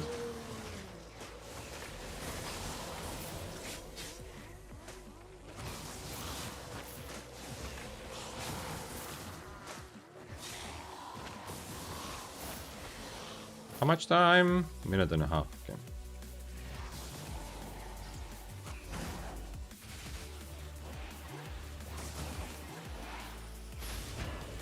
Damn, the blood letter would have been so nice there.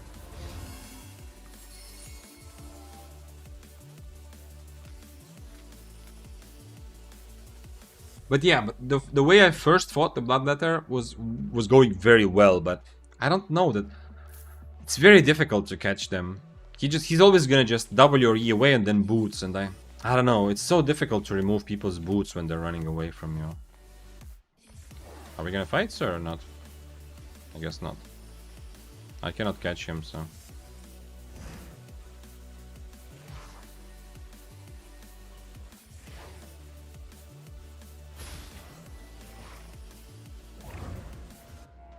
Oh shit, there was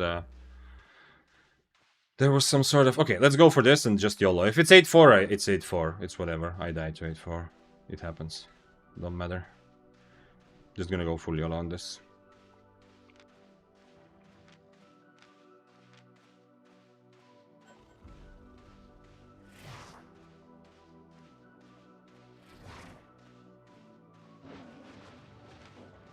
Oh shit, it's 6-3.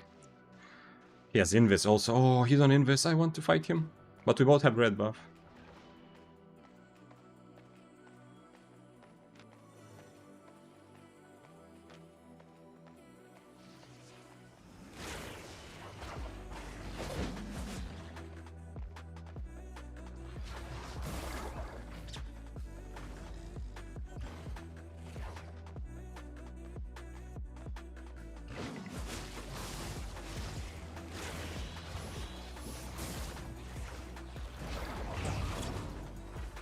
What? The silence ended.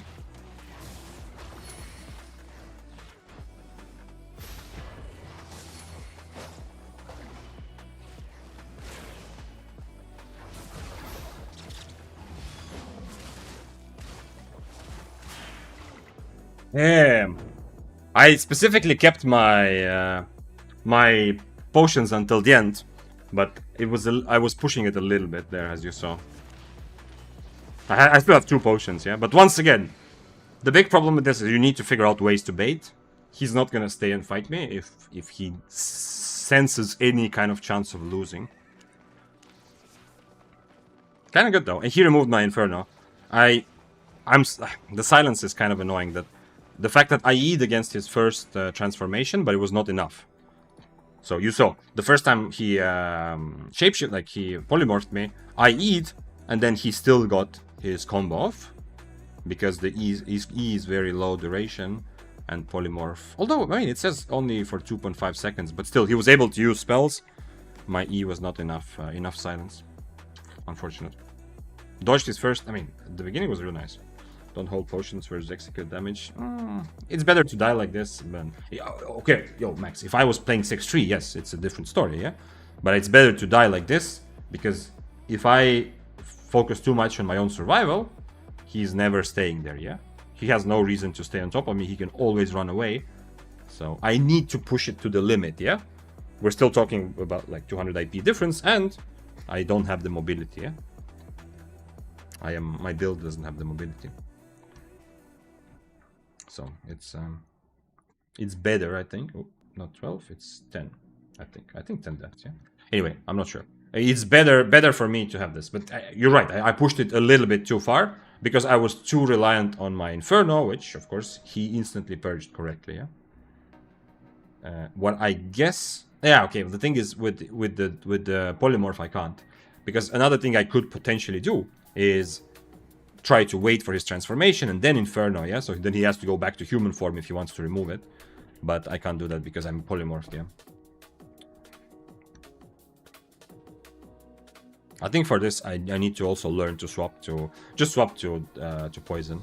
I think some of the kills on this build, when I do swap to Assassin Shoes, Dash, and Frazzle, if I am gonna get some good kills, at least some of them will come from the enemy not using their potions fast enough, and for that it's good to have it's good to use my poison, definitely. Okay. That went really well though. Most of the fight went really well. Unfortunately in the like I don't have the mobility for it anyway, but in the corridor also I can't really, you know, I can't really dodge his polymorph, yeah. So he had some easy... the first polymorph was really easy for him. The second one he had to hit, but again... I am focused on doing damage, not running around, yeah. Because if I don't constantly spam out my damage, I'm not gonna kill a 6-3 full spec guy. Okay.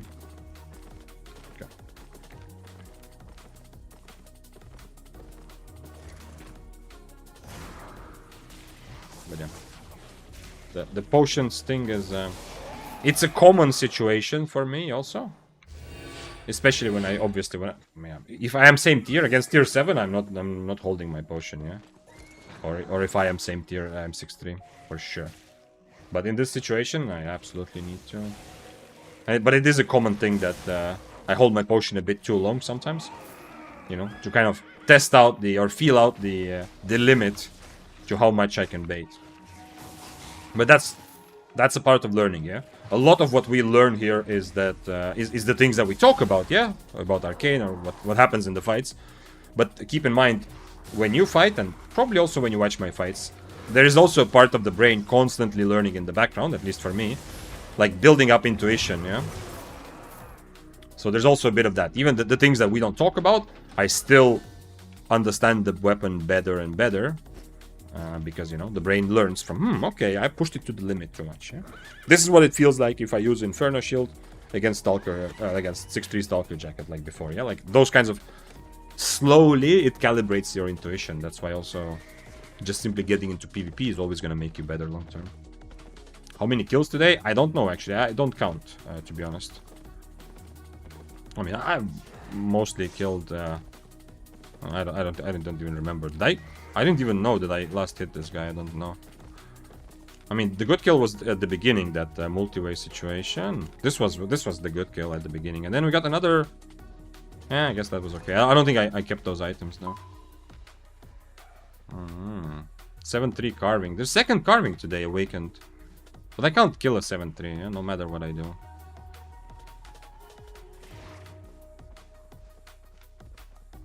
The Frost needs to help a little bit. I can't fight the Frost either, because I don't trust the Frost to have the presence of mind to understand that there's a fucking 7-3 on our screen, yeah? So he's just gonna fight me and get both of us killed, essentially. Is that you? Yes, I'm playing on you. The carving is still interested, yeah? Like, we are attractive enough where he's not leaving. Bro, dismount him. Come on. Let me, I need it. I need the carving kill.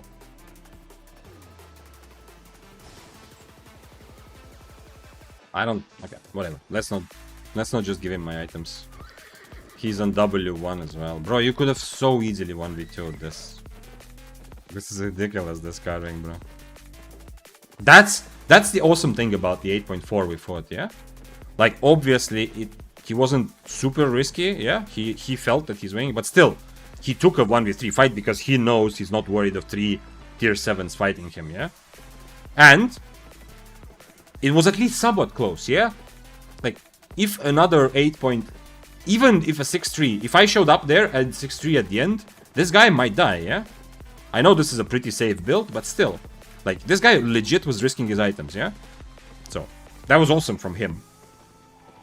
But this carving would so easily destroy us 1v2, it wouldn't even be funny, I think. That's a good point though, Vic. How come you count deaths but not kills? Because deaths are the goal right now, today. We'll count kills some other day, Mofanza. Like, you saw me counting profit. I counted profit. Okay, last stream I should have counted profit, yeah. But that 95 million stream, I counted profit. I mean, that was the goal of the day. Last 2 streams on Daybreaker had a long stream with 95 mil profit, although 70 mil from that was me ratting a big fight, yeah? And the other 25 or so was actually my own fights. And then the last stream, the 4-hour Daybreaker stream, was 40 million profit. So last streams have been really, like the tryhard streams, the ones when I'm just full-on focused to survive. I mean, not only, but to still, you know, to make money long-term, kind of. Have been really, really profitable. Man, the last stream was crazy. In 4 hours, 40 mil, and it was constantly... I was, like, I got...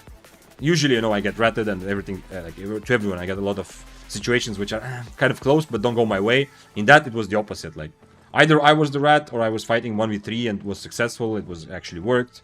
The 1v1 fights were good against... killed a couple 5-4s in 1v1. It was like... it was a full-on, like, everything went good. Constant action, constant fun. The last Daybreaker stream. I hope more and more streams like that after tomorrow's update also, when Mist will have a bit more people. Thanks for following, Doratim. I see you had a fight with you 10 minutes ago or something. Good luck on stream. Thank you, thank you, thank you.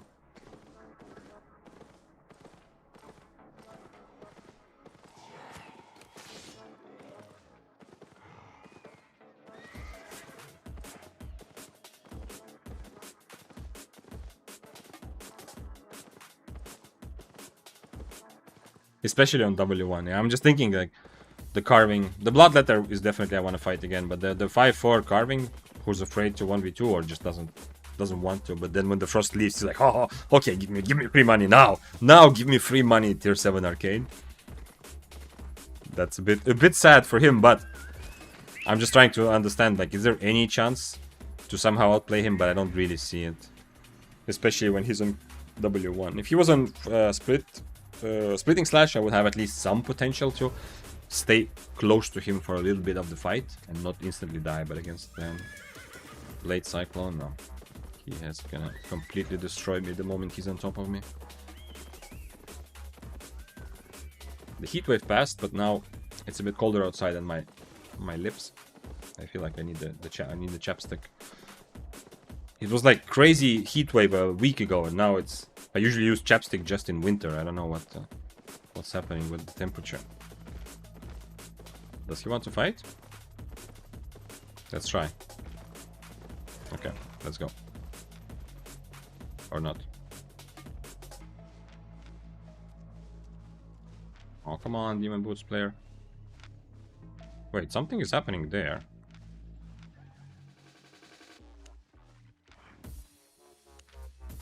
Wait, I need this, yeah? I can't play otherwise.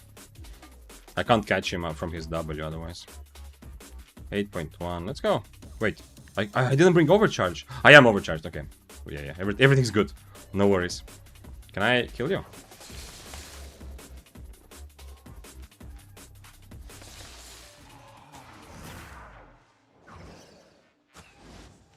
I guess he got a lot of money from the guys he killed, yeah?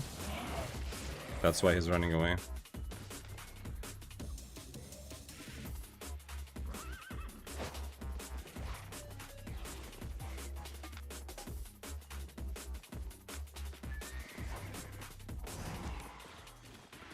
Okay, well, hitting spells is not happening right now.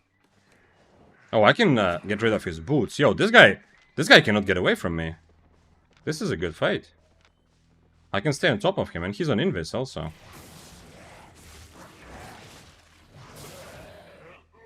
I guess the 8.1 just looted a bunch of items. That's the only idea I have of why he didn't want to just kill me. Yeah? The 6-3 frost stuff from before.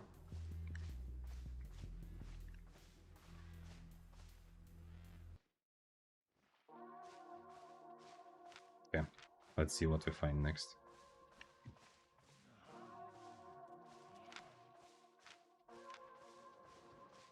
Yes, I completely...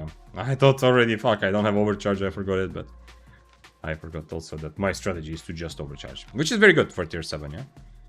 Maybe not if your focus is to make as much money as possible. But I like just overcharging in the city already on tier 7, tier 6.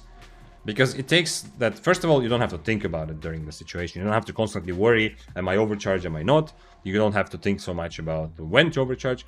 Plus... It's very clear to me that if I overcharge and someone like next to someone when they're on screen, they leave just because they feel like that guy, the hammer before, yeah, he's still clearly higher IP, but the guy, the Tomb Hammer in the Abbey, yeah, he kind of started fighting, but then thought, okay, because I overcharged in his face, he was like, I can just leave, you know, and you sucker overcharged, yeah. I feel like if I'm already overcharged beforehand, I feel like I get more fights. Maybe this is a bit of an illusion, but I really feel that way. Okay, Mufanza used channel points to request Deep Wisdom, which is something you can do on this channel. So let's see if we can give you that. So here's Mufanza's question for Wisdom. Vic, I vaguely recall you mentioning that you were a professional poker player in the past. Well, I wouldn't use those words because it sounds bigger than it is. Yes, I was playing poker as the main source of income for a little while, yeah? Like, yeah, technically a professional poker player, but it's, I don't know. It didn't feel like that, yeah? I did not go deep enough with it to feel proud of that title, yeah? But I did play it, yeah? I'm wondering what that life must have been like. Can you tell us a bit about that? Well, okay. I don't know. You have to be a bit more specific. Also, that is not a wisdom question. What kind of wisdom can I tell you? I lived in a hostel in Amsterdam for like 2 months. And almost every single day I went to the casino and played poker live, for example. That was part of it. Yeah, that's not the only thing, but that's part of it.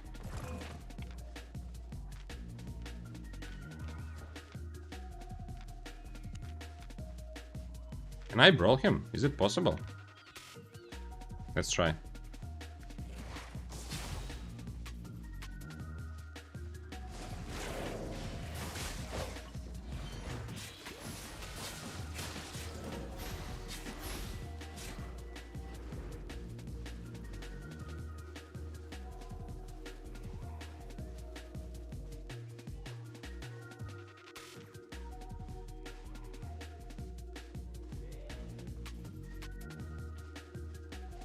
Come on, Emi, sir. We're both... Oh, no, I'm not cloth armor.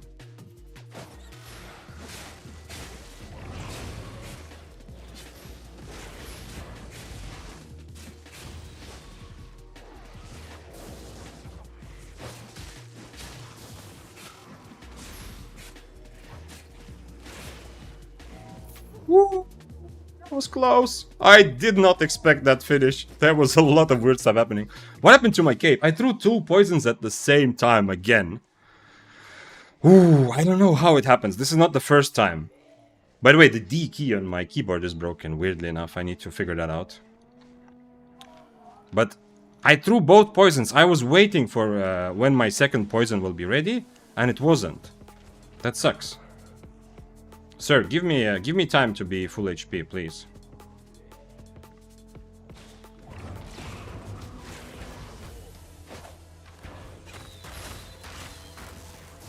Is he on Invis? Please tell me he's on Invis. Oh, nice, he's on Invis.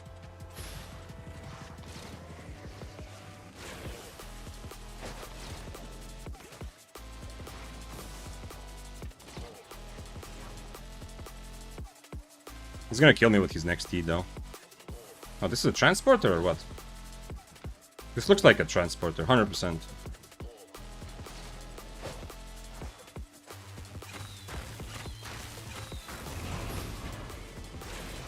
No! I forgot about that.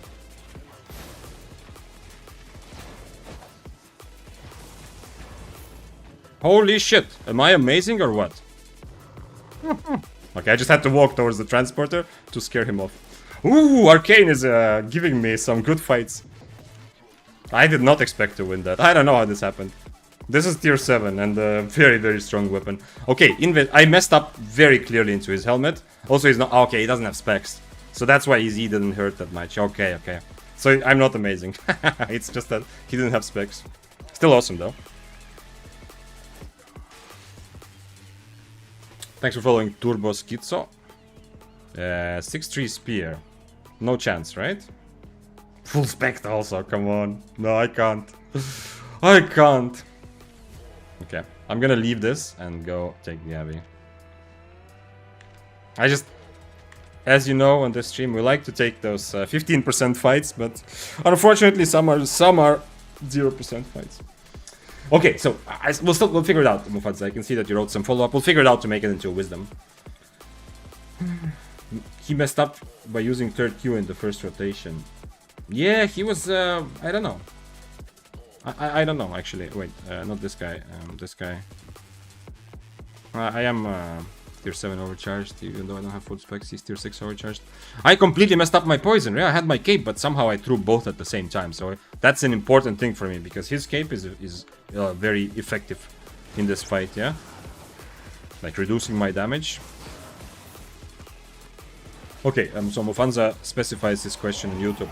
Damn, I was hoping for some cool high take stories I could get wise from, but now you're making it sound boring. No, I do have some stories. For example, I made a friend that was still in Amsterdam. Yeah, I didn't just play in Amsterdam, you know, I played also online and elsewhere. But I made a friend, and we got really good, we became really good friends there. And at some point, the casino banned us from playing at the same table. Even though what actually happened between us, like we became good friends, we're kind of like living a similar life, but maybe you have this with your friends, maybe not, but what actually happened between us is we became really competitive, yeah? Like to try to beat each other. That's kind of a common like thing, yeah? Not like a full-on rivalry, but you know, kind of like it was extra saucy to kind of beat each other. Anyone who actually plays poker, probably like being on the table, they could see that we were playing like that, yeah? But the casino said that other people were feeling uncomfortable or whatever, because it was very obvious that we are very good friends, we're talking a lot and stuff. So they told us we are just randomly like that, we are not allowed to play at the same table anymore. Still kind of crazy. But, oh, yeah, I was trying to frazzle there. Were you risking your payroll each day? Well, not exactly. It's called bankroll, yeah, not payroll. Not exactly Mofanza, but I definitely had problems with my bankroll management. Yeah, I was risking too much, so if I had like a bad week, I was close to just being broke. Which, if you want to play poker seriously, that's even more important than actually learning to play the game well, is learning to manage your finances, yeah?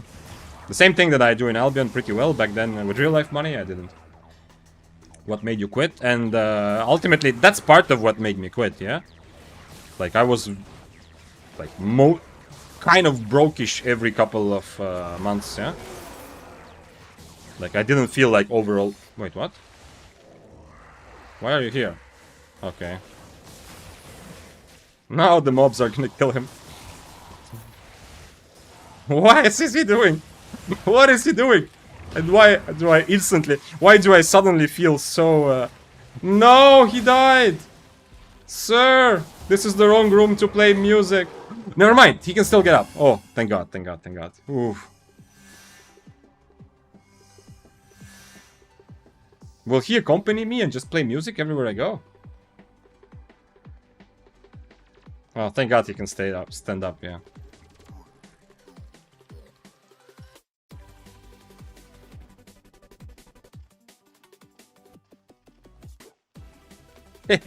But be careful! Be careful, I have AoE spells.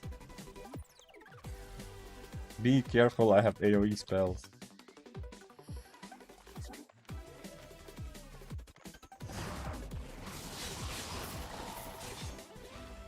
This is some of the happiest Albion I've seen in ever. This is awesome. I can actually kill mobs and listen to some mandolin music. I need to be careful not to attack him. No way. Yeah, let's go, my little friend. Guys, I have a personal musician. And it's not even just in the mist, it's in the actual abbey. Can you imagine? I'm gonna... That's my job for the rest of this abbey is to protect him from anything. Anything that happens.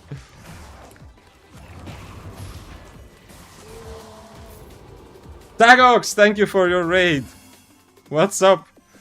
Mr. Frost, I need to be careful not to attack him by accident. Let's go, let's go, let's go. Nice! This is amazing. I don't like this room, but it is red. Okay, whatever, let's keep going. Oh wait, I need to aggro this so they don't attack him. Go through, go through.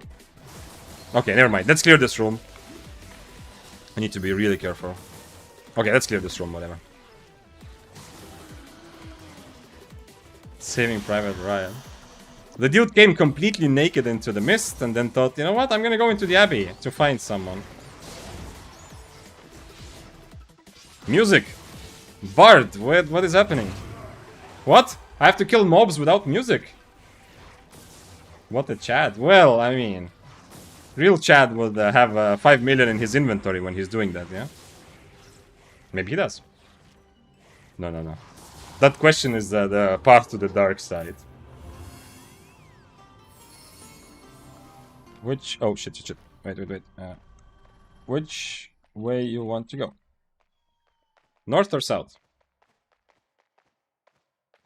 The problem is, the fact that he has absolutely nothing means that I cannot even use him for a W. He doesn't have... He says go. Okay, let's go north. He doesn't even have enough HP, I think, for me to W, yeah? Like, if I wanted to protect him, at least I could use him as a Wolpertinger, yeah, to W and catch someone or something, but... He doesn't even have that much HP. I think my 1W will just straight up kill him. No, I can't. It says booze. I need to be careful, because my Q will bounce twice, right? So it can bounce to him when there's only 2 mobs. Where is music? What is... Did I hire him just to hold my stuff or what? Where is music? If we get a chest, 100% it's his, yeah? I hope that much is clear. Right now, if we get a chest from this abbey, I'm gonna send him on his way. It's gonna be his payment for music.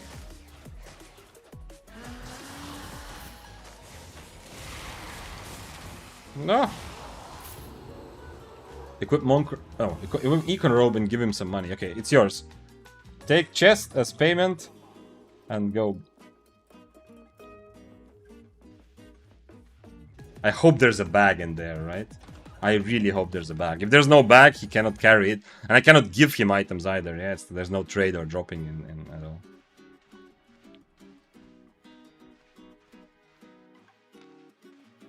But he needs to get, he really needs to get out. I should kill him now. No way. Oh, he found items. Yo. My friend has some stuff. He found tier 7 boots. He has a bag. Okay, so if he has a bag, he can probably carry most of it. Bro, you should... It was a purple chest. I hope there's like reasonable amount there. Maybe he should get out, but I guess not. Yeah, okay. Well, at least now he can tank 1W, yeah? He says boss. You should bank your new found treasure. I love this guy already. I mean, it's braver if he is risking something. If I walk too far from the exit, he can't leave without me. I don't want to raise a dependent, you know? I want him to go and be independent and go use these items to kill others. Unfortunately, he didn't find an actual weapon. What, you want to go here? Okay, let's go. Tell him he's on stream. He will find out when the YouTube short comes out. This is good content for a short, I think. Although maybe it's a bit too long for that. Oh, this guy. I don't like killing these guys, but okay. For you, anything. For Mr. Musician. Unfortunately, I'm gonna end the... I'm gonna end on just 6 stacks, yeah, if we play like this.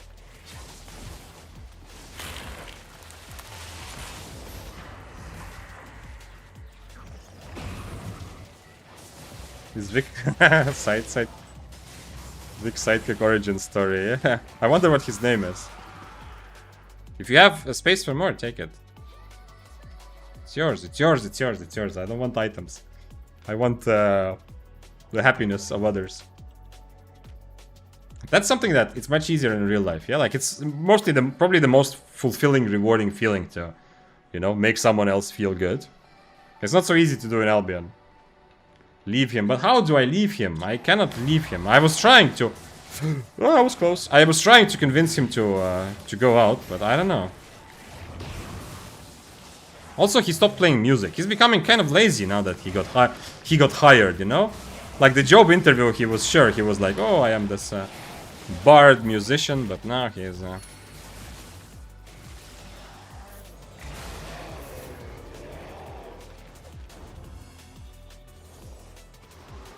Holy shit! He's saving me! But I don't want him to die! Also, I need red buff, actually. I can't take this fight without red buff anyway. No, he's going to die. I cannot kill the double-bladed without... Oh, never mind. I am the juicier one. The other guy can go away.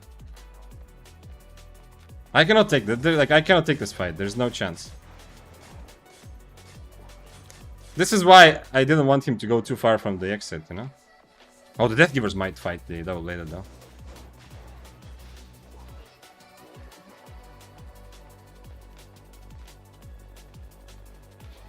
Well, he's also on Cultist Kyle, which is annoying. I think he's dead, my friend. I don't know. I can't really follow him there. This is why I wanted to stay close to the exit. And I won't even see his name because I don't get an assist because I didn't do any damage to him. Poor guy. I mean, he tried to save me and potentially actually maybe saved me, yeah? With the wind wall. Funnily enough. I don't think I can fight this double blade build, yeah? I can't figure out any way. The Death Givers, yeah, but we need to somehow team up with Death Givers. Why is he running away as well? Now I'm in the middle of everything. Another Cultist. Cultist is not good for me at all. Either I sacrifice my helmet to go and cleanse, which defeats the whole purpose. This is the guy that I almost killed an omelet. I'm pretty sure it's the same guy.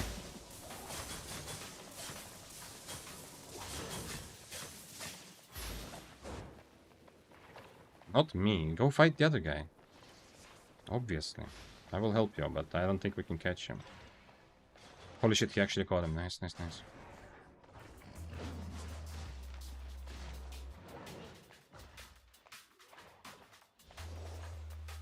He's gonna run away anyway. Yeah, well. I still have red buff, otherwise this guy couldn't just kill me if I followed too far.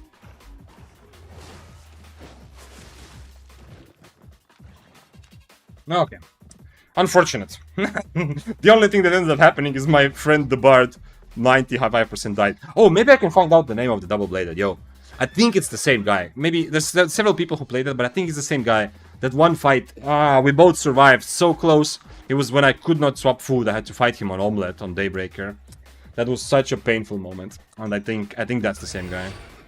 Okay, give me a moment. So, first of all, we got out of this very exciting and confusing abbey. And let me get a shout out now. I think most of you here know Sagox. If you don't, this is the man who raided us very recently. I mean, was it really just 9 minutes ago? Okay. So anyway, what I was saying is that you probably know already, but yeah, but if you have any Froststaff questions, that's my go-to introduction.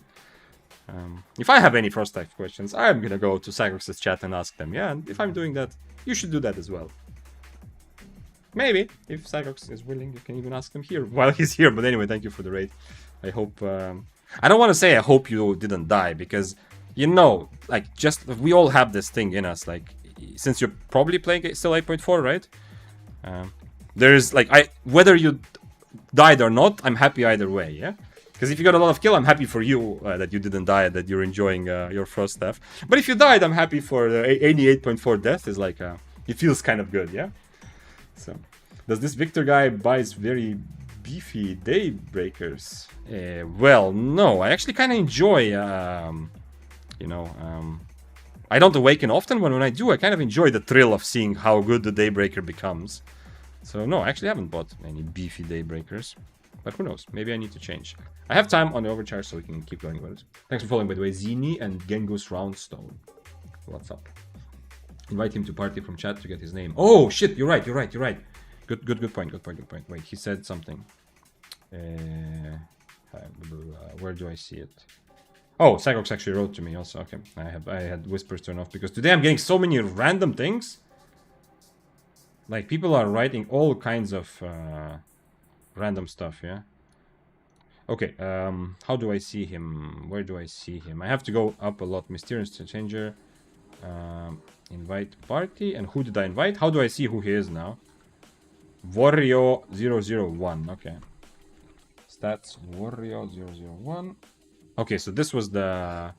he's doing some sort of... He's announcing some sort of Discord. Okay. Well, his last death is not... Maybe it just hasn't updated yet. So this is the guy. This is the guy who plays without anything and makes friends, I guess. At least he found a friend in me. Oh.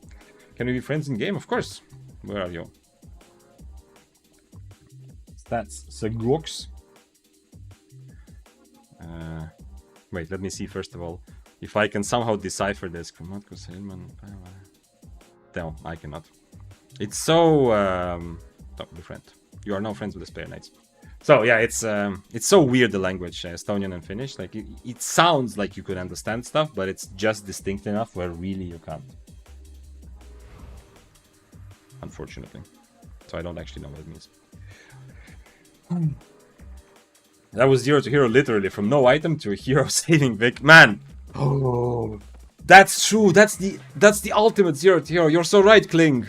He started with nothing and he became the hero of all of our hearts. Let's look at this quickly. Not the whole situation. Do I have it?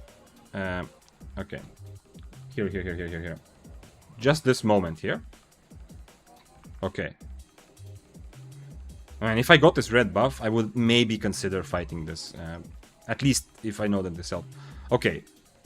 Nah, okay. He didn't actually save me, yeah? I'm probably still okay. I'm close to the exit and he doesn't even have the helmet to put me in combat. He used boots and he... Okay. He doesn't catch me fast enough to kill me. I have Inferno. Although I'm not on healing potion. Okay, let's say there's like a... There's a bit of a chance that he saved me, yeah?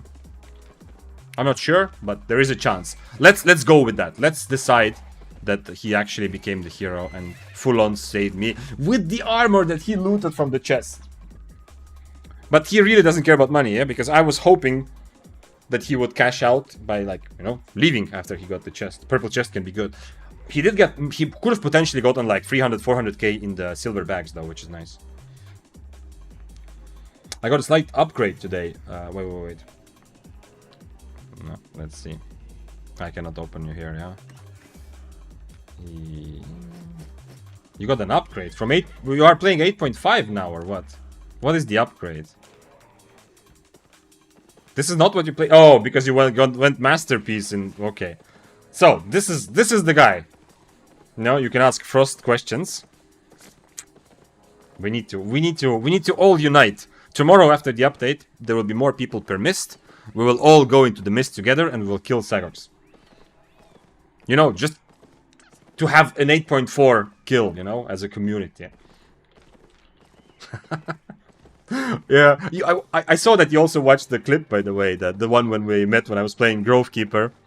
I watched also the clip in retrospect, and I don't think if there's I don't actually know if there's a way that we kill you there, but it was very convenient that you had the yellow buff. If you weren't here, if you don't know what I'm talking about, this was I think last week, yeah. There was a situation where we talked about it also, but some stream. But there was a situation where I ran into Sagox when there was essentially 4 of us fighting him. Like he was already doing a 1v2 in 8.4 gear, and then me and another guy were fighting. We ran into Sagox instantly without communication. We instantly know we're going for the 8.4, and we were very close to killing. But Sagox had the yellow buff in Abbey, which was enough separation. But it was an awesome moment still. Sagox, I'm with you. Okay, I see how it is, Wert Cox, I'll remember that. Protecting 8.4 players. Now, it would take a lot of, like, that situation that I was just describing, that was, like, that is the kind of situation, like, and that, even that was not enough. It takes a lot. Like, a lot has to go right to kill an 8.4, for example, first of all. Secondly, to kill an 8.4 played by a dude who has so much experience with the weapon and is amazing with playing it, yeah? Thirdly, to kill an 8.4 that is also playing a build, which it's not designed to just survive, but it is like one of the strengths of playing a Froststaff, obviously, is how crazy survivable you are, yeah? So putting all of those things together, so much has to go right, or in that case, so much has to go wrong for the player, yeah, for Sagox in this situation. So yeah, it has to be a big community effort. And then we also have to somehow get through Vertencox, who I understand is going to be the bodyguard. Disconnected. Okay, yeah, or that. But honestly, okay, yeah, on Frost, no, but on like Plate Deathgivers, you can also disconnect for 20 seconds and still probably come back and survive. But yeah, like an actual disconnect, yeah. There was, somebody died in 8.4, you know, when the DDoS days were happening, yeah? When a bunch of, like, when the servers were breaking up. Somebody died, I don't remember if it was 4.1 or 4.2, there was like a juicy kill on the kill board of an 8.4 dying to a 4.2 bloodletter or something like that, which was obviously disconnect. There was no assists, nothing.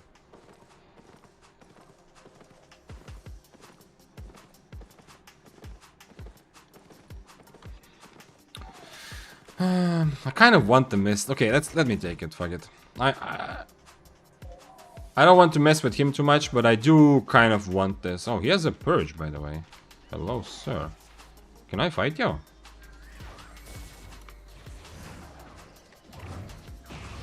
Oh shit, he doesn't have boots. Then I can definitely fight you. How far are we from the exit? Okay, I don't even need to use my poisons here. Probably. He's not even going for the exit. Okay, then I don't need to do anything.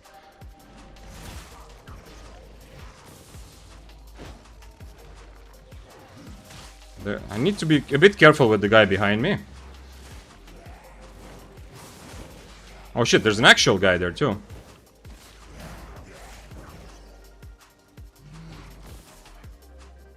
He has a purge.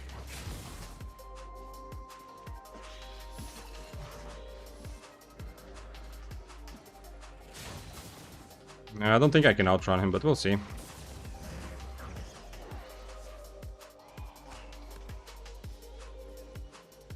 He's gonna be able to catch me.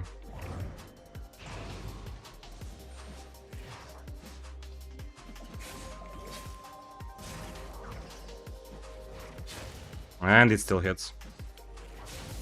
Second E. He drank 2 potions though.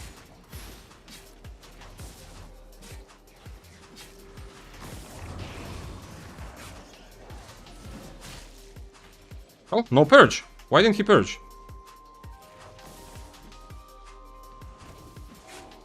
Why didn't he purge? Okay, I guess he can now purge this. Damn, too much happened at the same time. Would have loved to try this 1v1, of course. Battle Axe, definitely one I'm going for 6-3 Battle Axe, 100%. Would have absolutely loved it. Unfortunately. He drank 2. I made him drink 2 potions, you know? Was that an Arcane Death? Yo, actually, let's check it. Yeah, maybe, I hope I counted them. Everything is Arcane Death today. So, actually, let me quickly check in Killboard how many actual Arcane Deaths it shows that I have. Come on. Maybe you can tell me, actually, if you see it under the Arcane Q1 is rough. It's easy to miss. That's the reason why Arcane is not very popular. Not just the Q1, but overall, you get really punished for your mistakes. If you do everything correctly, I think it's very strong. But compared to most weapons, you get, like, you have to constantly hit spells. They are not easy to hit, and you can't even, like... Okay, the Q, yeah, but the W and E, you cannot even waste, yeah? 10 losses, it says. So now it's gonna be 11, yeah? And how much do I have? How much had I set in? Let's see, today. Yeah, so I'm counting correctly. This is 11 deaths today on Arcane. And the killboard still says that I'm making a profit, which I'm probably not because of trash rate, but I did get a couple. That one was a three-way fight, and I did a couple of good ones, but... Thanks for following Metatron, and earlier Gengus, Routstone, and Zini. I think I missed that during the little adventure with the Bard.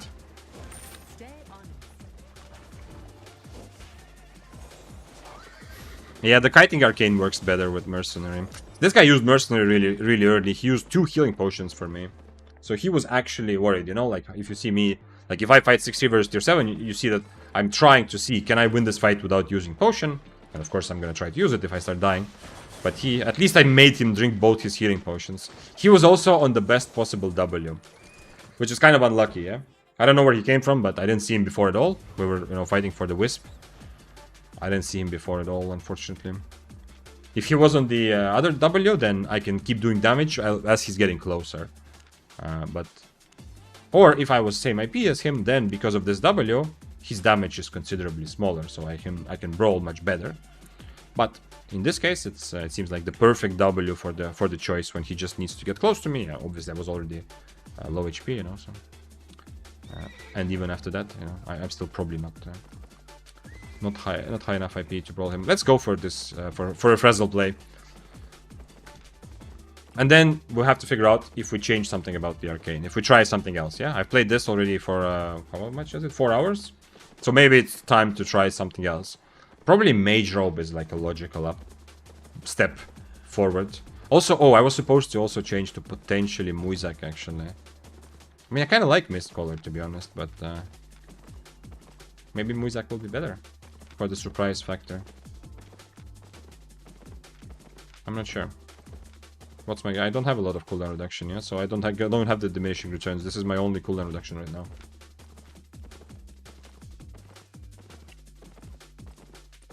Flexin, is that you? Hello, sir. Oh, shit. This is not a fight where I just want to go YOLO in, right? I don't know. Can I? Am I gonna overcharge anyway? And I mean, we have to try. Double overcharge. Should have done this in the city because now he thinks I do it because of him, but I mean, he's not entirely wrong. Oh shit, we have a spear here instead. Nice, nice, nice, nice, nice. Everyone more is more valuable. Everyone else is more valuable. This guy is tier 8 overcharge, so holy shit, the amount of damage I'm gonna take from him. Now I can be the guy that everyone is worried because everyone else is worth more than me.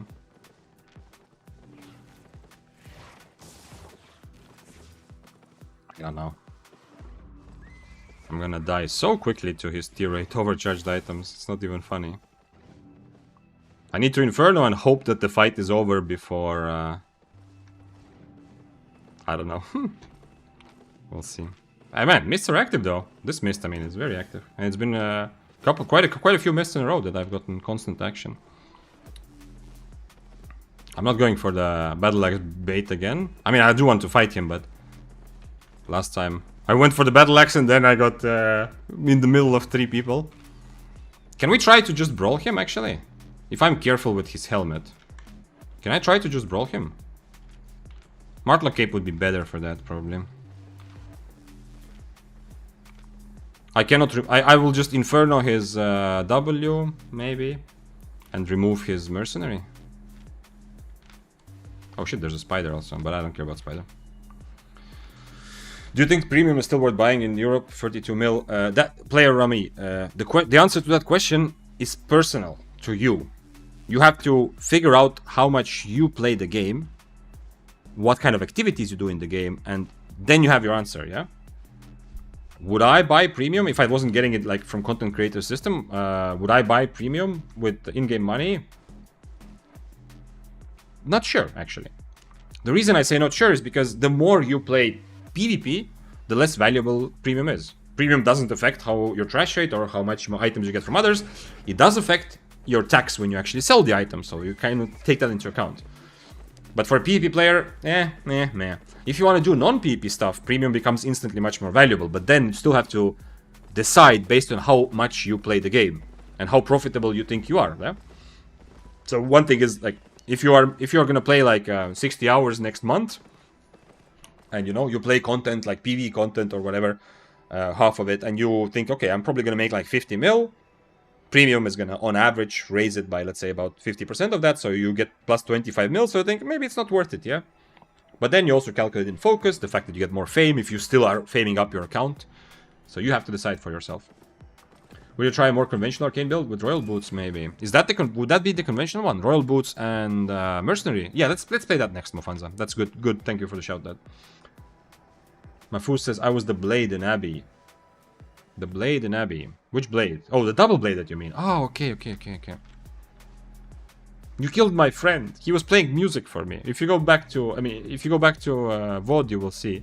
He came into Abbey completely naked. Just played music for me. But then he saved me. With the items that he got from the chest. Well, the one item. Yeah, it's good shout though, Mofanza. I will play more regular Arcane, I think, after this. After the next death. Let's try Mercenary Jacket and Royal Boots, probably. Good decision.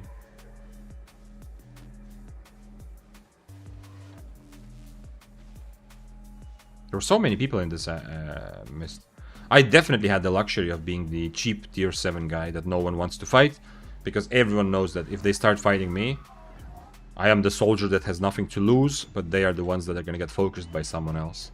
I wish I got the 1v1 against that spear though. That's definitely my best chance of a decent kill, and I would like to try the Assassin Shoes YOLO approach against the spear.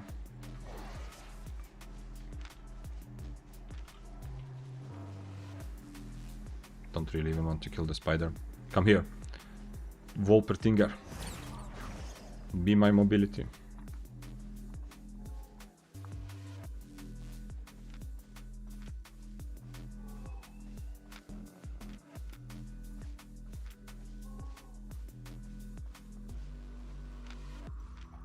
But from situations like, it's definitely been very useful, yeah. Most of the, as I said, yeah, dying is very, very good on your way to learning a build or matchups and so on.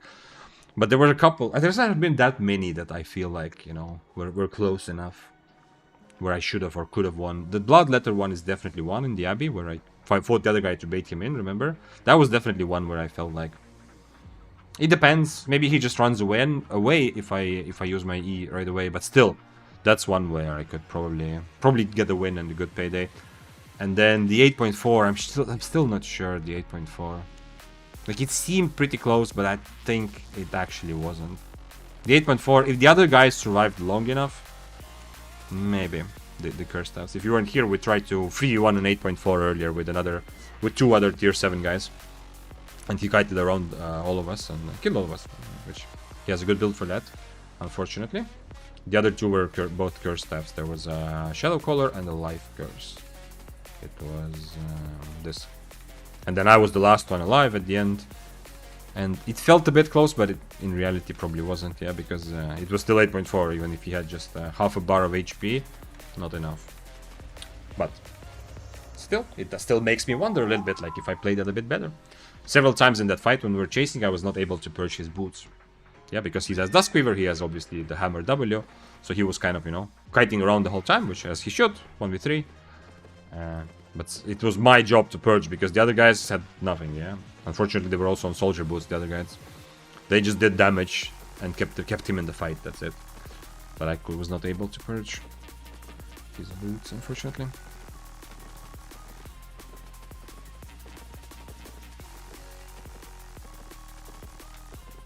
What time is it? No, it's not actually. It's not CTA time yet. Yeah, the mist should.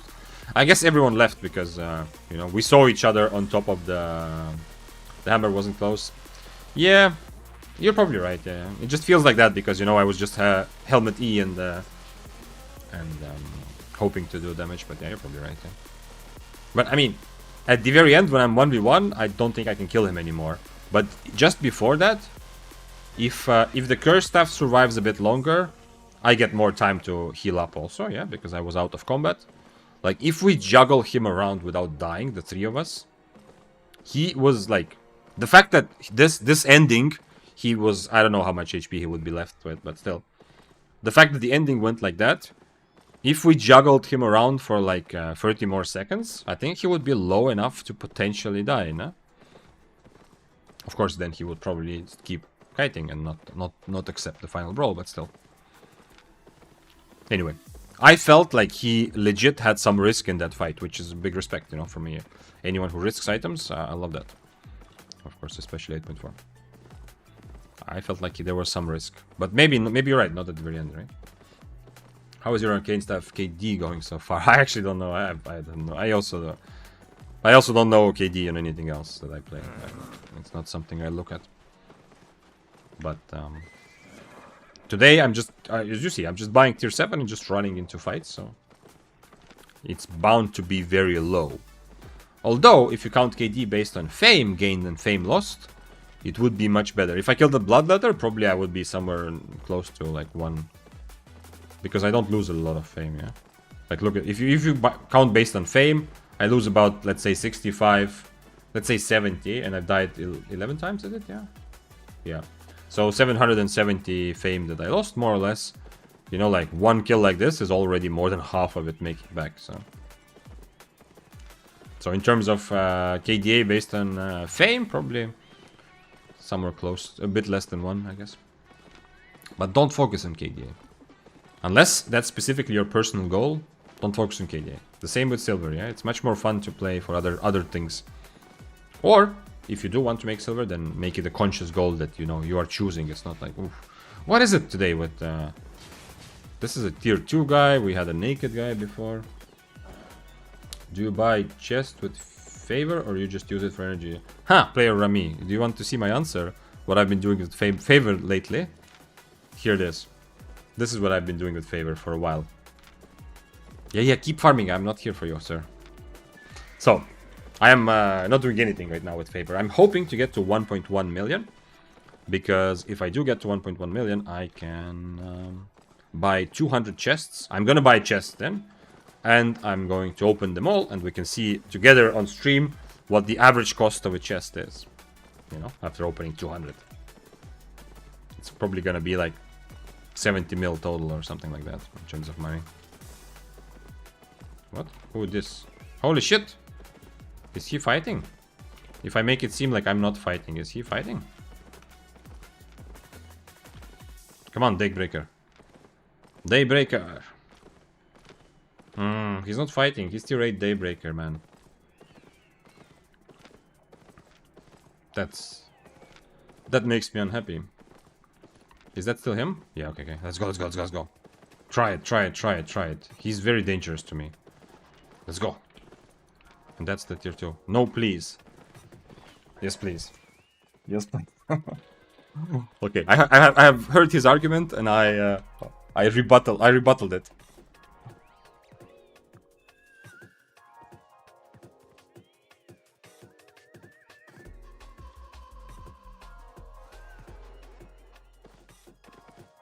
Bro, I have died 11 times today. Maybe someone with same build. I have 11 deaths today on this build. No cap. Speechcraft. I am diplomatizing myself into a good fight. And I have chosen to go with... I have 2 deaths yesterday with full tier 8 Ava tools. I don't want to go down. Dad, I was not able. Tell me, give me feedback. What did I do wrong? I was not convincing enough. I cannot force him to fight me. I was not convincing enough to get him. What could I have said? Should I have somehow refer to like Daybreaker, you know, as like a weapon that fights everything?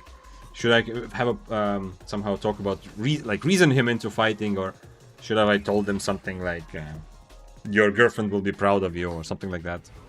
You know, more like the emotion. What could I have done? I don't know. The moment it became 1-man brawl, it was over. Okay. Fair enough. Just keep in mind, it is closer than it seems, yeah, because of my my big burst that I'm trying to do. Well, obviously at the end, but still.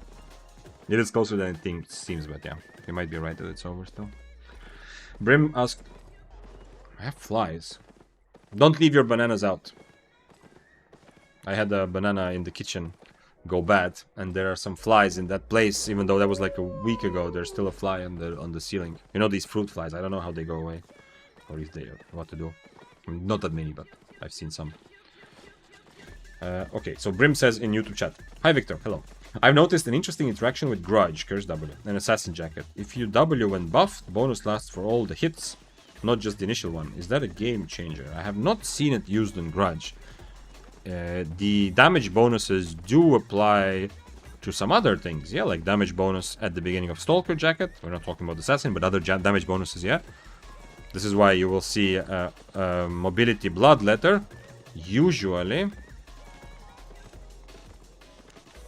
Mobility Bloodletter will usually dash before going for their Stalker Jacket. Oh shit. Yeah, I wish I had Royal Boots. Man, can I get to the... I need to fight the other guy. I don't want the tier 6 bow. Are you fighting him? Please tell me you're fighting him.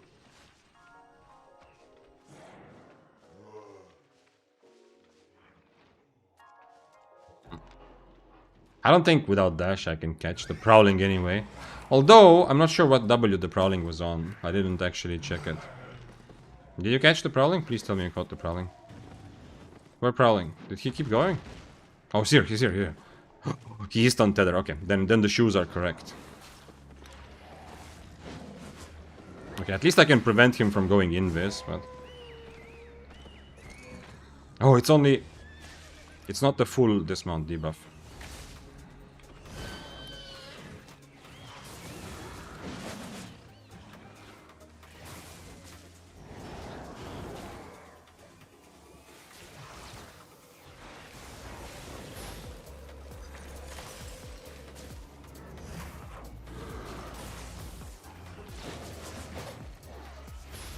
No! My bad. Never mind, not my bad. I purged it. Almost my bad. I could not.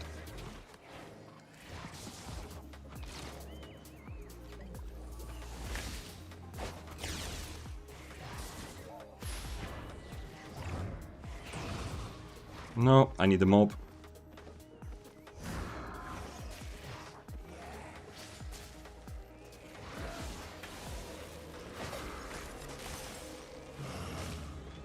It's a Daybreaker. No. Nice! Well, I'm happy with the bow. The fact that he's on Invis Potion, of course, messes up any kind of real PvP he wants to have.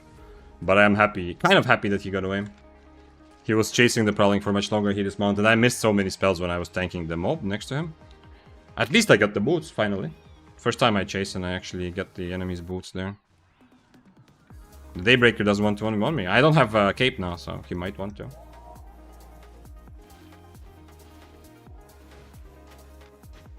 It's tier 6 now. Do I just play like this without potion? I don't have either potion actually.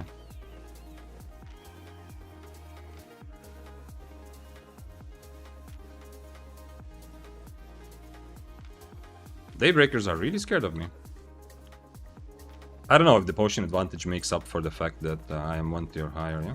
Oh shit, now he realized.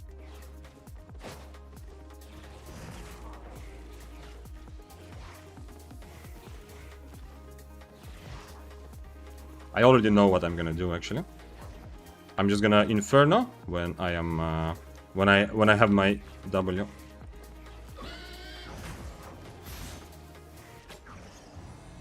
And that's what I wanted to do.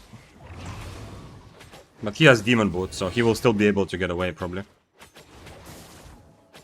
He's just gonna Demon Boots away. Man, I'm missing a lot of spells.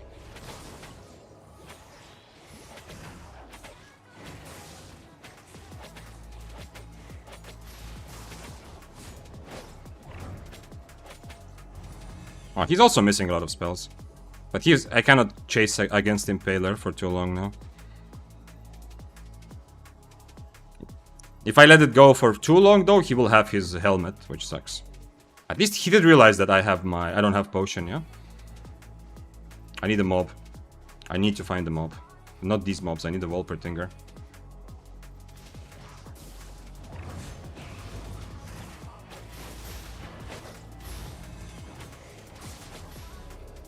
Nah, I didn't blink in time. Damn, okay, I did take a bit too long. Okay, at least he realized in the end. I'm at least a tiny bit proud, yeah, because as you saw. Damn, I was soul reading at the beginning though. That was crazy, right? I should have done that again in the end. He didn't hit a single E on me. But unfortunately, he bought just enough time. As I was running away, I can't fully run away because of my boots and his demon boots. So as I was running away, he even though he missed his E, but he's had just enough time to get his Guardian Helmet ready again, yeah? Okay, let's try a more proper Arcane Staff build. So we're gonna go Royal Boots and Mercenary Jacket, I think. It's gonna be a bit more regular. No big surprises probably, although we'll see. Maybe we'll surprise some people. I think Impaler is a good choice for this. If he was not on Demon Boots, he doesn't catch up there, yeah? He has to use his E at some point. So, at the end of the day, it's not just that I am on Assassin Shoes, but also the fact that he chose to play Demon Boots. Which sucks. I still don't really like them. I'm so happy that more and more weapons can actually play PvP because of Demon Boots, but fighting with and against Demon Boots is still not usually not a very satisfying PvP experience, yeah. Okay, let's go 5-2, probably gonna be the cheapest. Okay, so let's do a more regular Mercenary Jacket Arcane. Gonna mess a bit with my brain, but still. +1 death. Oh yeah, thank you. So that's 12. Yeah, actually the kill board also counts them, yeah, but still. What did I want to do? Oh, I wanted to change in the loadout. Like this and like this. So next time I buy correctly.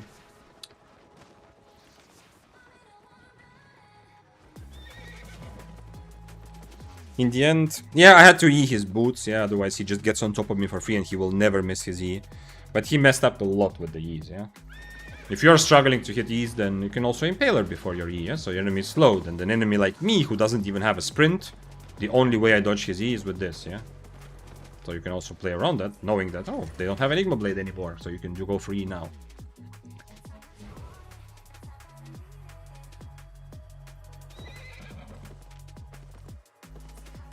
Still kind of fun. Still kind of fine, though, overall, the fight.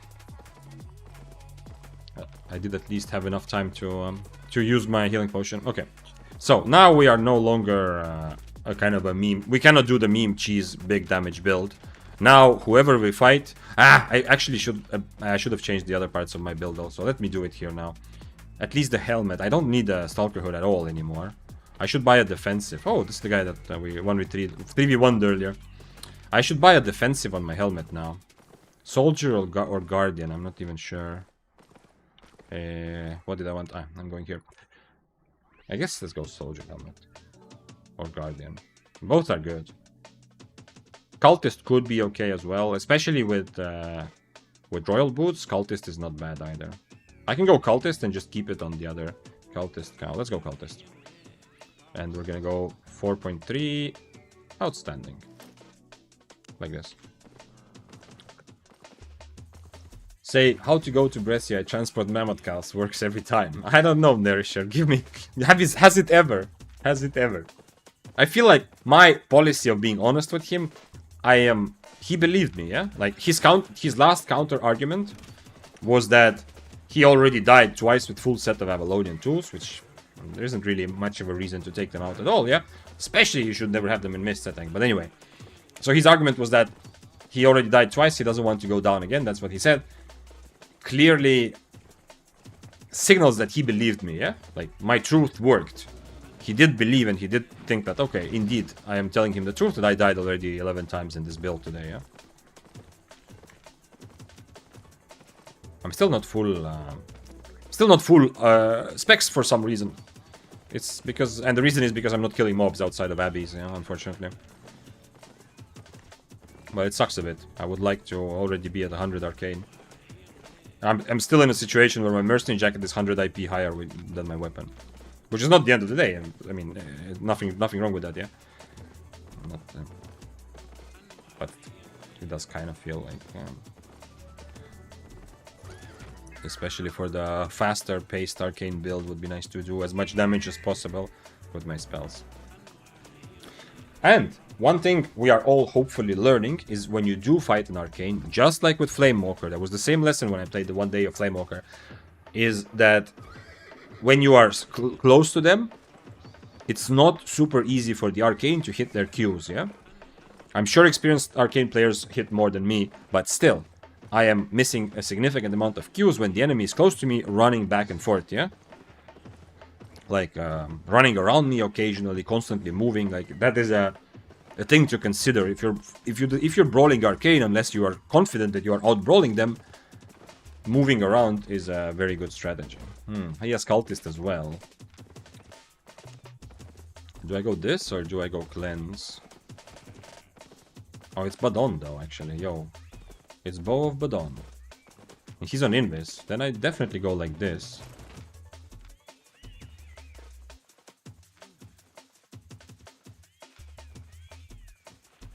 Do I go health pots or poison?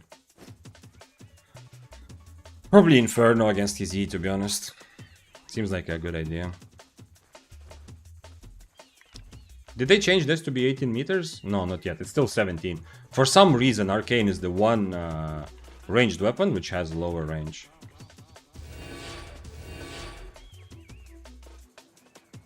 If he's on Frost Shot, I kind of need my W mobility, yeah? Can't really do much about it. Oh, dude!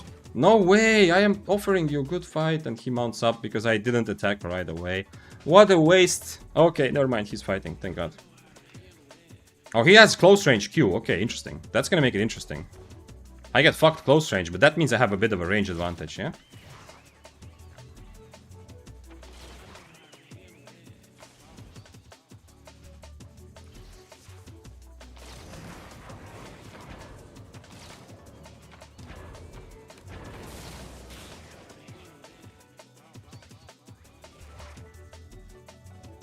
The cultist is strong.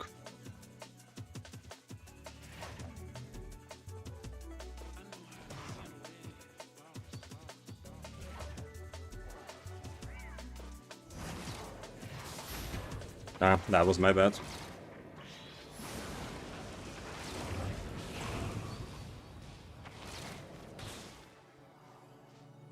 He still has 2 potions, but he's on Omelette. He's very good at brawling, but he's on Omelette, which makes him weaker.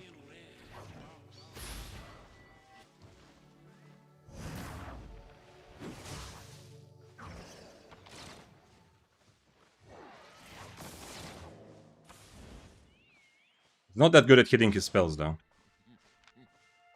Cultist plus Q1. So strong at brawling, but then he's also on Omelette. Sucks. I don't think I can just full-on run after him like crazy, though. I don't think I can commit my boots here. Otherwise, he misses another E and I'm not even gonna kill him anyway. I mean, I'm not gonna catch him anyway.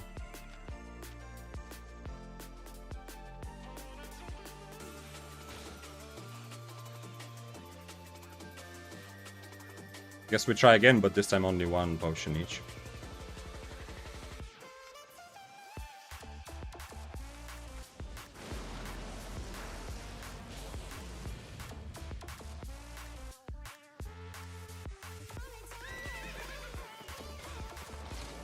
Yeah, now he wants to fight, okay. Okay, I mean... His E will be ready again, though.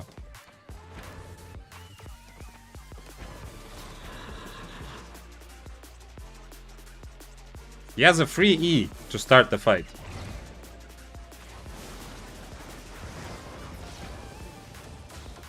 What a shitty way to play. Someone was asking earlier why I'm not tilted. Well, this sort of approach to PvP tilts me a little bit. Like, he already has pretty much free kill and he's still running away, no?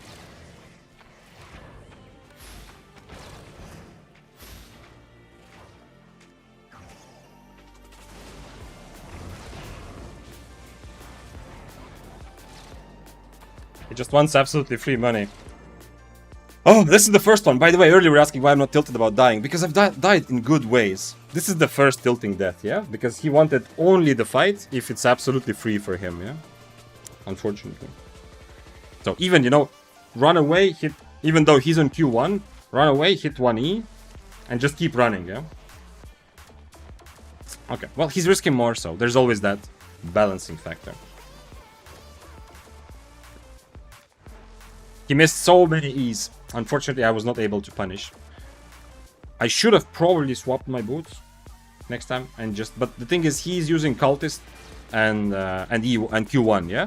So I don't want to just run and stand on top of him, yeah? I want to be about 10 meter range, even more, 13 to 14 meter range, where I have a chance to hit my Qs and he will miss some of his spell. Like, he will not reach with some of his Qs.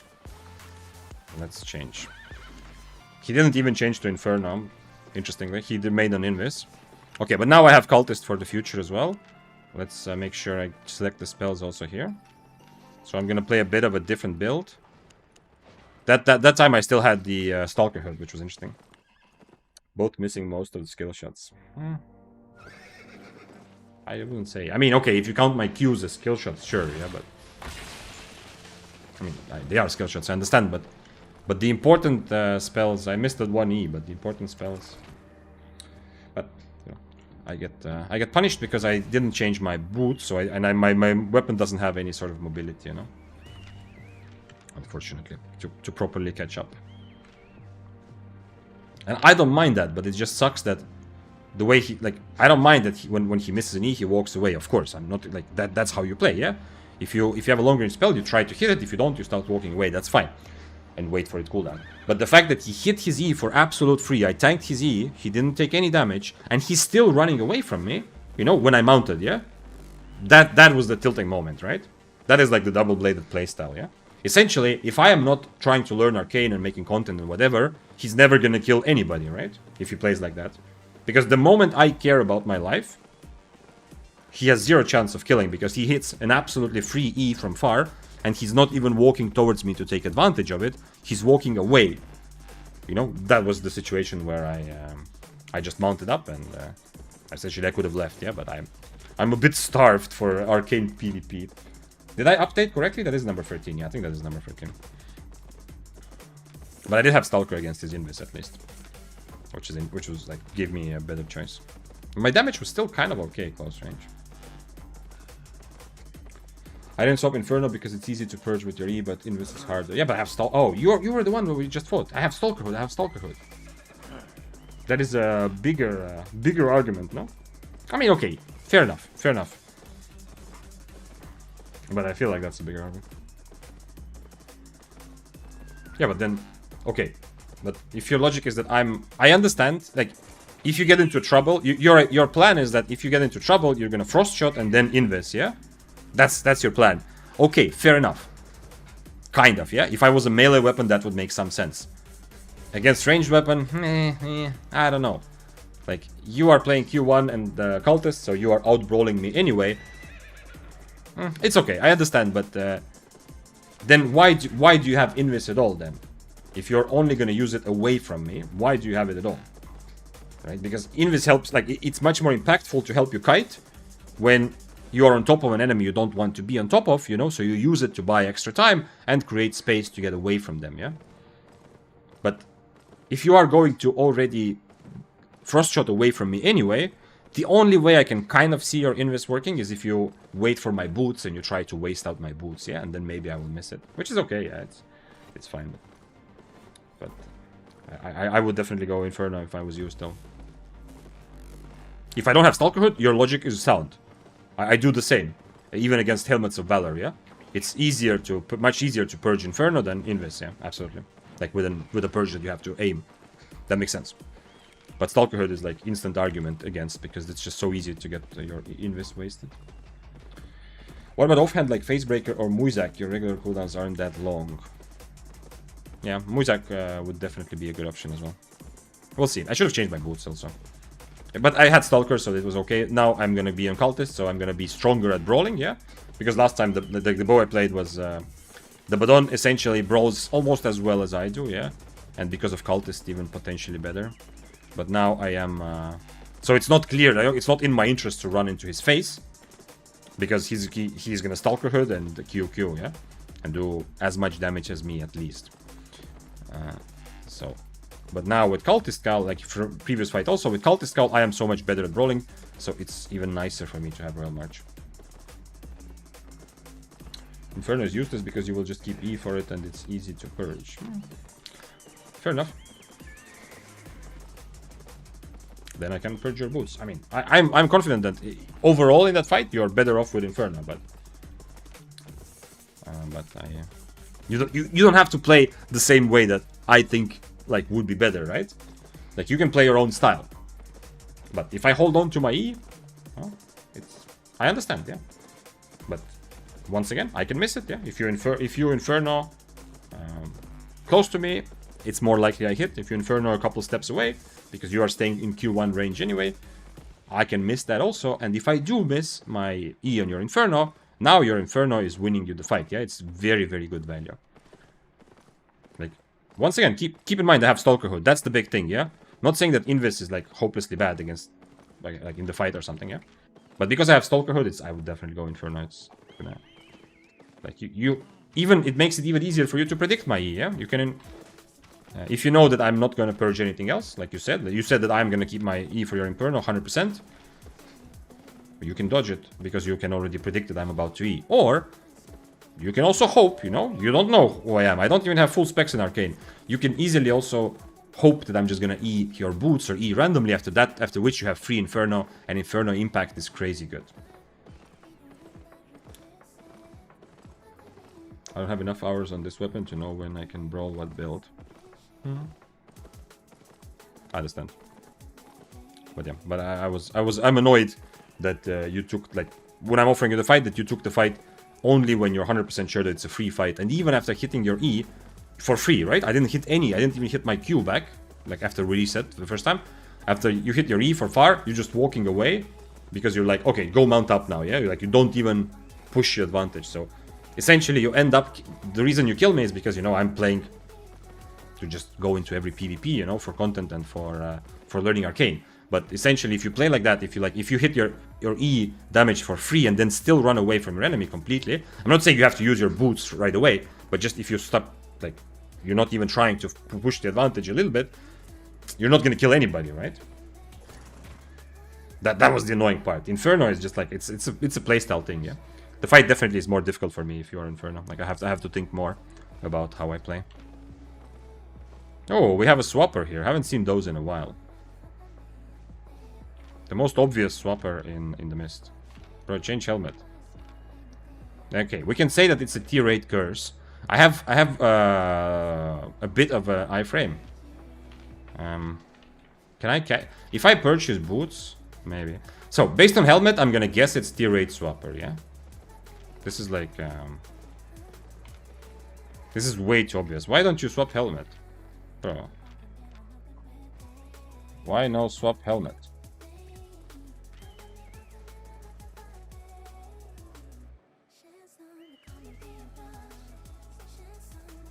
I'm not gonna write anything more.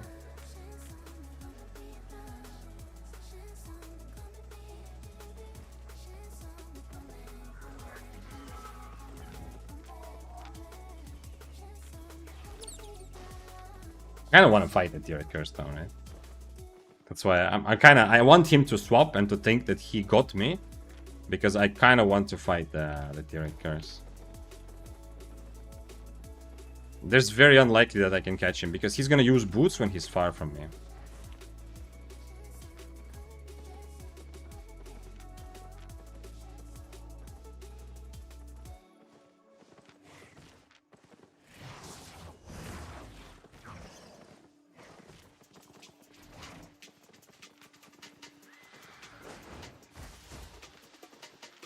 I need Enigma Blade.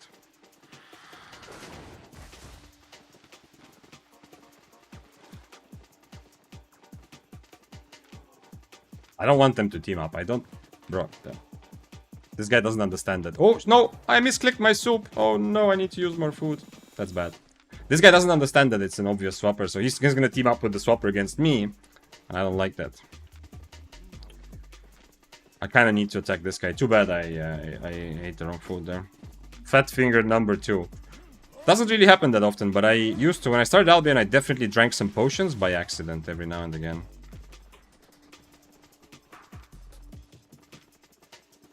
Can I somehow 1v2? The Death Givers are not a huge problem if I have over half HP, I think. We have a spear there as well. This Royal Boots is interesting, yeah? Definitely somewhat higher stakes. I mean, okay, not comparing to Assassin Shoes, but comparing to regular Sprint, yeah? Because I'm gonna be more committed to a brawl.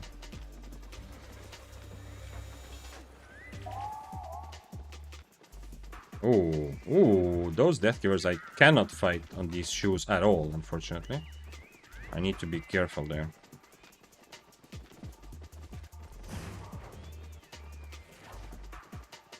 The Curse is obviously just looking for the opportunity to rat. Anyone I fight, the Curse is gonna, you know, mess it up. So I cannot really fight with all of these guys on my screen. I mean, I can because I don't mind dying, but... kill Swapper first.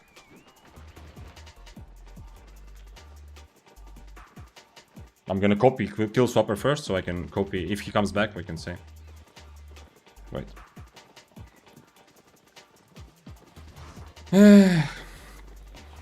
Okay, he dismounted, so...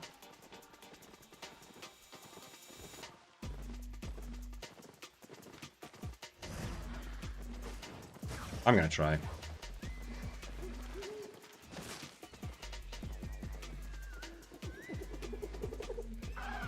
It's suicide. Yeah, it's probably suicide no matter which one I fight, yeah? Because someone is gonna come and punish me. But the Curse is never... Like, this is the moment he lives for, yeah? Okay, maybe he lives for higher IP fights, but still. The Curse is never gonna completely run away, I think. I don't know, but I mean, his gameplay is probably running around a lot, looking for these sort of situations. So we'll see. But I don't expect the Curse to ever run away from this situation.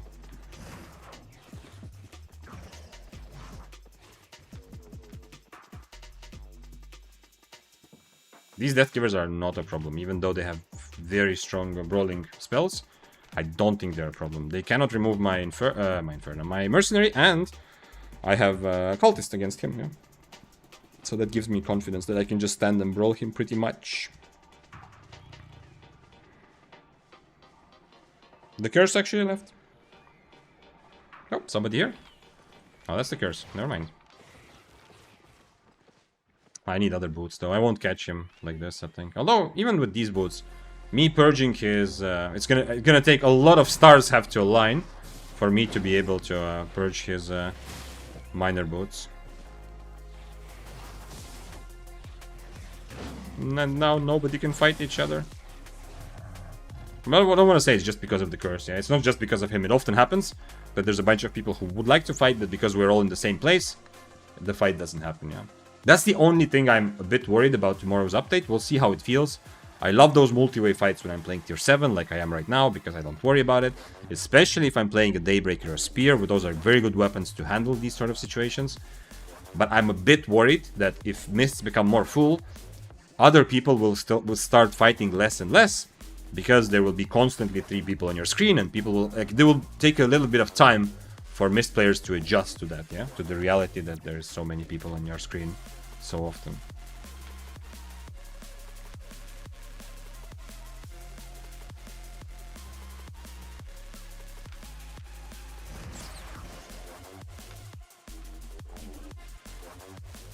Okay, let's go next mist. I am longing for Daybreaker. A little bit of Daybreaker with Duskweaver. I could actually potentially catch the Swapper, like straight up just dismount him if I hit my E. If I hit Impaler and E, then I won't have crippled, so that I'm not sure that's gonna work. Yeah, let's try an Epic Wisp actually, why not? But then oh wait, I have a choice, Epic or Legendary. Let's go Legendary Mist. Everything here.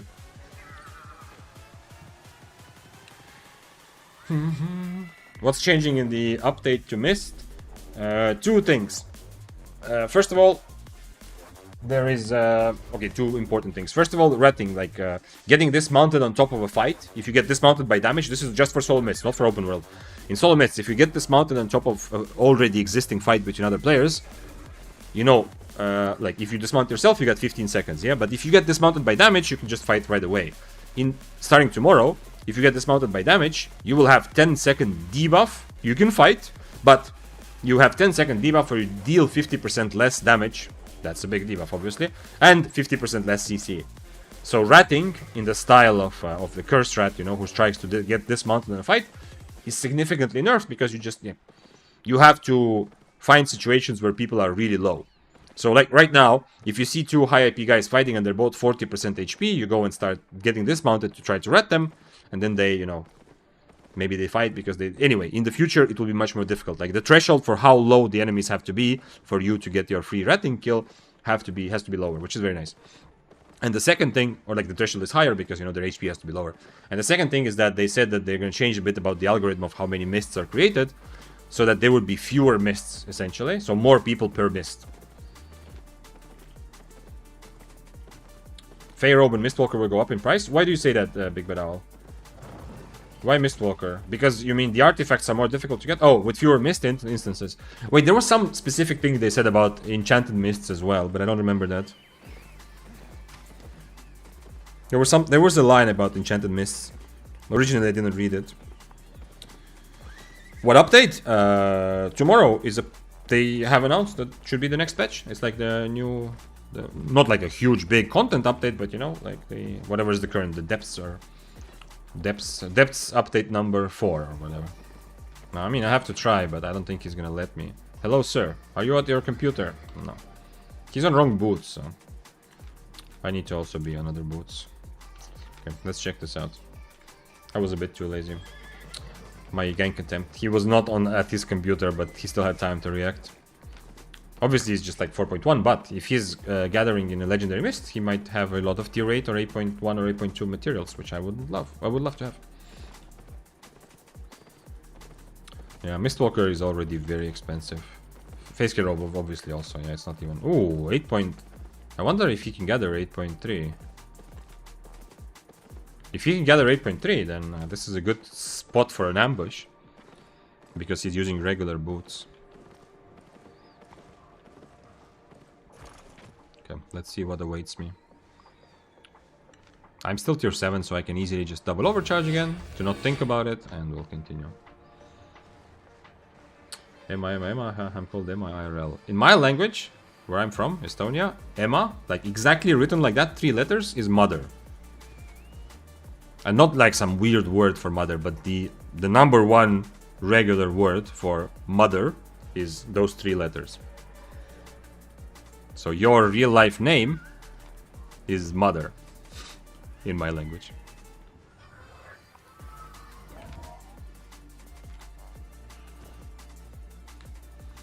Feshek says 100 curse gonna still be OP for ratting. You need 10 seconds to set up the burst. Well, yeah, but if you want to get like,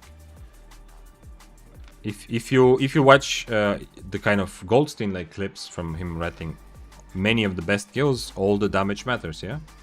Like it's not just the big E crazy, yeah.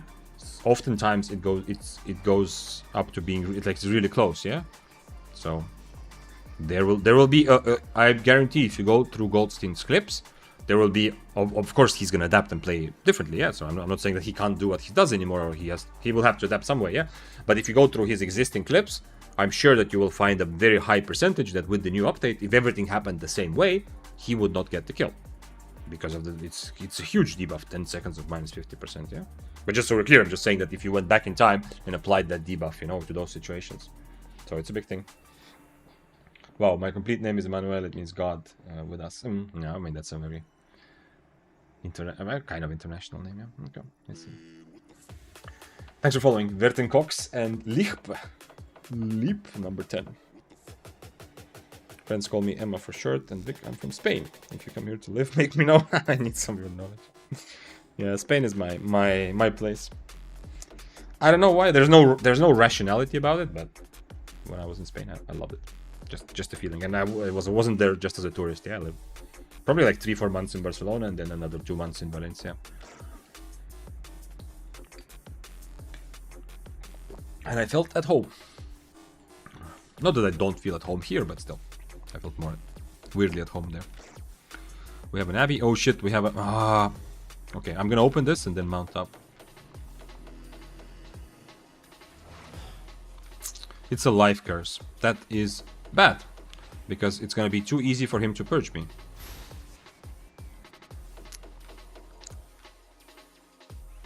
He can never catch me, though.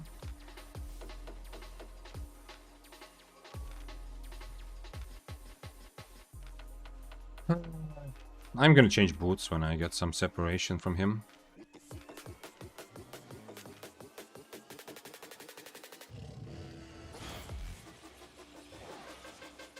Oh nice, he changed boots now.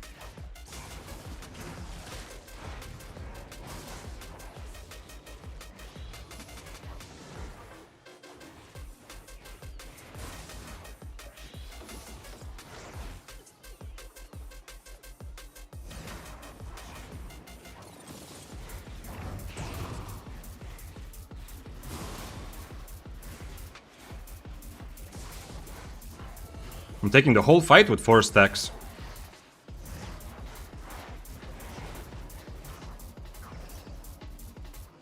The fact that I still have the whole fight, I've had 4 stacks on me, really sucks for me. Now I can finally drop them, but I don't think it's gonna be enough. Okay, I'm gonna run away just because there's a rat. Otherwise, I was trying to kind of bait this situation to continue, you know? I mean, I shouldn't be calling him rat. It's the guy that I was trying to attack earlier.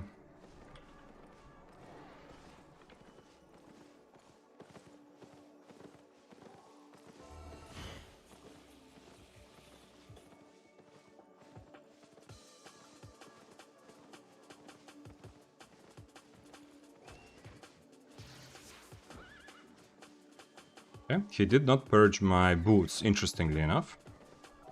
Okay, we'll just reset the fight then. The rat kind of messes it up a little bit. I was trying to still turn because my mercenary is ready again. I have a plan though. I'm gonna W, then E, and then mercenary, so that he cannot... Oh, this is not the same guy that attacked earlier.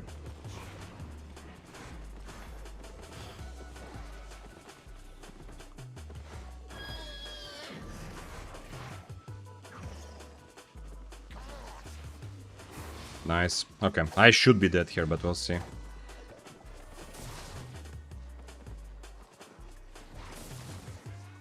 We'll see. Maybe not.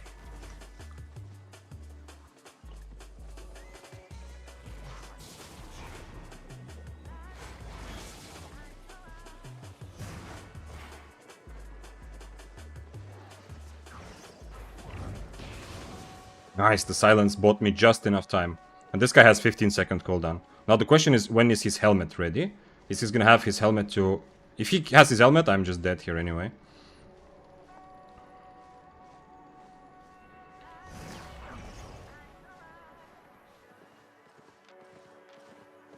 But next boots, I can mount up. I still have time. This guy has 15 seconds, so I still have time to boots and mount up here. No, didn't mean to do that. Okay. No. I need to be careful not to get dismounted again. I didn't want to reset the fight, but obviously I want to fight from full. So, he dismounted me, I was not ready.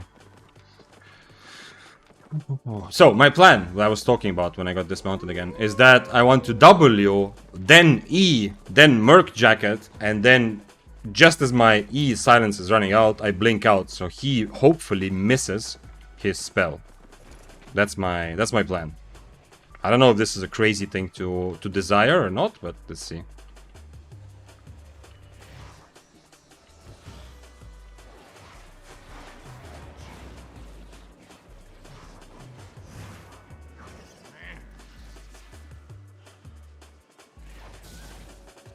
I can't also... One big reason why it's such a difficult fight is because I can't really get rid of his stacks.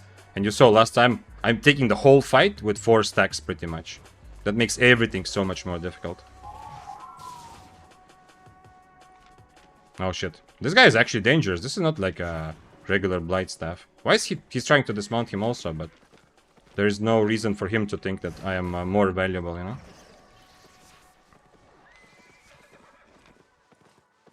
I'm not sure why this guy wants to help the curse, specifically. But I'm kind of curious now. Either of them would be very fun 1v1s. I mean, obviously, we got one of the 1v1s, so I want to try it again.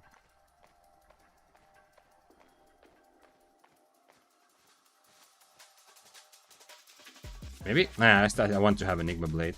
What happens if I don't have Enigma Blade, and if I just try to full-on brawl him? Can I just full-on brawl him? Is that a thing? He doesn't have much mobility, right? If he removes my mercenary, of course, then he can't remove my boots. Maybe I can just full-on brawl him. Maybe I'm being too careful.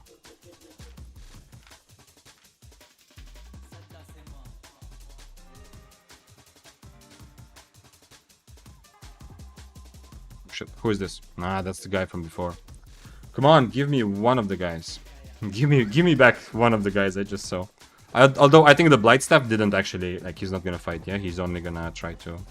He only wanted to fight because he saw how low I was.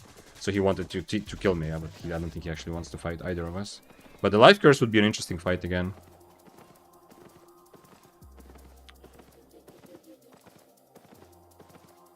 Peshek said, what I just mean is not gonna fix much.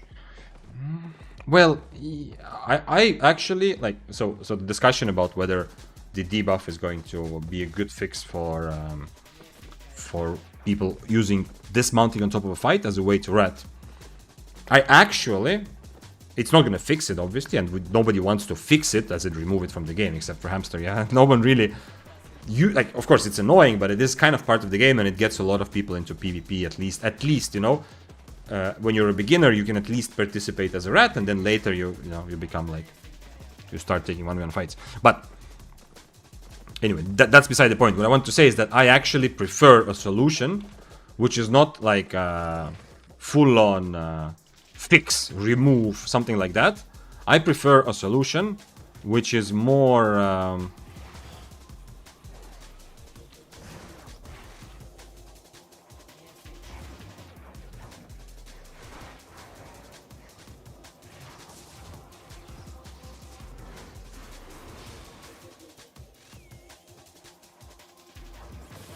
I need to... Oh, nice. Okay, I can get rid of stacks now. That's a big thing.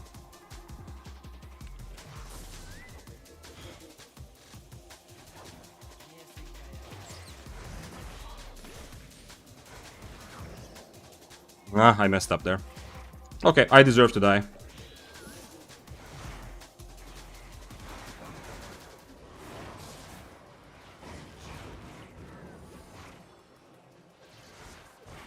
I deserve to die. I don't know if I'm going to die here, but I definitely deserve to die.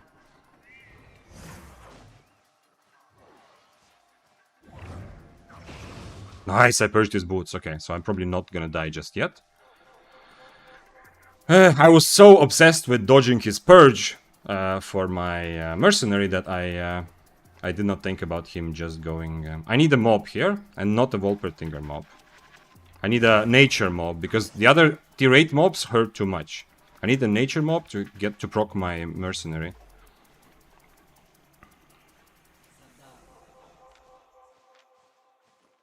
Also would be nice to have potion again. I was so obsessed with dodging with his E that I forgot that he can just go invis, yeah? So I didn't properly E before using my merc jacket.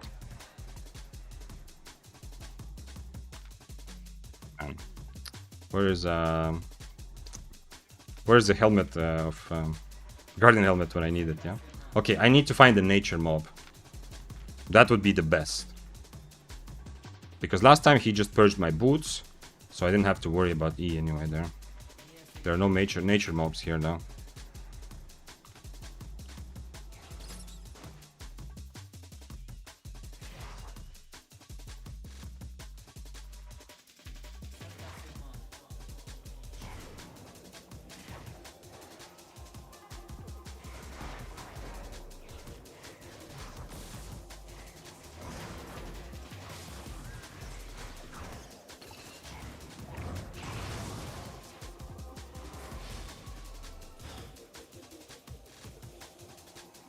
After these stacks are gone, I need a mob to proc my mercenary somehow. Oh, this is a good mob.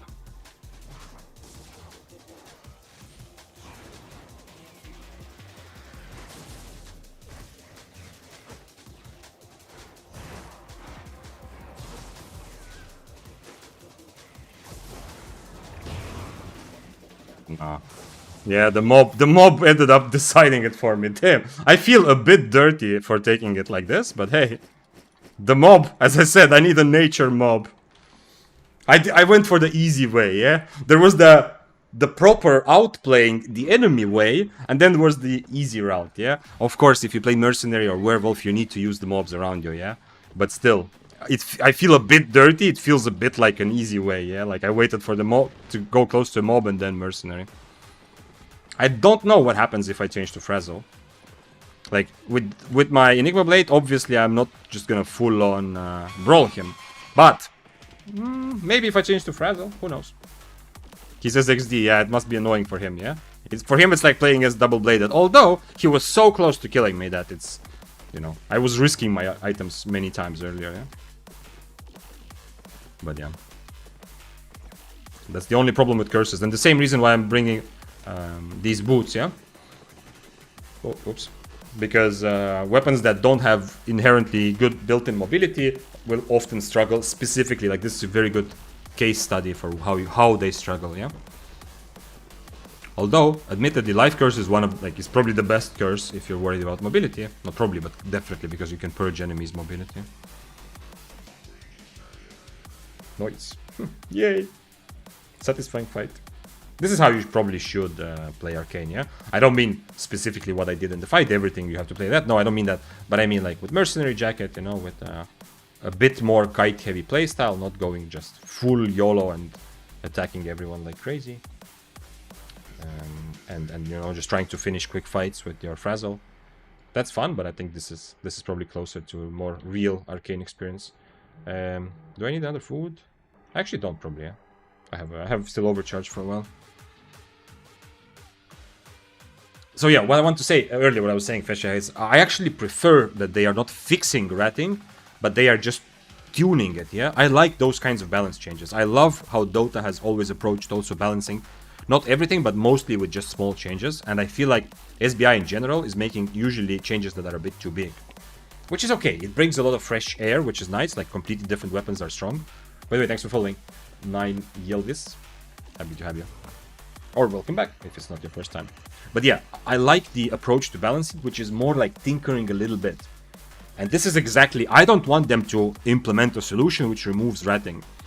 A lot of people, if they don't have the option to rat, a lot of weapons will not play Mist. I know some of you are saying, well, that's good, I don't just want 1v1s.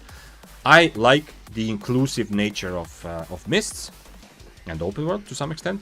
Where people can play their own way, and I know I'm also frustrated. There was a day last week when I got ratted 10 out of 10 times. Like legit, I was already joking that whenever I start winning a fight, the curse staff spawns. I was saying it jokingly on the 10th fight, and it happened again. I am also part of the frustrated crowd, yeah? But I do also acknowledge that people, a lot of people just play PvP because they're able to do it in a weird way, or they're just learning, so that's the way you start, yeah? I know that some people, you know, play like that for a long time because they enjoy that process, but on average, everyone who starts PvP plays much more careful. Just like the Bow of Badon from before. I don't know if you're still in chat, but the guy who played Bow of Badon who came to chat, you know, and was explaining a bit. Like, I am saying, like, this is so frustrating for me that he used his E, hit it, and still walked away. But one of the things he wrote in chat, I don't know if you noticed, is that he said that he hasn't played that much Bow, yeah? Like, he's on learning, and he also has bad experiences with Arcane, yeah? So at the end of the day, the fact that he's not forced to always YOLO every fight, but he can play it very safely, even though I know it's too safe, the fact that he can play allows for people to come, learn, get some experience, get some fights, and it's the same with ratting. Some people will just not play Albion PvP at all if they're never allowed to rat. So there are positives. I know it's difficult to see this if you're getting ratted, but there are positives long term for the game, I think. So I don't want them to remove it. I like the fact that they're tinkering with it a little bit. Just turn down ratting by like, I don't know, 20%, let's say. That's not actually a bad estimate, yo. That I think maybe ratting will be about 20% more difficult. Like that. Or not. Arior says, Warrior, yeah, okay, wait. You said good things about my pronunciation, now I have to read your name, you know, properly every time. So Warrior says, I got a solution. Everybody should be dismounted in nests. But it's always the same. Any solution that gets rid of rats, think about the other effects it will have. Number one, what kind of builds will and will not fight. Yeah? Any sort of like messing with mists, I'm not saying you should never do it, but you have to really think through those kind of drastical big changes. If this is the amount of different builds and weapons that you can play right now, have fun, be successful with. It's a very good balanced solo PvP right now, yeah? There's a lot of weapons. You can play Life Curse, you can play Arcane, you can play Double Bladed, you can play Battle Axe. So many different options, yeah? We can keep listing. Anytime you make those drastic change, you're gonna probably narrow it down for quite a bit, yeah? For example, if you completely disable ratting, whenever we decide to fight, it's always 1v1. Mists are going to be completely dominated by 1v1 weapons. The Daybreaker will still survive. Deathgivers will be amazing, but a lot of weapons that kite, that have extra mobility will just die out, yeah? And on the other hand, so we will essentially have like Corrupted Dungeons, yeah? Everyone will play regular bow and fire staff, because if you're not worried about rats, there are weapons that are just better at brawl heavy 1v1s than everyone else. I know the fight will not be as brawl heavy, but still, you know, there's going to be a lot more of that. So you have to kind of think of that. If everyone is always dismounted, then it's a bit of the opposite, yeah? Any weapon, like for example, this fight will not happen. Neither of us has enough mobility to survive if an 8.3 Deathgivers runs at us. So if we are forced to constantly be dismounted, and the mount is not like an extra layer of protection, you can say goodbye to Arcane Staff and Mists, you can say goodbye to Life Curse, it will only be hyper mobility. Because everyone else will just keep dying over and over again to high IP hyper mobility. By the way, the IP range is another thing to consider, because whenever you make ratting more difficult, it also does benefit high IP playstyle, yeah? I'm not saying that's a problem, but it does limit, once again, right now, if an experienced player, like if I decide, okay, today I want to have fun with Albion, I have so many weapons I can choose. I can choose to play 8.3, I can choose to play 4.1, I can choose to play tier 7, there's so many tiers. If you make a very drastic change, then, and ratting is somehow completely disabled or whatever the mechanic is, then it doesn't make sense for me to, you know, to really play tier 7, yeah? Because I cannot defend myself from high IP guys, yeah? It's gonna make even more that I am pretty much just gonna be forced to either play 8.3, maybe like 6.3 if I'm feeling very, very courageous. I'm gonna either play very high IP or not play at all, because everything else is just gonna be food. Like this guy, the 1v3 that we had, imagine how little fucks he can give about anything if he knows he's only gonna have 1v1 fights, yeah? I mean, he's obviously gonna change his build as well. He's probably not gonna play Dust Quiver, yeah? But still, if he knows he only has 1v1 fights, it's like it's a completely different world for him. He doesn't have to worry. Like in that fight that I fought, that you said, Feshe, that you don't think there was any chance. You're probably right, but he risked his items very clearly, because if that fight, if it happens that an 8.3 Daybreaker comes across what we're doing, the hammer might just be dead from that, yeah? Ooh. Okay, let's see. I need to somehow get close to him, but I'm gonna go Inferno. And I need to eat food also, that sucks. If I die because of 10 seconds, this is gonna be a tilting moment, but hopefully I don't.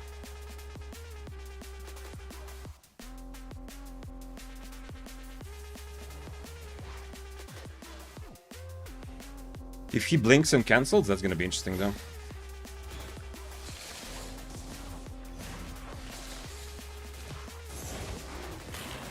Oh, I could have, if I didn't cultist, I could have actually caught him there. He eat me way too early. If I didn't cultist, I could have actually caught him there.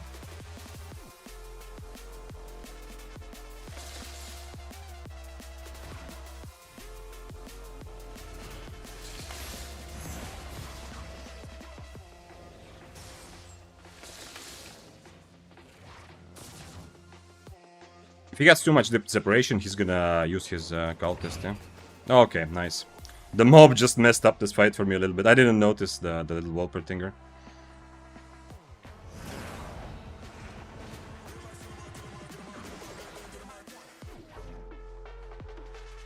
After he uses E, I'm kind of free to leave, though.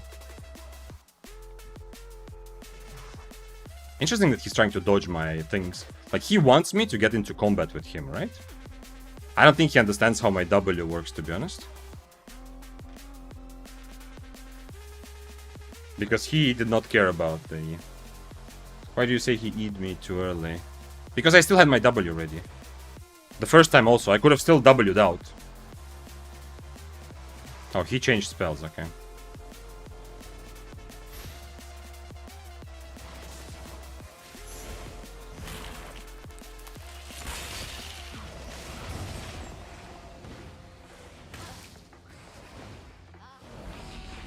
This is not what I needed from this fight. I should not remove his boots. Yeah, if he wants to run away, he's free to go.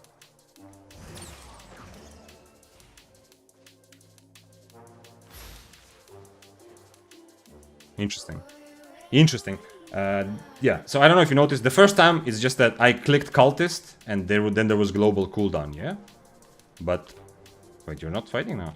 But actually, the first time also he E'd me and I still had my W. If you see me do this, I have a limited time to blink. Let's see, so we all learn together. 4 seconds, yeah? So whenever he sees me do this, he knows after 4 seconds he can guarantee that he hits an E. That's why I say that he E'd me too early. The second time you saw it. The second time he also E'd me too early, and I was able to get out of it, yeah? Who is doing this to you, sir? Who is doing this much damage to you? Wait, what? Which one of you? Oh, that's the guy I was fighting, yeah?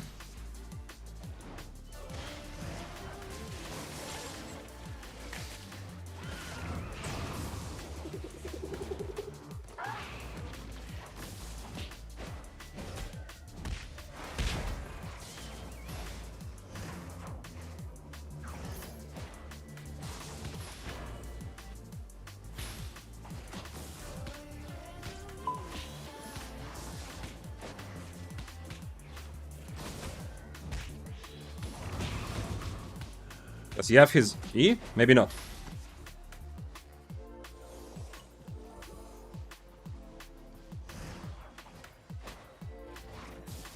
You see? This guy's waiting. Okay, never mind. He didn't wait enough.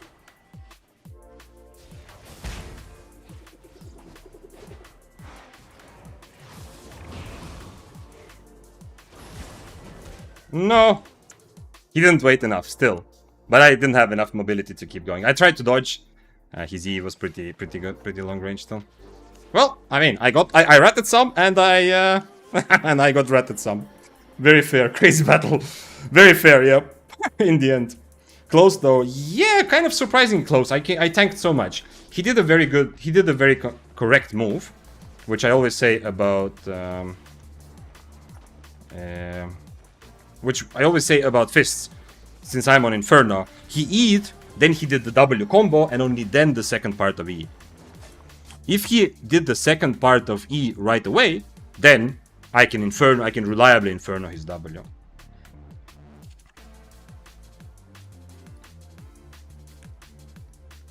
Need to go to clean, because I don't know why I'm getting so many... By the way, is this the same? I think it's the same guy. I haven't actually published it yet, but I did make a short of the bow fight against Frost. He's the same guy that is writing toxic messages right now to me.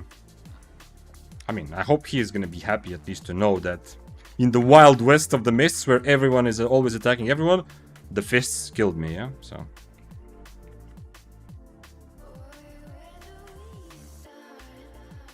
That's why I want everyone to be dismounted in the mist. Yeah, a lot of these situations would be more fun. Horse Warrior, you're absolutely right. It would add a lot of extra flavor, and it would make mists currently a lot more fun. But in a couple weeks, it would be very clear the effect it has on what kind of weapons you play. In a couple weeks, people will just stop playing any weapons that that die when enemy attacks you. You know, weapons that don't have mobility to get away from an 8.3, reset to change spells and stuff like that. Bro, it's not Ugburg. Yo! I am not saying that I am anywhere near close, but I am at least good at having fun with Arcane. It is pretty awesome. Against Frost, maybe also better to change to this. I could even change to this, though I don't have to E his cultist, but he was so far away, so it doesn't matter. It sucks. In the end, I mean, he played it correctly, and you know, I couldn't do anything. But if he makes a bit of a like if he makes some mistakes in the end, he did have to drink both potions, yeah, despite the fact that he had a very good start. If he made some mistakes with his E, I think I can still come back into this fight, yeah. Unfortunately, he did exactly correctly. He E'd, then W, then second part of E, so I couldn't Inferno. The second time he E'd, a bit too late. Sorry, a bit too early, because I was able to blink away, otherwise I'm just dead. And then he still hit me because he had the Q mobility also. Fist of Avalon, very good weapon right now for me, still. Probably everyone hates being ratted, but then once have a chance they would rat too. No, that's true, Pandasaurus. There's zero doubt. Everyone is a rat. Like 95% of people are gonna rat. And it doesn't have... Like, even if you believe that the game should fight against ratting by implementing new mechanics, like I do, for example, I don't want to remove ratting, but I like the new mechanic, it doesn't mean that you shouldn't accept the current reality of the game where everyone is a rat, of course. And still embrace it, yeah. There are good reasons. The more, if you allow yourself to rat, it also makes you better at reacting to rats, because you psychologically assume that everyone else is a rat, because you know that you are also a rat. Absolutely, everyone rats, and that's fine, and I'm also playing like that. That's kind of besides the point. That's not the discussion. Like in real life also, you know, it's if I believe that my country should raise like certain taxes, I'm not gonna go and donate, yeah. Like having a belief that that's what my country should do in certain ways, it doesn't mean that I am gonna go and willfully pay currently like more taxes, you know, to make my own personal situation worse, yeah. I'm not saying that like giving to charity is wrong, but you know, like depending on your financial situation, like I don't feel like I could give to charity at all. It doesn't mean that I don't believe in some causes, yeah. It's just that I'm gonna live by the current situation. The same with Mists. Thanks for following, by the way. MMD Hossein and Pyro. Zombido says, Vic, can you please watch the meme? I think it would be a nice part of stream. No. After the stream, I will go and watch it, and you will have to imagine my reaction. Or I will react to it on Discord, you know, like add a little bit of a picture, like, huh, what a good meme. The 50% debuff for 10 seconds is stronger than the 5-sec dismount CD. True, actually, yeah. If I think about it, depends, but the 5 seconds doesn't... The 5 second doesn't feel crazy, yeah? The 5 seconds obviously matters when you're similar tier, but... Yeah. Yeah, the 50% debuff for 10 seconds is a big thing, yeah? The reason why some people say it's just a tiny measure is because in many ratting situations, it doesn't mean that ratting is impossible, it just means that you have to wait a bit longer and then go rat. But sure, it also means that if I'm fighting someone and then there's a curse on top of the fight, me and my opponent, we have more time to decide not to essentially dismount him. Yeah, it's like, it feels... because that guy will not show up when we're both 50% HP, because he knows he will get probably clapped by one of us, or not even catch and kill us, yeah? So he's gonna come later, so we have more time to kind of react to the situation if he appears on screen or if he's hovering around. No, I think it's a good change, and I love the fact that they didn't go overboard by trying to remove ratting altogether, but as I said, just tuning it down a couple percentages, yeah?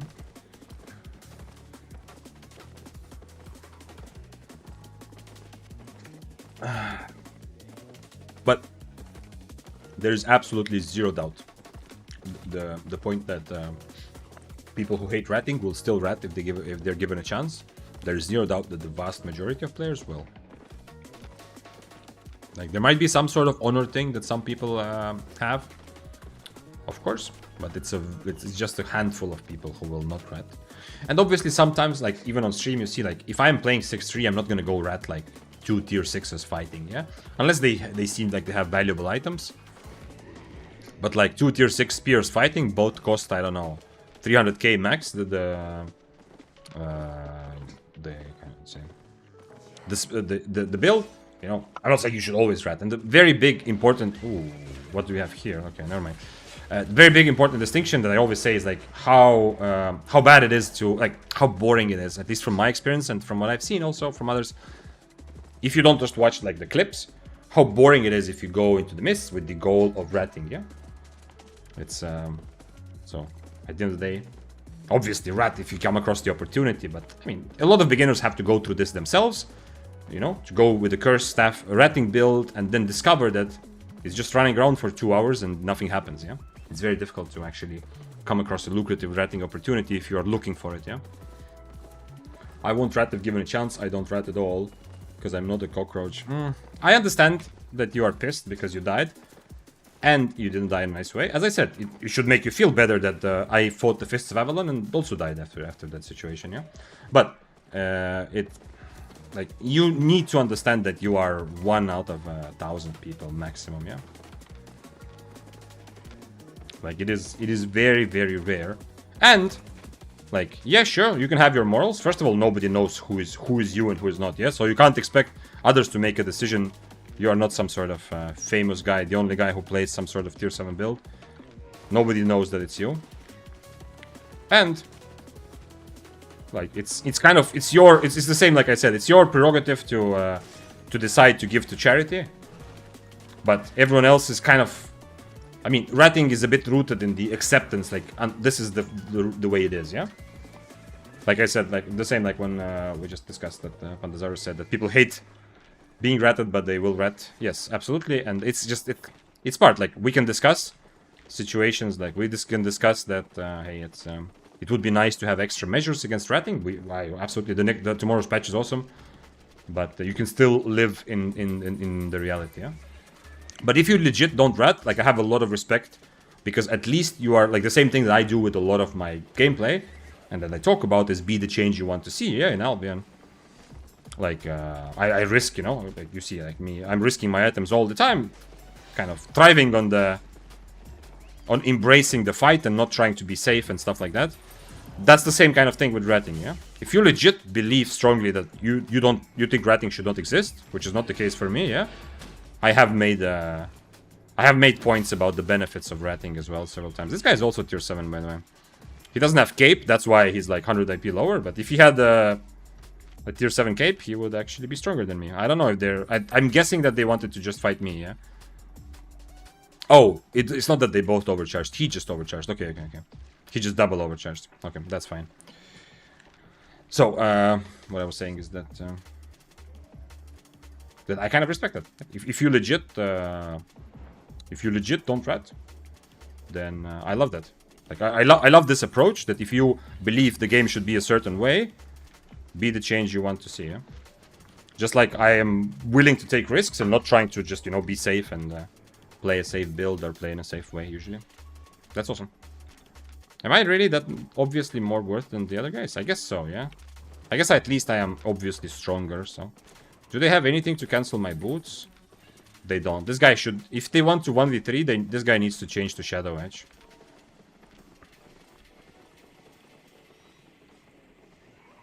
I hope he's not on stream though. Because if he changes to Shadow Edge, I cannot take this fight, I think, in any way, yeah? I need Royal Boots to be able to survive. This is Warbow, that seems okay. I'm hitting him so that if someone dismounts, he gets 15 seconds.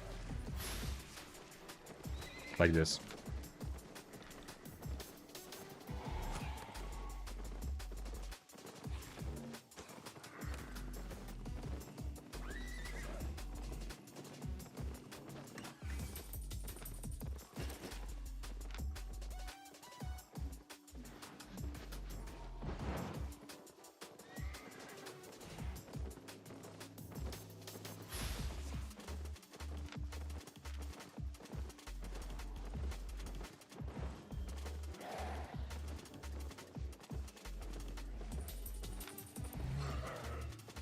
I love the discussion, though. Maybe the fact that you died to me and you got so emotional about it is actually a very good thing for having this kind of discussion, because these are interesting, important topics, yeah. Like, having any sort of opinion about this is kind of awesome, to be honest. Oh, this guy can cancel. This guy can definitely cancel my boots. The little guy, this guy. But he's not walking my way. Okay. Then I'm not worried. Wait, did that guy have a different set before? I didn't see this guy before the double bladed. Oh, I got a bit stuck here.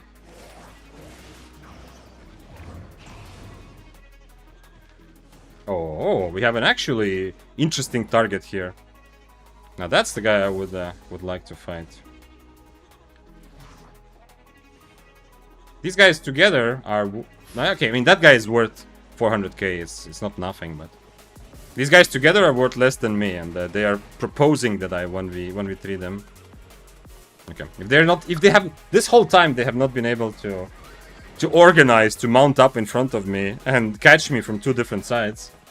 I don't think this is gonna happen. Let's see what the Death Givers does, though. I would love to fight the Death Givers there, the 6-3 Death Givers. That would be a very fun challenge. Hopefully I can find him somewhere. There's no camp, so I just have to go around.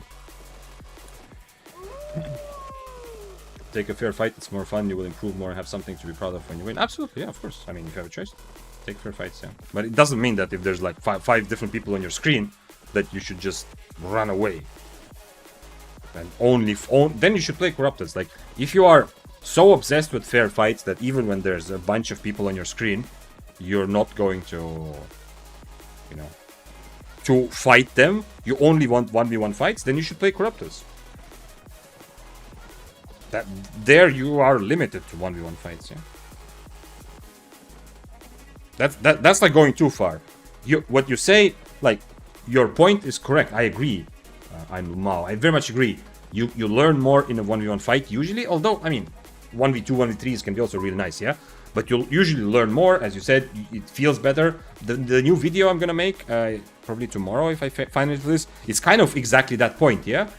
Like, that missed, I ratted, like, I got the ratting 8.4 kill, felt, even though it was like over 70 mil profit, it felt less rewarding than winning a regular 6-3 fight, yeah?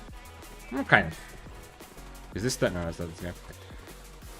So yeah, the point is good, but your conclusion, you know, from that to your conclusion that ratting is like a very low thing, you know, I don't agree with that. That's the thing. That you should avoid it at all costs? No, if there's an opportunity on your doorstep, of course. Right? I mean, all situations are a bit different, yeah? It also depends how worth your enemy is. Like, there's a lot of, like, what you're saying is, keep in mind, this is your build, right? There's a lot of people who will look at your build and say that you use the word cockroach. I wouldn't, yeah? But you're saying that someone who rats is a cockroach, yeah? You're trying to, like, try to be mean, to say, aha, that's like a shit person, yeah? There are people who look at your build and they would say you're a cockroach just because you play this build, yeah? Because you are very kite heavy, you are not allowing for the fight to start in many cases, fighting from a distance. Now, I'm not saying those things, yeah? But keep in mind, those people are as convinced that you are a cockroach just because you play your own style. Think about it. It's exactly like, from their perspective, you are doing something they don't like. They wish that they were... I know a lot of people, yeah? A lot of people are angry at frost staffs. I've heard this when I played frost staff also. A lot of people are angry because it's just annoying because you are so safe and you play from far away. I'm not saying you personally play that way, but just keep that in mind, yeah? And they are just as vocal and think that they are right as you are right now trying to say that people who rat are like lower class citizens or whatever. Just something to think about, yeah? I'm sure you personally have a difference why you believe that playing frost staff is fine, ratting is not fine. But just think, someone else will have the exact opposite opinion. Corrupted is better with majority of people running to mobs. There's clear places to fight already, so it's not perfect either. They added the bats. I mean, the bats have been done for a while, but if you haven't played Corrupted for a while, go play. Go check it out. Like, the bats are actually a really good mechanic. They made the bats much more impactful. So if someone is just running around during a fight, they will start eating bat stacks, and those bats really slow. So when they stack up on a couple bats, you actually like, you cannot kite forever at all, like it used to be. So go try Corrupted then. If that was your problem, don't want to say they solved that, but they definitely made that problem a lot smaller. How much profit you made today? I don't know. As I said, today is not goal for profit, yeah?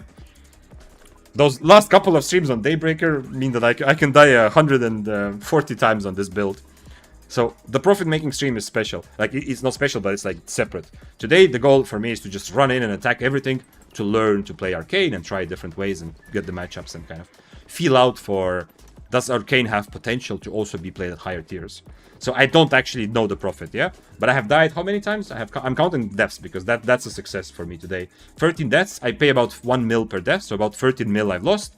I don't know how much I have in bank. There's an extension under the stream if you're watching on Twitch. I mean, you know, I know you are. That tries to calculate the profit. It's usually being too generous, but, you know, it gives you some idea. I shouldn't be in the profit today, yeah, but who knows. Daniel Rodriguez asks, yo man, which is better, one-handed spear or Heron spear? You have to be so much more specific. If you're playing solo PvP, one-handed spear. Hands down, not a question. Heron spear is viable, but it's more of a fun weapon, yeah? Mao says, it's not the same. By the way, if you're just joining, we're having a discussion because, I mean, we had a discussion way before that situation. And it's a common and kind of a good discussion because tomorrow there's a change which nerfs ratting in a certain way in mists, and that's a very nice change, yeah? From tomorrow's patch. But the discussion we're having is because one of the players I killed in mist is very unhappy because he thought that, you know, it was annoying and he became really toxic in whisper chat about me ratting him because, you know, we were fighting and then the fight tapered off and then I ran across him and 2 other players, but he thought that it sucks that I attacked and finished him off, yeah? So that's where the discussion starts, just if you're just joining, yeah? And so, I'm Mao, who is this player I just described. Sorry if I'm talking about you as in third person, but, you know, to make sure everyone understands. So, I'm Lemao says it's not the same, it's a weapon that's already in the game, not a playstyle. You see, any kind of argument you make is weak, because people who believe that Froststaff is, as you say, cockroach, or, you know, they think bad things about someone who plays Froststaff, will also have good arguments in their head, yeah? Like, have the self-awareness to zoom out and look at it from the outside. Can you record how many people you find in Mist per hour today so you can compare player density to the Mist matchmaking update tomorrow? I cannot, Jack. It's too late. I've already been streaming for almost 6 hours. But I have a lot of VODs, so, you know, someone can do that. But we don't have to do that because you can go Murder Ledger Killboard 1 and you can look at my, or anybody's, you can look at their kills. Like, if you know that the person only played Mists, I'm a good example for that because I often play tier 7. Yeah, last couple of streams I mostly played 6-3. It was more like a try-hard money-making streams. But I play a lot of tier 7, which allows you to take a lot of different fights. So it's actually good. We can later go, after the patch comes out, we can later go and look at, okay, one week ago I played for 8 hours, this is how many kills and deaths I had, yeah? So we will be able to make that comparison without counting live. Hamilmao says, I play Corrupteds, bats are nice. Yeah, the bats, I love, like, I mean, okay, I'm pretty new to Corrupteds when I played, I just had to learn them, but I feel like bats are an amazing example of the developers creating a good mechanic, which makes the game more fun. It's great, it just makes the game more fun for everyone, yeah? Because you are kind of forced to fight and it's not going to go on forever. It used to be, when I played Corrupteds on West, like when I was kind of beginner, it used to be meta to just play Demonic with Cultist Robe and the fight would never end. In every game people say that X playstyle for them is lower class. Yeah, exactly, Mernocher. There's always, in every game there is ratting, and also in Albion very often people consider ratting, or they say bad things about any other playstyle that they don't like. And I'm not trying to say that all of those opinions are bad, yeah, because at the end of the day, it's nice to have a discussion, what kind of game do we want to have? I mean, nerfs and buffs also are based on the fact that developers decide, yo, we'd like this weapon not to be so strong anymore. So it's good to talk about what kind of system, what kind of game we want. But yeah, but I think that you kind of exhausted the topic from your end, because I don't think I understand your arguments, but I think you don't understand that people who don't like your specific build think that they have the best arguments in the world also. So it's they also think that they can also bring examples, and in fact a lot of what you say is also not like how to say, you're not making a clear distinction. Yeah, you say that this is a weapon that's in the game, and yes, ratting is also a game playstyle that's in the game. Yeah, like we are obviously not going to go that far as to defend cheating or things that are not actually part of the game. Okay, can I just tank his E, or is that a bad idea? I don't have assassin shoes. That's what happened last time. I can purge his. Oh, he changed to his shoes. Okay. Do I just do this then? Let's go full brawl. Let's try one full brawl. If that's what he wants, let's try one full brawl.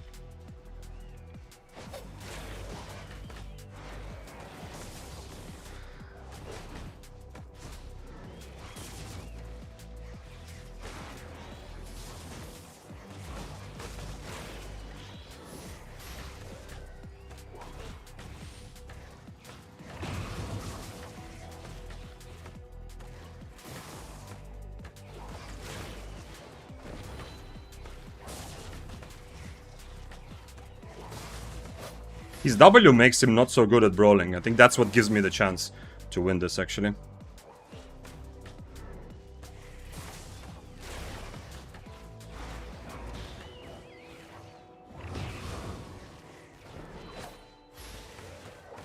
No!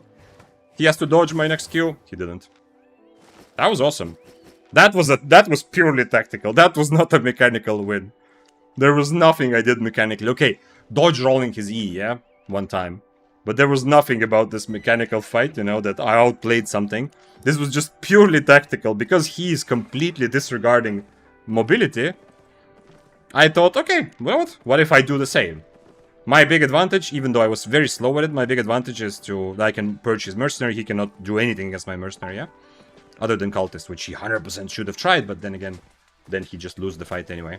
So I changed to Frazzle and dodge roll, you saw it, so that nobody has any mobility. Okay. It was a RuneScape fight, exactly, that's pretty good. That's pretty good, actually. It was exactly a RuneScape fight, yeah. Just standing, turn-based hitting. I feel like if everything was the same, but he actually changed also. He had Gale Dance. I'm not sure if I could out-brawl him like this. I definitely had to be a lot more careful for that. I also, by the way, used my cultist kind of not waiting for him mercenary, but I can afford to do that because I have an E for his mercenary always. But if he changed to Gale Dance, I don't know. It's much more tricky for me.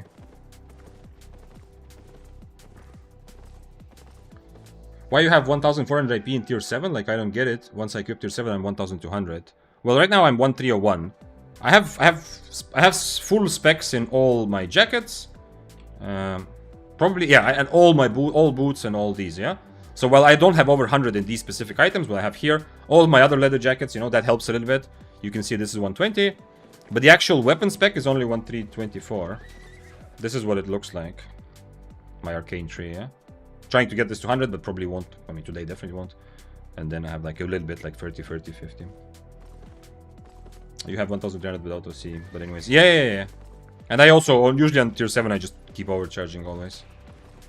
It's like I just, man, this is the swapper again. There are so many swappers, it's crazy. You're swapping to tier 6? Really?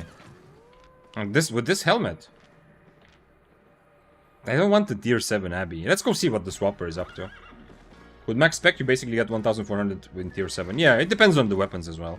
Or the items, yeah. My helmet is artifact, everything else is... okay, this is also artifact. Some artifacts give you higher IP from the get-go. You swapping...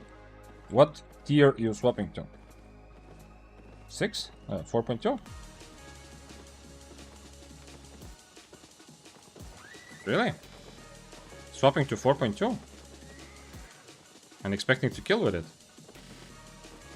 Full you mean 100. Yeah. Full I mean 100. Sorry. When I mean full specs in jackets, I mean all jackets at least 100. This is what my leather jackets look like, for example, yeah? 100. Okay, the ones that I used more at the beginning of EU were like I pumped over 100. 110, 115, 115, yeah, so over 100 even overall. Who else is here? Demon Boots player. Don't like that, but I mean, he's on Invis spot. Whatever, let's see what happens.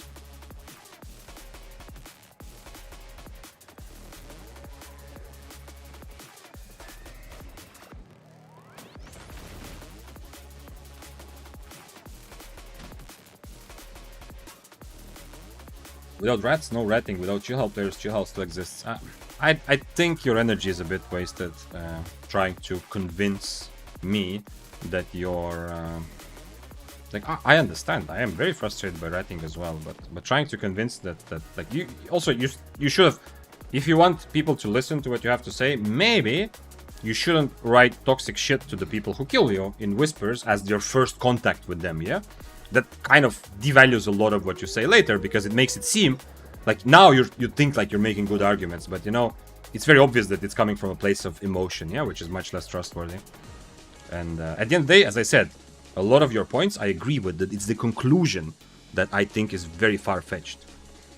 Like the point you're making about the benefits of taking 1v1 fights over ratting are correct, but the conclusion that no one should rat or people who rat are, like you said, cockroaches, that's something I don't agree with. He still didn't tell me what he's swapping to, so... Baldini says, got it. Like, I have over 1k hours so far, but still feel like a total newbie. I mean, the game, it's like any MMORPG, almost, yeah? There's so many different parts of the game. that I am a noob in a lot of things. And you might think, okay, well, sure, yeah, there's crafting, yeah? As example, completely different thing, I'm a noob in crafting. Sure, I don't know how to use my focus because I crafted some items on West, but not much. But even when it comes to PvP, yeah, there's a lot of PvP content that I feel like a noob, yeah? So, and that's because there's so many different ways to play the game, which is awesome. Like, to be honest, even when playing Corrupteds, when I played Slayer Corrupteds like a couple of weeks ago, okay, Stalker level was kind of simple on average, but Slayer Corrupteds, especially the days when I kept going like 10 times, out of 15 fights, 10 were against like top leaderboard players, I felt like a noob there too. Like, I was learning how the bats work, I died because of mobs, I didn't know breaking crystals. I knew them in theory, you know, but I had not enough experience doing it. I felt like a noob, and that's like PvP, which in theory is kind of similar to Mist, yeah, because there's a lot of 1v1 fighting. But feeling like a noob is also a very good thing for your improvement, yeah. So maybe it's a good thing that, like, if you start feeling like you know a lot and you are a very good player, you also kind of stop your progress a little bit. Anthony BB, thank you for following. What? Why am I moving? Oh, because I cannot attack the Welpertinger. I don't want the green wisp. There's fewer people. My tooth is starting to hurt. I chipped a tooth and realized, with dentist's help, realized that the tooth is actually kind of dying underneath. I mean, it seemed okay, but I chipped it from basketball, like I got hit like, or landed on somebody's elbow or something, and then like a small piece of my tooth came out, and it's like in the side, it's not in the middle, you know, so I don't have to worry about the visual at least. But I thought it's just random, but I realized now I went to the dentist just to check out. Realized that the tooth underneath needs some treatment. I need to figure that out. And I don't like thinking about those sorts of things, but I will have to. But yeah, it hurts a bit, especially in the evenings. It's also why I didn't stream yesterday. I was planning to, but it hurt a bit too much. But I think it's gonna be okay. Still, I just realized that the whole day today, it was absolutely fine. But now I can feel it. Is it only me or you're lagging like crazy from time to time? I don't know, Kaiser. Is it? If someone else has experienced lags, you can let me know. Let me see what Twitch says. Twitch says currently excellent, but you know, I don't know. It might have been different before. Who knows? We are running into CTA time soon, so fewer people in Mists and more people. Maybe, I don't know, Arcane Open World can be actually interesting. I don't know. Only you. Okay, nice.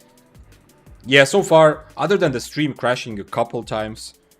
Okay, there's been 2 times that the stream crashed. One time when I first started streaming, multi-streaming YouTube and Twitch. I don't think it was connected to that, but maybe. And one time when the whole Twitch was being attacked. That was like my second week of streaming or something. The whole Twitch was being attacked, and all streams went down. But my stream has been pretty much stable beyond that. Mostly. Very, very few problems. Okay, Baldeni says, yeah, I'm trying to learn Spear PvP, but so far I could only win fair IP fights. Keeps dying to 200 IP pentas, but it's fun. Yeah, that's awesome. I mean, you are not supposed to, like, yes, it is a bit like, it's a big thing that I enjoy, challenging myself and trying to get those big kills when you're in a disadvantaged position. It gives a very good feeling, yeah?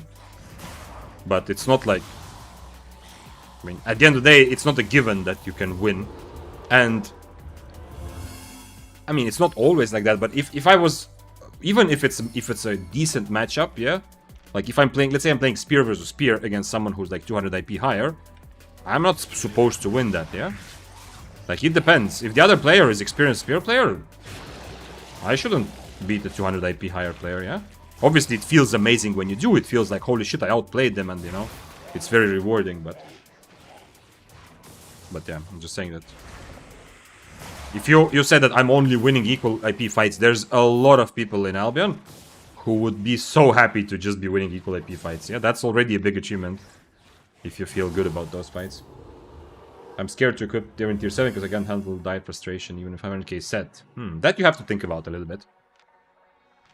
It's not, it shouldn't be like your goal to absolutely play high tier, but if you legit feel that you're scared, then I suggest you think a little bit about why. Is it about the money? Is it the psychological aspect of losing and then the other person feeling like, or like you having to admit to yourself that you suck. That's a big thing for me. I mean, we talked about this earlier in the stream also, but that's a big thing for me and was for a long time. When I already felt like, okay, the silver cost is not that important, but if I go higher tier and constantly lose fights, it's time to admit to myself that I'm doing something wrong. And that's also a little bit, can be difficult, yeah? So you have to figure out why you are worried about playing tier 7.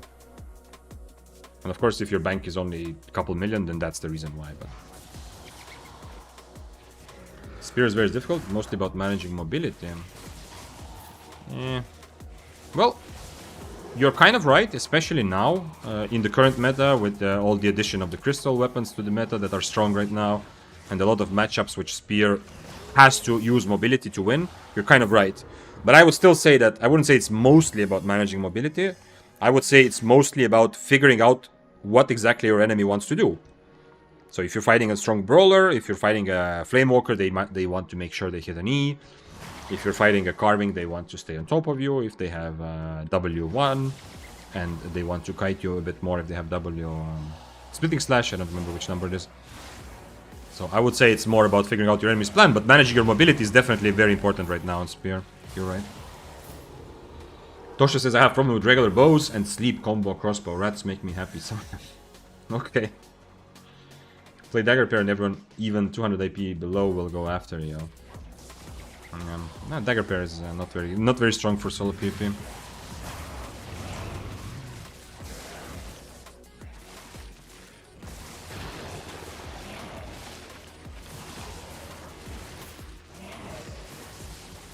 I don't do a lot of damage. I think did I hear a dagger Q? And if I get invis ganked, I'm gonna be a little bit unhappy here, but... Was it just a mob sound? Oh, it's a curse staff.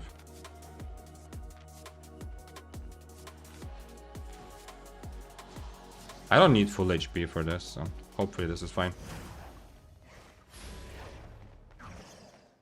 Wait, he's running. I kept my E for his mercenary, but if he's just full running, then I should have removed his boots, of course. Are you sure? He's actually... Damn. I should have removed his boots. Oh, he's tier 6. Okay, well, fair enough. Am I overcharged? I'm not overcharged, even. I should have removed his boots.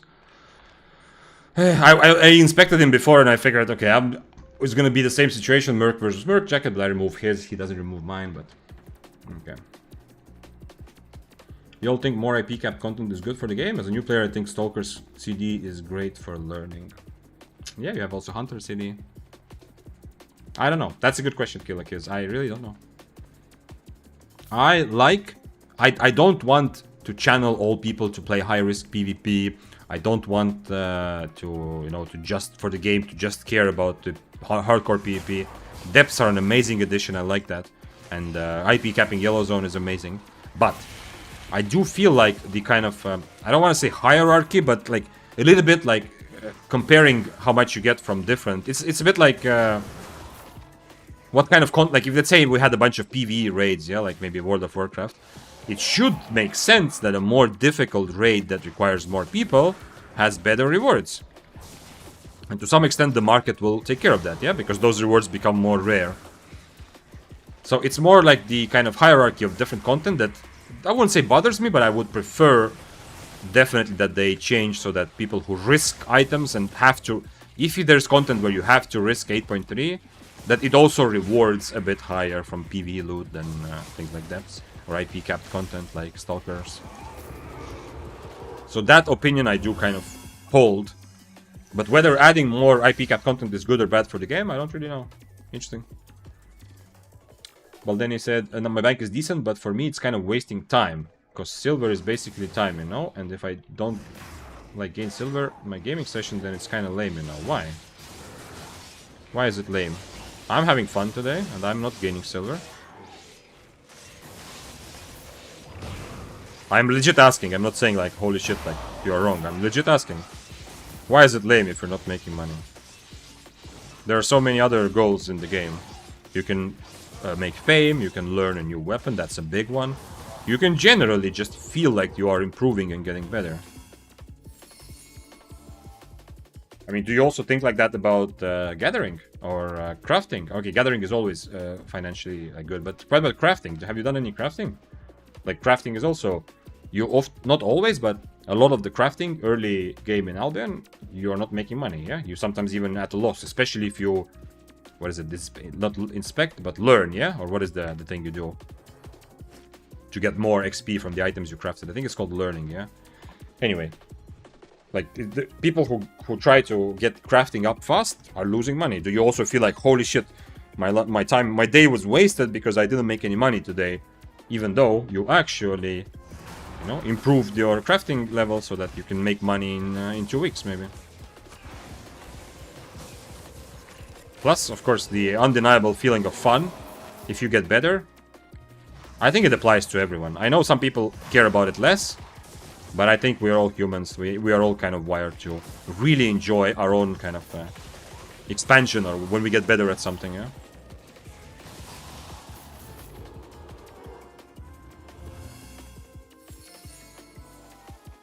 When I was asking, that's what I want to also talk about a bit in the next video. But when I was asking in Discord, there's a channel there's a channel called Question of the Month, and I also asked this on a couple streams. What is your favorite, the best feeling in Albion you get? Much more, the answers were a lot more focused on overcoming difficulty in a fight. Some people said taking a 1v3, some people said when we go with the group and fight 4 versus 10. And some people said, you know, when I kill a meta weapon, or I kill a weapon that is 200 IP higher, a lot fewer, I think that's the correct way to say it, yeah, a lot fewer answers were related to making money. Of course, getting lucky with the chest feels very good, but overall making money was not as popular from the responses I got as what can be some of the best feeling in Albion. Yeah? You can't completely ignore money, yeah, if you want to keep playing because you need it. So that's your ticket to the content you play, but I don't think it makes you happy.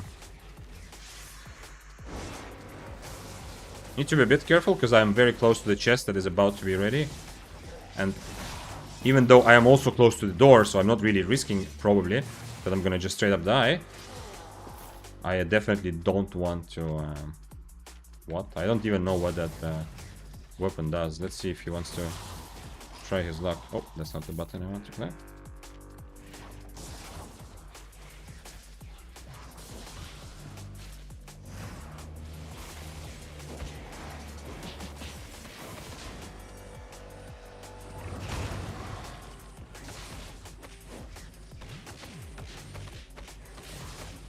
Okay. I guess that weapon doesn't really do anything.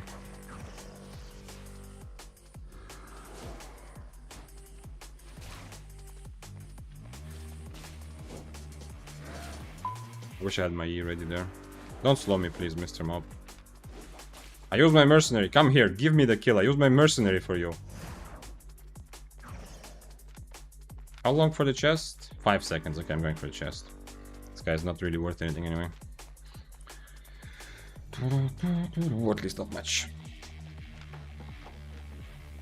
So using my E after his E was during his E was no point. Yeah, I should have just kept my E for the invis or boots. But I wasn't sure. I wasn't sure what the impact of his E can potentially be, because I've just probably never fought Raven Strike Cestus, I think it's called. I have never, not a single time, fought against this. I'm not gonna count this as a fight either.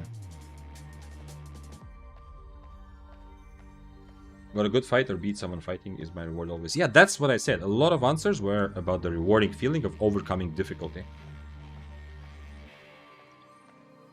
Baldani says, yeah, right, it's a psychological thing. I played League before, and if I play the MMR number have to become bigger today than yesterday. Oh man, I know that.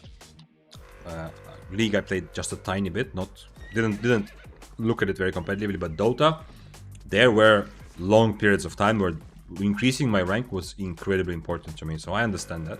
The frustrating days when you die 10 times in a row, not die, but lose 10 games in a row or more, and you feel like, what the hell is the point of life, because you've spent the whole day playing and you ended up lower MMR than you were, or lower rating. I understand that, yeah. Absolutely. Holy shit. Holy shit times 2. This is interesting. Tier 7 with good specs.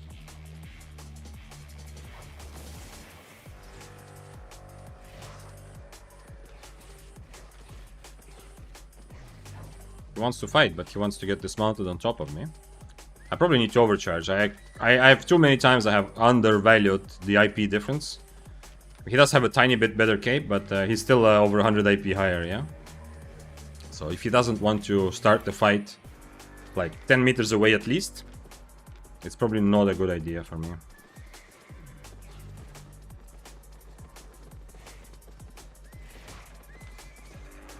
I don't think I can fight this 1v1 though, but who knows. Once again, they are more worried about each other than they should be worried about. This guy is teleporting on my screen.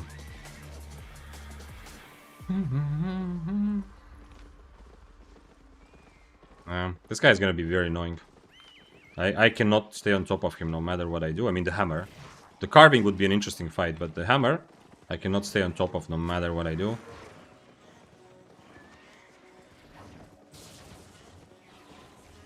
I think they want to fight each other, right? They are both worth more, but...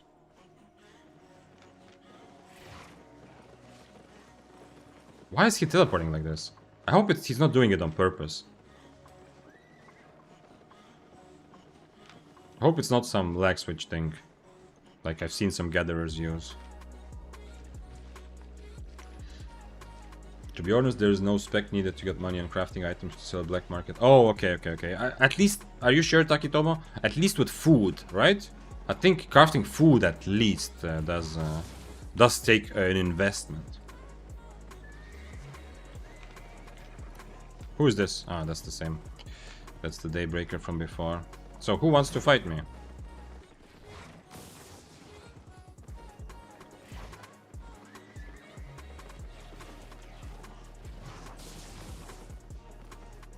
Well, they are not worried just about me, yeah? They're worried about each other more than me.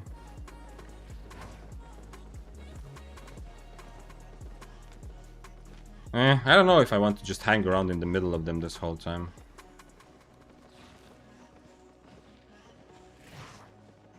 I don't know. The carving would be an interesting fight. I don't have an advantage, but I also don't really have a disadvantage. I need to overcharge. I need to make sure. Maybe I just overcharge now because, you know, I'm anyway overcharged most of the time. So wait. Look at this. Look at this.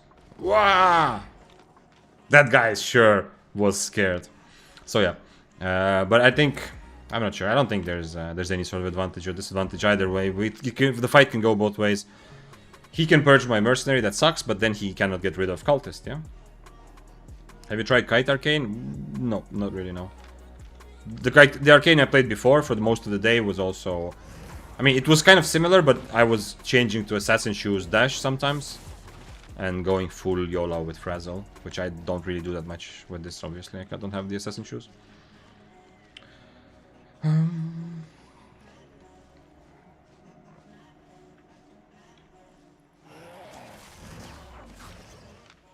So yeah, I'm sure there's some things you can do. If you do transport to black market, keep in mind also the risk of dying. Yeah, I know you can do it kind of safely, but you know, and that's also extra time you're spending. But I think there's at least like food and potions crafting. I don't think you make money right away. I think it's like to level up your food crafting specs to 100. I think you have to invest like millions and millions, from what I remember from West server at least. But yeah, I'm not on top of the latest information about crafting because I don't do it. Anthony says you can craft without focus for black market at tier 4-6 and make easy money if you don't mind the transporting risk. Yeah, I don't like transporting, but yeah, I understand. That you can sell items that you craft already at low spec. I understand. Okay. I mean, that's nice. That makes it much more engaging and fun. In a lot of games, you are just working like it's a grindy process to just get, to just craft and craft and craft to maybe someday in the end have some fun with it. Thanks for following, by the way, Nader. TWT. Just do depth in Carleon, free loot to sell on black market. Yeah. Well, the idea is that if you get whatever you do to get crafting specs, if you craft items, the idea is that one day later down the line, if you have full specs, you're gonna be pretty profitable. You're like spending your focus is gonna give you a lot of returns. I don't think he's gonna fight, especially now after overcharge. There's no way he's fighting.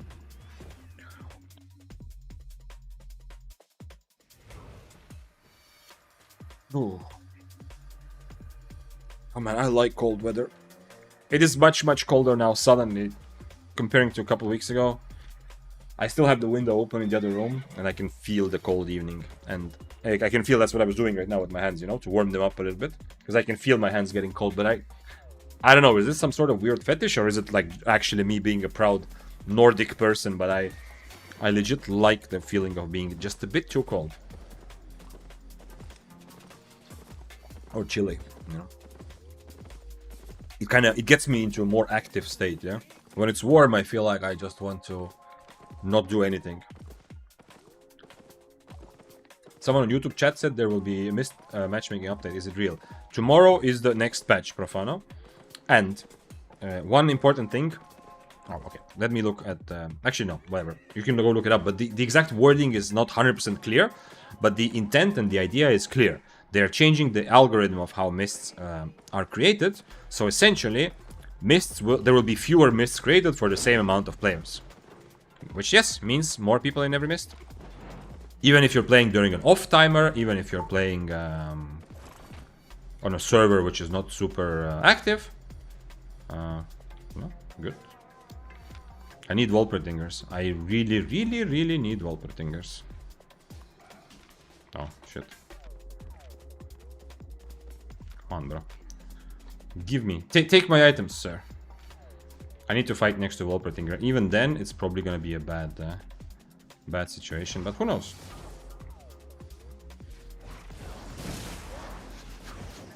I should iframe his W, I just realized. If the fight goes on just like this, I'm losing.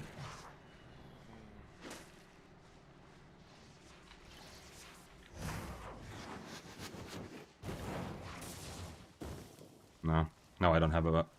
Now I don't have anything. The fight might already be over because he can now hit his E for free, kind of. Next time he has his... Oh,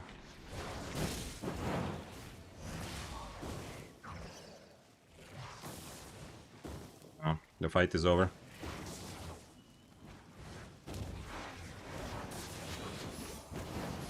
He just has more mobility than me.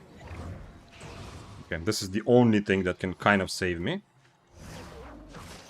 But he has so much more mobility, probably, so he's gonna still be able... The only thing is, if he doesn't hit me with his next E... Okay, now I have some time.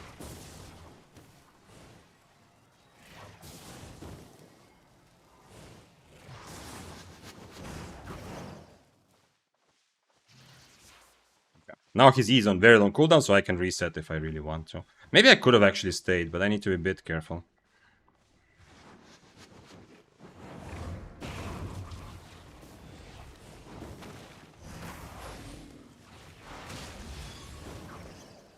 His E is too close to be ready. No, I don't mean to attack him. Yeah. He's gonna just E me to death now, easily. Oh, never mind, he got stunned by the mob. Holy shit, and he purged my mercenary. And his E, he put his E on cooldown again.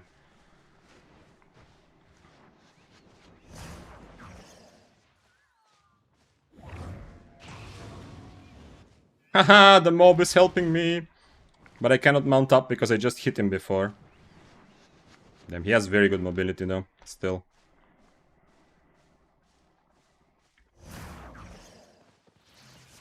No! That was a mistake, because now I cannot leave. But the other guy is much more juicy for the 8.4. Haha, yeah. He saved me. The 8.4 saved me. Okay, the mob plus the 8.4. Oh, man, I wish I had a Blink W without the Wolpertinger. I don't know if he did this on purpose or not, but he did this thing that I said earlier you need to do. It worked out perfectly, because I W'd expecting him to E, hoping that he is.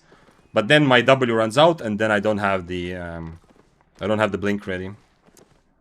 And he purged my mercenary both times. I can try to... Oh shit, somebody's running somewhere. Where's the death? Somebody was using energy boots somewhere. He purged my mercenary both times. Are you actually fighting the 8.4? No, he's fighting someone else. He's fighting a low AP player. I mean, not crazy low.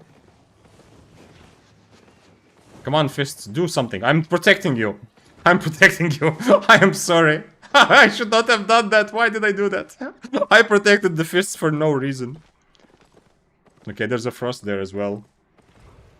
The W should not need to hit to give the blink. Well, I mean, it's interesting to have different spells on different weapons. Yeah, just having another blink is kind of meh. But this is one of the big tricky parts of Arcane also. How nice is it to have an iframe and the blink, but you are not Frost. Let's look at the Frost. What is the cooldown? 1753 with my Mist Caller, it would be. And mine is 15 or 11 if I don't use the second part, yeah? So at least I have less cooldown. Is this the guy? Yeah, he's gonna fight, right? I don't have cape, but I'm not sure I need it. I guess he's not gonna fight. My helmet is not very good against this. Even against Fire Staff, I should probably change my helmet, to be honest, to the first spell.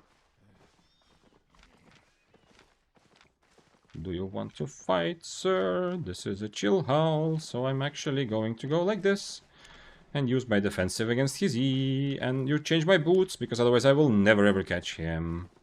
He should let me dismount him, and there's the longer he waits, okay, my cape will be ready anyway now, so.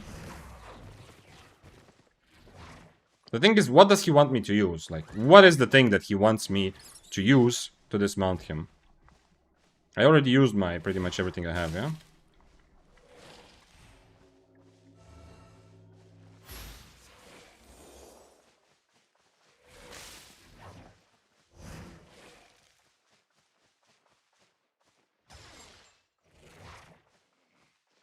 Well, when he's chasing me, I can hit... Wow, that didn't hit? That's crazy. Okay, that hit. When he's chasing me, I have a longer range on my Qs, yeah?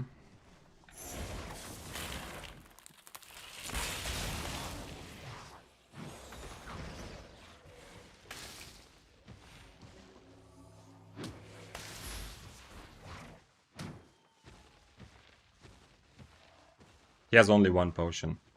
I have two. So this kind of start is not the end of the world by no means. But, you know, if he's trying to be super careful, I can also kind of take advantage of that and just keep going, probably.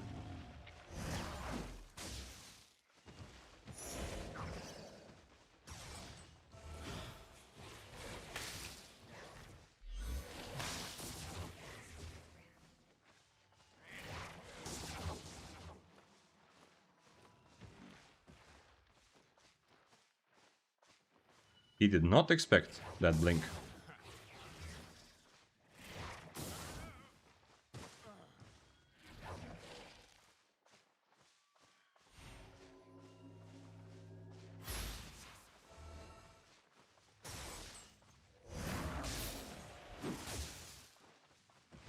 This is why people don't like Frosts often. I mean, he's lower... I mean, he's the same tier, but I am overcharged, yeah. But still. Because it's annoying to fight when it feels like, you know, the fight doesn't even start, really.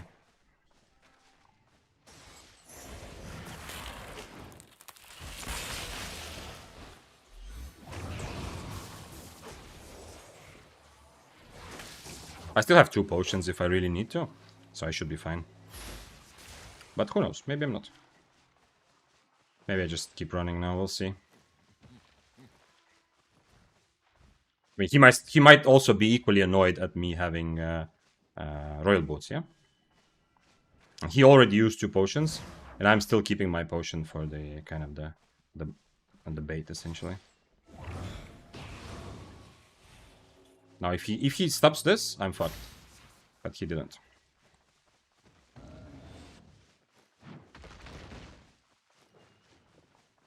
Okay, we reset and try again from start. Like, these boots are to get close, yeah? And they're good enough to get close, but unfortunately I was not able. Because he sees me charge up, so he's just walking the other way. He doesn't have any more healing potions. That's interesting. I have 2. So I don't need to be full HP to start the fight. Mists have bad loot and terrible fame too. A mob gives basically what the yellow corrupted dungeon gives. I don't know about fame, but doesn't seem very good, yeah. But loot is... I don't know. It's not comparable to depths, but it's also not terrible. Like, I'm making decent money from some PvE chest as well. If he fights me without potions, that's big respect to him.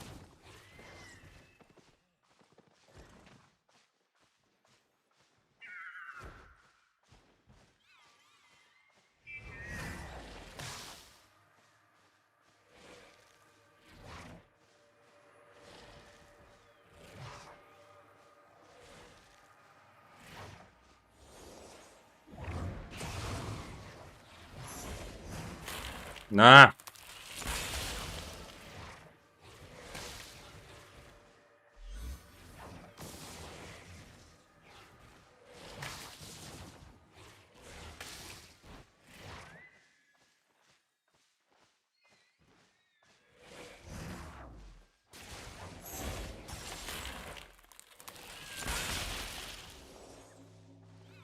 He's legit fighting completely without potions. I need my E for his undead cape. I mean, big respect. He's kind of... I don't think he can really win this without any potions, right? I mean, at the end of the day, this was... Like, he basically gave me 3 items in the end because he didn't have any potions and I have 2, yeah? I'm surprised. I mean, this is big respect to him, yeah? Kind of sad that the fight at the beginning had to be like, I'm using everything to get close and I still can't, yeah? But still.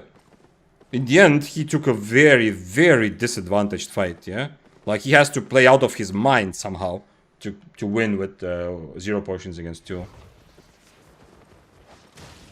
I am kind of impressed. Maybe he's also kind of hungry.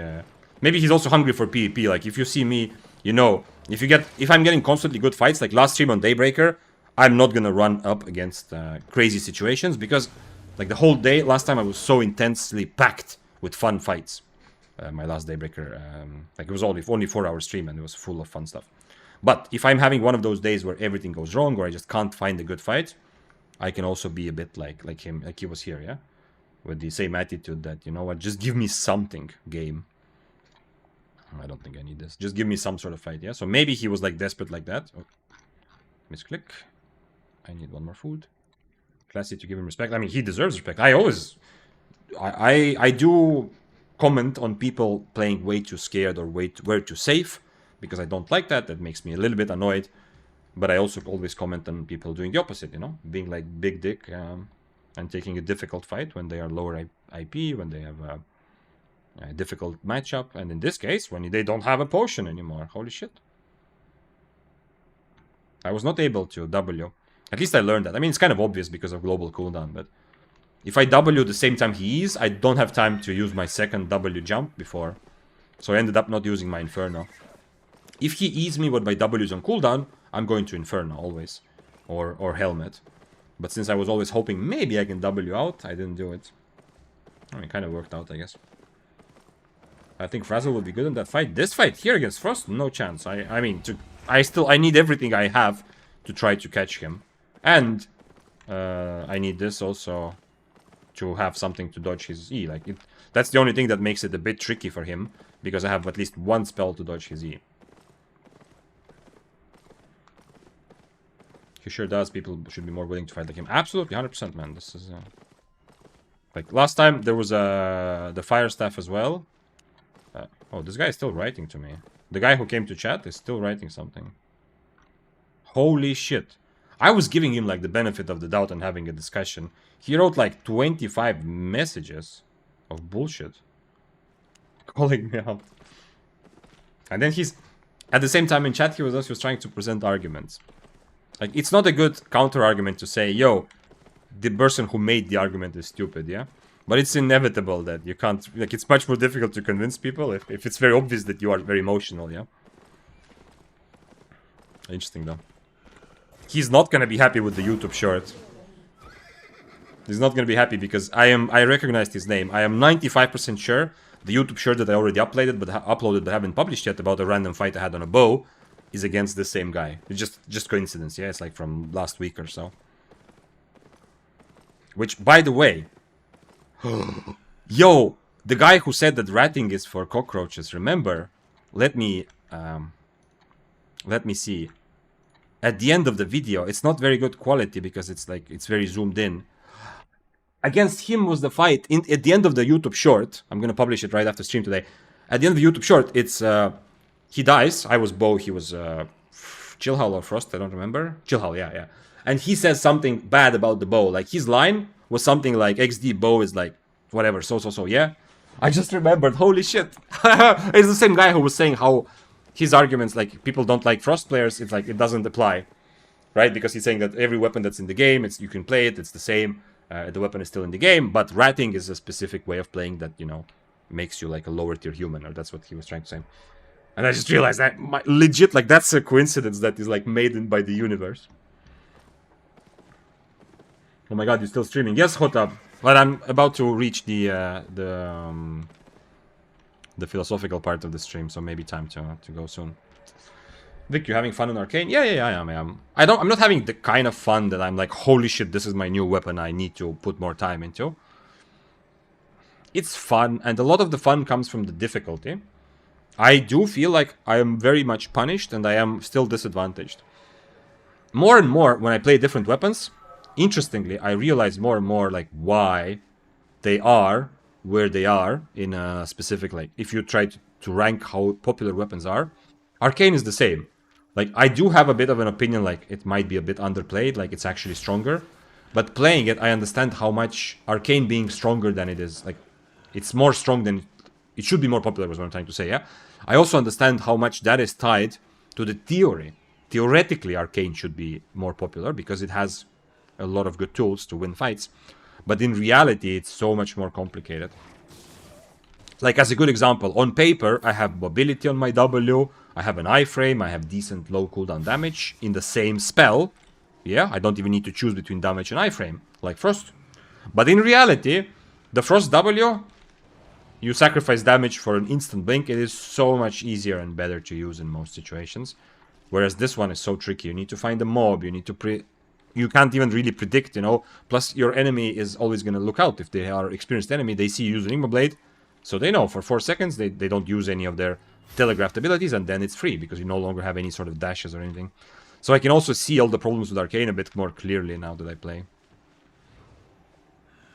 Philosophical part. Yeah. I don't often stream like 7+ hours anymore, but it's a legit, like, it's a proper joke, yeah? And it's like, there's basis for that. Obviously, my brain also gets very tired from playing a lot and talking all the time, like everybody. That's normal.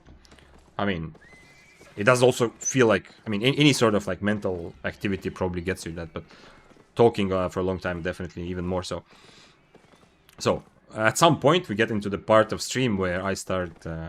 also, the questions become a bit more interesting, but also I start answering more and talking more about, like, deep, interesting things about life. More than just analyzing Albion, yeah, which is what we do over most. And usually it happens exactly at 7-hour mark. Time to open some vodka and have deep conversation in the kitchen. That sounds like a good time. Although I don't really drink alcohol already for a while. As I don't have any principle against it, but I don't know. I don't enjoy it right now. And right now, I mean, like, last 3-4 years, I've only had alcohol when it's like socially feels like it's a very, very good idea to have alcohol because of social reasons. Only then. So, but when I think back of like university times or so, I just say opening vodka and then everyone stands around in the kitchen. Sounds like an interestingly good time. Now I understand. Yeah. It's like, CZ, you can imagine, like, if you're here for the start of the stream, like, you know, I'm just, like, let's say I've played for, like, half an hour, and you ask, like, okay, so, why is, like, or what are the Mist's top, like, meta 3 weapons? I'll give you an answer. Yeah, we'll have, like, a proper Albion discussion. After 7 hours, you ask me that question, and you're much more likely to get some sort of, weird, you're way too deep Zen answer, like, what is even the meta? Why are we playing the game? Why are you playing carving? It's the carving on the inside that actually makes you know what, like, that sort of answer doesn't happen if you ask something during the first hour of stream. After 7 hours, it's it does. Hotap says I had a fight versus Astral in depths. As a Badon. Mirror build more or less, but weapon. I was on first Q, so range disadvantage. Dude didn't land a single W or E. Man, Qs are much more difficult to land that I realized also playing Arcane now. Definitely much more difficult than bow, but I know. Not the Q1, I mean, but... Okay, Q1 also. Any bow Q is simpler than the Arcane. Dude didn't land a single W or E and won by landing 6 to 7. Oh, okay, so that's even more so. Okay. Okay, well, I mean, as I said, these Qs are not that easy to hit, so... He deserves it to some extent, but that's kind of weird. I guess he won it a bit like tactically, yeah? Like, if you were on the long-range Q, one of the big problems with this Q, except for the fact that it's not so easy to hit, is that it's just limited range. I don't know why, but this is 17 meters. All the other fire staffs, frost staffs, bows are 18 meters. Why? Nobody knows. But for some reason, they have not updated this, or they just don't care, or they think that this is good for balance of Arcane to prevent it being, like, played too much as DPS. I don't know. Anyway, I think your enemy Arcane probably specifically saw that you're on Q1, and that's why they outplayed you primarily with Qs and focused on hitting Qs. And if you were on Q2, then probably they would play it differently. Is it my time? Or is this one of those situations where it's not worth it to red low IP guys? I don't know. Let's go. I hear the sounds, so somebody's still somewhere close. So let's go. Wait, what? How do I still hear sounds from so far away? Hello, sir. Is it me you're looking for? No, I am a pathetic rat right now. If I'm this bow, I'm feeling a lot of mental superiority right now.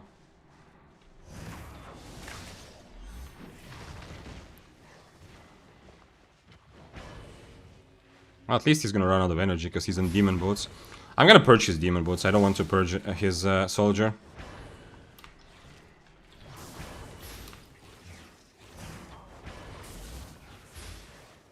No! My blink! I tried it! I tried to blink, but... Well, this is sad. This is sad for me. Because he is 10 times more Chad than I am. I feel embarrassed for this situation, but hey. You have to try sometimes. I thought I had... Like, I specifically used my W so that I can catch him, you know? Is this one? This is not Shadow Edge, so... So I can keep going probably, but we'll see.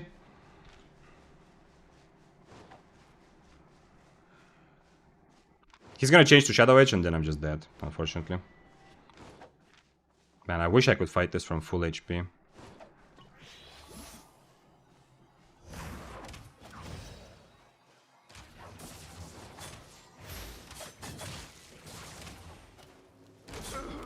Oh man, why did you slow there?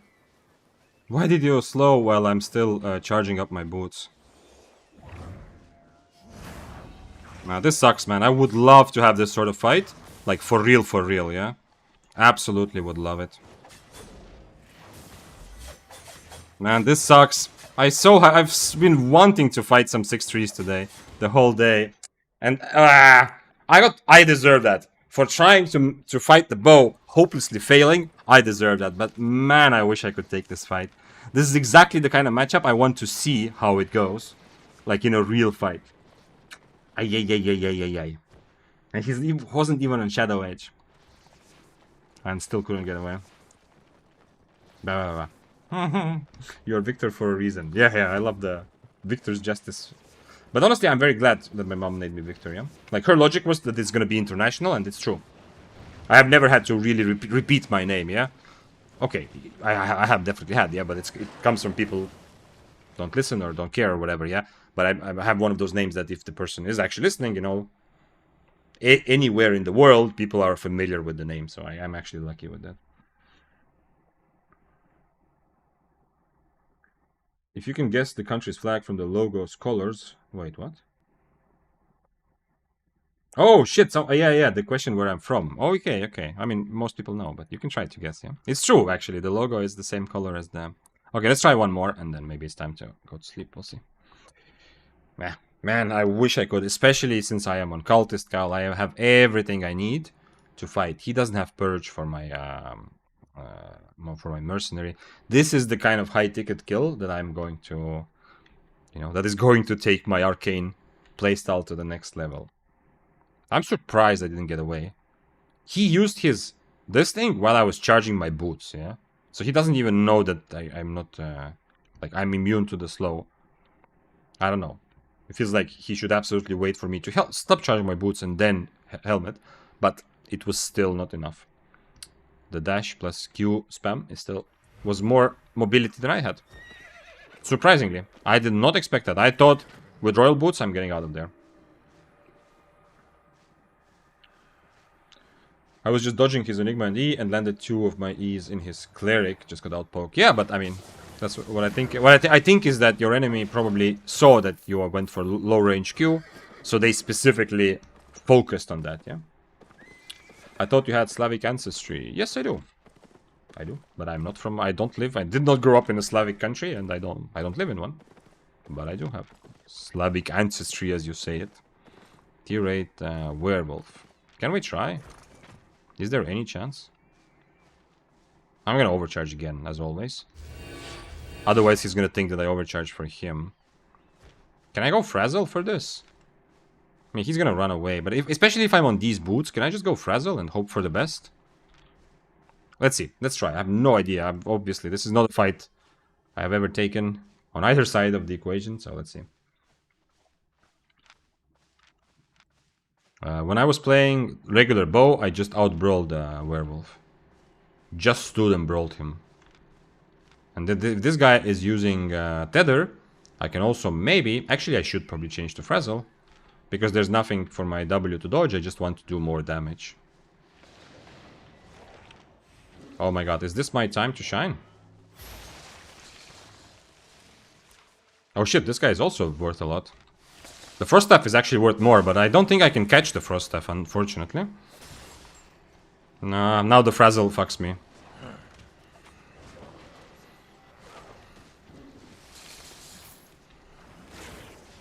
At least he's in combat with me. It's a regular Frost, so he can't really stop my boots very well.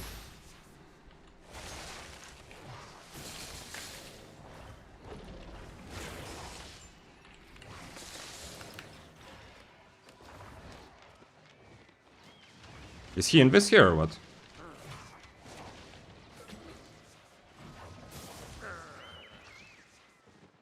And the werewolf is healing very nicely. I guess I'll go for werewolf then. He can still get away though.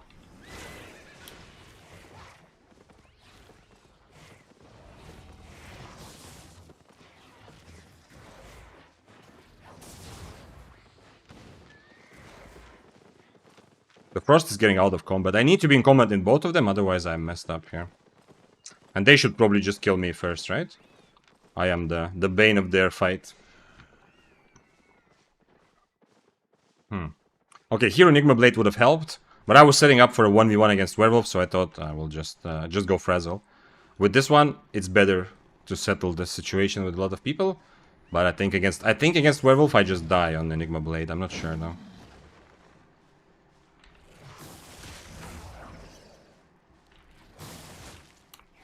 Who knows?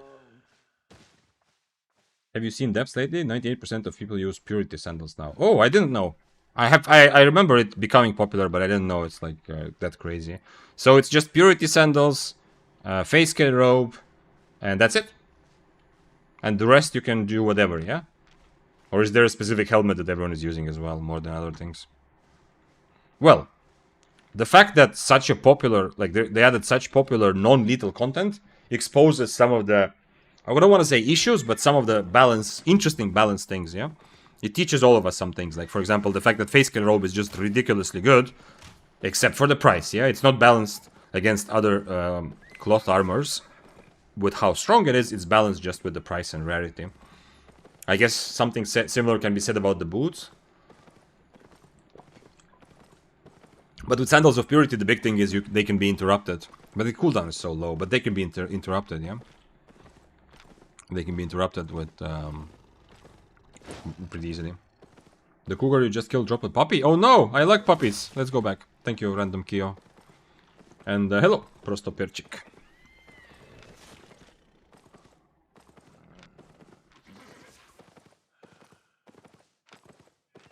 Let's see. Killer Kiss says, damn, just killed a dude that may have accidentally killed stalkers with 7-1 Blazing Staff and 6-2 Brazilian Cape, but those items trashed. Oh, okay. I don't know. I mean, it used to be that some people also escape into Corrupteds when they're doing open world, but... Where did I kill him? I will never find the cougar I killed, I think. It wasn't even here, it was over there somewhere, yeah. It might also be a book, by the way, Random Kia, you know? Cougars don't only drop puppies. They also drop books. Shit, this guy is not worried about mobs at all. Okay, maybe someone else picked it up. Oh, never mind, here it is. It was a puppy! Thank you! I love puppies! No, let me go! Hey, hey! I have a little Swiftclaw cub. He's so cute. That's awesome. Place. You can't place Swiftclaw cub. Okay, fine. I just wanted to place him here to give him freedom so he can live with the other cougars. And give me...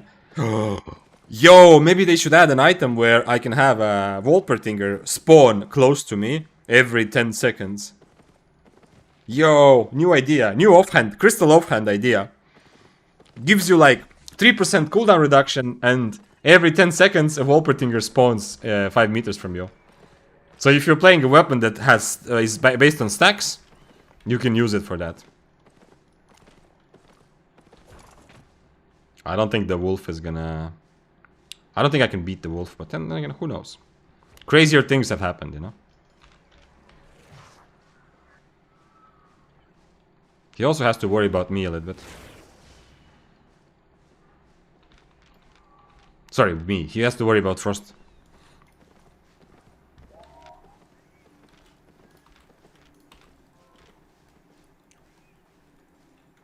He wouldn't survive in the wild without parents. Oh, don't make me sad now, Bovis. No, but there are a lot of other cougars that can take care of him, you know?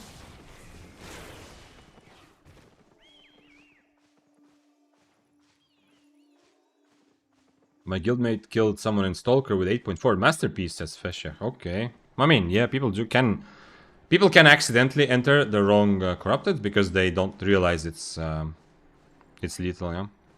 8.4 masterpiece, it sounds like someone who wanted to go Stalker. Just drop him off at the Cougar Adoption Center. Yeah, but for real, though, I'm sure in nature, like other cougars, I don't know actually. It depends on the species, but some species are more communal in caring for the young. Yeah. I don't know which though. But holy shit! Tell me it's not a crazy, terrible, stupid idea. The crystal offhand idea I just said. Okay, I kind of need the other. I need the iframe. Oh shit! Those guys are fighting there.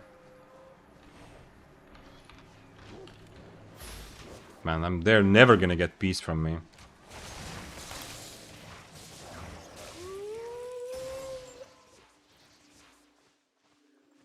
Nice, nice, nice. He went for the frost. Very good. He just needs to keep him in battle, which he probably won't be able to do, but we'll see. Another frost here. Man, that frost must be annoyed. Everyone is fighting him right now. I should have, I mean, not should have, but I could have gone for either one. I kind of went for him because he's higher HP, but I'm not sure that this makes a whole lot of sense. No, I can't catch him. Who is this? The werewolf, okay. I don't have the good W for the werewolf now, but I mean, I'm obviously going to still fight him.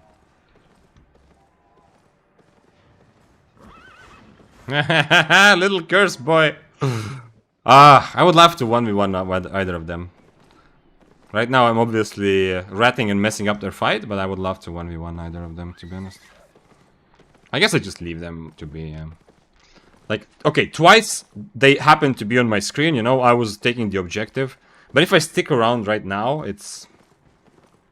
like, this is borderline just harassment for no reason, yeah? Okay, I'll take this and just walk away, I think. Let them fight, because they look like they are having a good fight without me, which is sad. I would like to be included in their PvP, but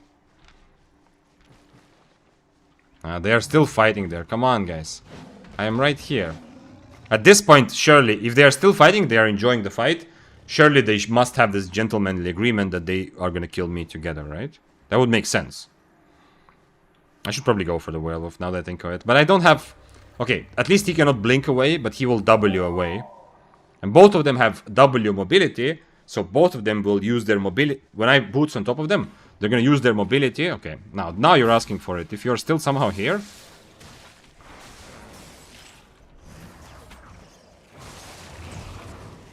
I'm sorry, but how are you not realizing? I'm taking a wisp here. Okay, well... I guess I am the rat. The rat Vic strikes again, but still. Both of them have W mobility, so both of them, if they see me, they just W away, then use boots, and then they are too far for me to E. This was on them, by the way. As I said, you know, I am not trying to hang around. I thought, okay, I'm gonna take the Wisp and let them fight, but they're still fighting next to me. Oh shit, can I fight the werewolf now? Is it actually double ratting moment? Oh yes, yes, yes, go hit him, hit him, hit him, hit him. I'm gonna help you with the werewolf. Man, the werewolf is the strongest player here, probably.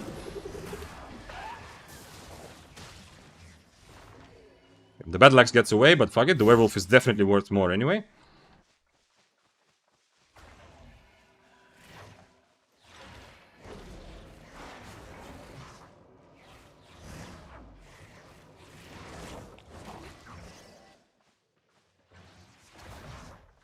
Man, hitting these Qs is kind of difficult.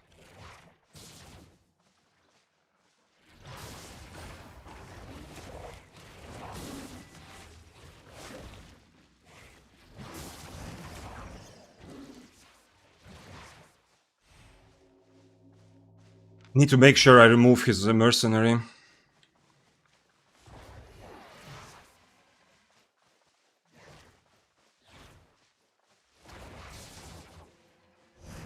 No, that was my chance.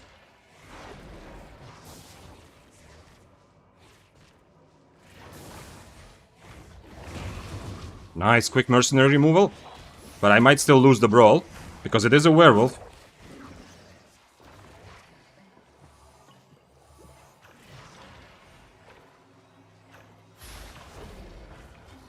I'm probably still dying here, but we'll see. Holy shit, though, the brawl. I did want to change to Frazzle, but...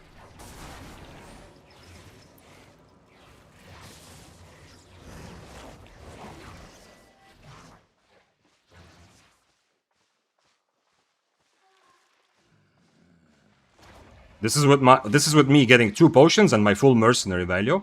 I'm still getting destroyed like this. That's crazy. That's awesome, though. I love that an unconventional weapon is doing so well. If he mercs away from me, I'm also fucked, yeah? If he mercs like a mob. I don't know, maybe the Frazzle is not the best choice. Because just standing and brawling is not an option, as you can see. That's kind of cool, though. Also, he doesn't have Purge, yeah? So his helmet didn't help him at all. It was just him being in form and just casting a spell and going into the blood, yeah? Maybe the fact that I have not played Werewolf also, you know, I don't understand if I can somehow dodge his spells with my movement. That's cool, though. That's really cool. And I got rid of his mercenary instantly. Okay, he's using the Q and W both for shields, so that helps. But the W, I mean, W shouldn't help that much with brawling, yeah? It's mostly the Q constant shield spam. Man, holy shit, that's awesome, though. Kind of weird that on the bow, I guess I was even like much better at brawling, but on the bow, the fight, I got ratted in the end, so the rat finished him off, but on the bow, I could just stand and brawl, yeah? I played recently against the same werewolf build, and it was no mobility at all involved. I just stood and brawled him pretty much. I think maybe I need Frazzle, though. I'm not sure. Anyway, unfortunately, after his cape gets ready and mine is not, it's not happening based on what just happened. That's interesting. Hopefully I get some more experience with this later. With fighting werewolves. So far mostly, I mean on Daybreaker, yeah, but other weapons. Maybe Werewolf is the real sleeper weapon that people are sleeping on because it's become a lot more popular. Shapeshifters in general are coming back slowly. At least a lot of people trying Lightcaller and now also Werewolf.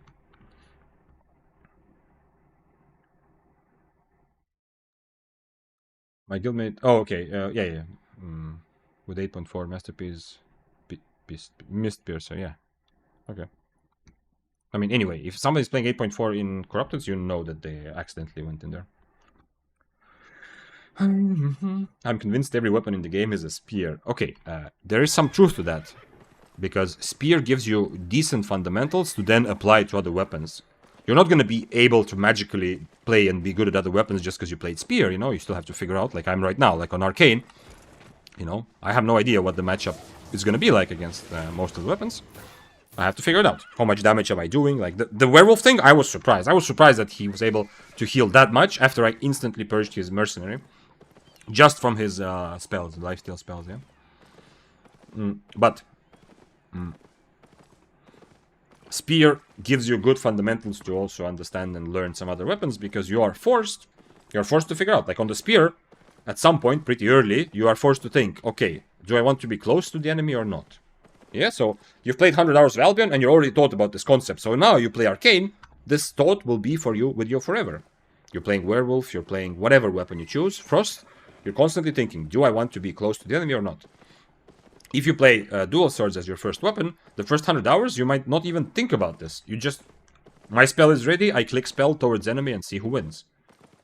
You know, I'm not trying to have a discussion about the complexity of dual swords, but to start and to be moderately successful, it's pretty easy without thinking too much about spacing. Especially now with Assassin Shoes build, even easier. It's just, can you use your spells well enough to catch your enemy, yeah? You don't have to think about, is it a good time for me to be close? So yeah, so in some ways many weapons are a spear, because spear embodies the flexibility of adapting to the specific situation. Carnage asked on YouTube chat, Vic, how does this cape work though? The way it works is that when I use a potion, it procs. And then it reduces it just like it's written. Like there should be nothing confusing about the description. It reduces the cooldown of my potion slot by 90 seconds. The cooldown of this is less than 90 seconds, so it's going to be instantly ready again. Starting tomorrow, Smuggler's Cape is nerfed a little bit. Instead of 90-second decrease, it decreases your cooldown by 80 seconds, and it will also... they're nerfing the healing potion cooldown a little bit, so that healing potion cooldown, base cooldown without cape, is also a bit longer. It's only nerfed for low tiers. Is that it? Did they add some sort of scaling so that it will still be... Really? The big bad owl. So this is just, they just added scaling just so people won't use 4-0 cape? Is that it? So you're saying that 5-3 will still double HP, but juicier with 15% CDR can still... Okay.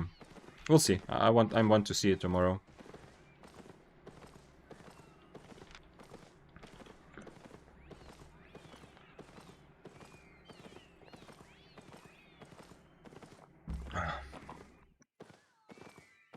Okay.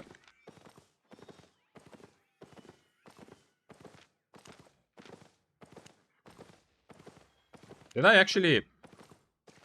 Oh, this was a fight. Yeah, I was just thinking, did I get any good kills as like a proper 1v1? I guess... Okay, yeah, I did.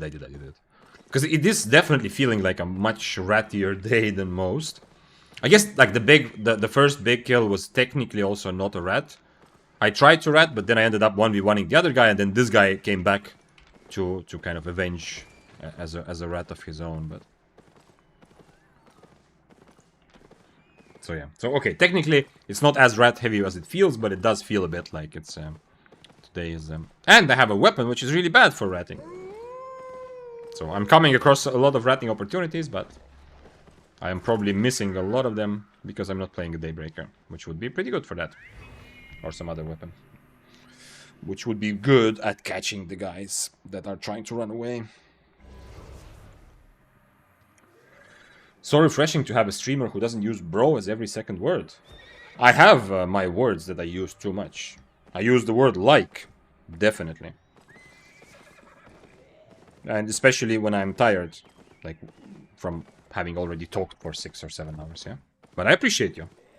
That is one of the things I worked on a lot with some of the people I used to work with more as you know, coaching and teaching public speaking.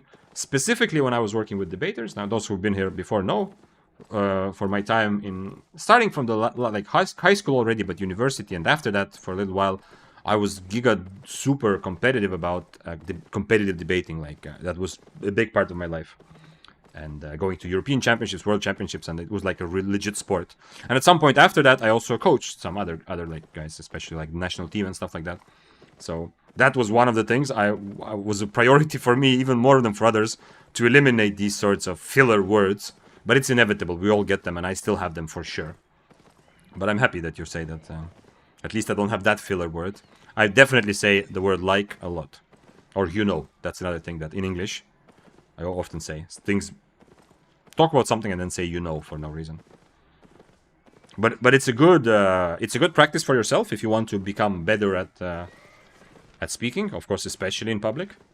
You know, you can always record yourself giving like some sort of small presentation or speech, and you can try it. If you speak in public, of course, that will, you can record that. It will be more useful, yeah. But it will be very obvious. It's the kind of thing that when you are in the moment, like you are standing, you're saying something during a meeting and so on, you don't notice it. But if you watch video, like playback of your own speech or your own presentation or whatever, it was even maybe a phone call, it will be so instantly obvious to you which kind of words you are using as filler when you are just thinking, yeah? Because it usually happens when people, like, because your brain needs to think while making a sentence, so instead of you say things like that. And it does make you actually less convincing. This is not a joke. It legit makes you feel less authoritative and convincing if some of your words are just extra. I misheard competitive debating as competitive dating. I guess, I mean, competitive dating definitely exists, right? It's like this kind of pickup artist community. That sounds like competitive dating, yeah? It becomes a bit like a sport, like how many girls can you get to agree to a date or something. That's like competitive dating. The new word that drives me crazy is deadass. I've never used it, to be honest. I feel like I am actually have a pretty good grasp of new slang words coming out and their meaning. I don't know why. Maybe because I spend a lot of time on the internet, but anyway. I feel like a lot of people my age, you know, don't use or don't understand as much. So like even deadass, I understand very obviously, and a lot of newer words as well. But I don't think I've ever used it actually. I do jokingly sometimes say like fr, yeah? And no cap also. Yeah, Bovis. Zaddy. I don't know what Zaddy vibes means, so I should not have said that I understand a lot of slang words. You know what I'm saying? That's the thing also. I do say that also. Baldani, yeah, that's a common one. When working international teams, using actually helps for people to catch up. Yes and no. So I understand the point, but the way I speak English depends. Like I am used to working, and I am also obviously not a native speaker. I'm used to working with non-native speakers, and I adapt. In order to present, if I'm trying to make like a presentation, teach something, whatever, and I know that there's a lot of people who are not just non-natives, but who maybe don't work in English and so on, I will adapt. But I don't think the adaptation needs to be to add filler words. You just speak a bit more slowly, more pronounced words. Sometimes you can say things more simply in terms of not using like words that are too crazy, stuff like that. I don't think adding like those in-between words, like things like I don't think that's the best idea, because still giving anyone that's also why it's better to listen to someone when every word is calculated and like there's a reason why you say that word. Yeah, it has a function in the sentence, because it takes less brain power. You might think it's like a small thing, but it is easier to listen to someone if they speak and every word has a function, instead of like random things like, like I just said, like, or ladies and gentlemen, or so whatever. So I think and I have worked a lot with ESL people, yeah, I'm also, as I said, if I speak and I know the English language is not amazing in the room, I would adapt definitely differently. I wouldn't start intentionally adding filler words to make the speech slower. And I don't suggest that you do either.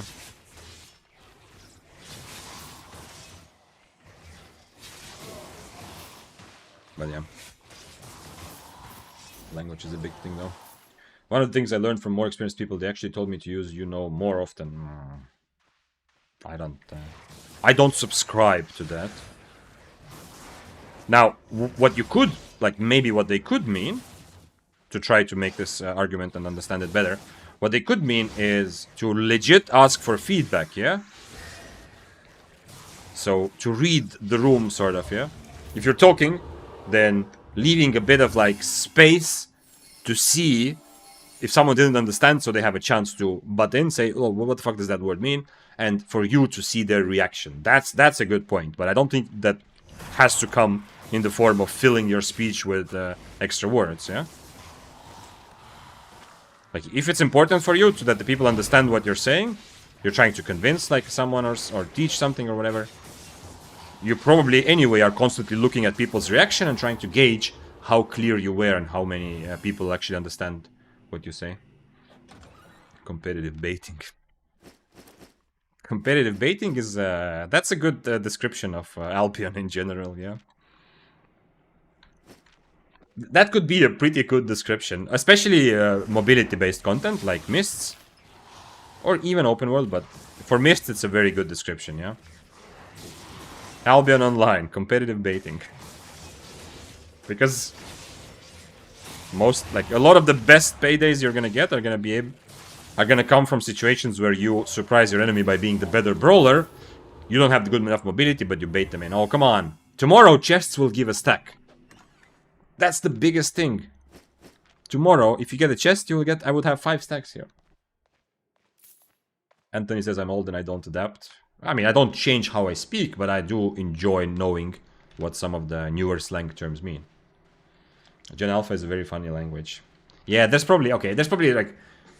I don't feel old in real life, but on the internet, like 35, I'm 35, if you didn't know. On the internet, 35 does feel like, you know, a little bit old-ish.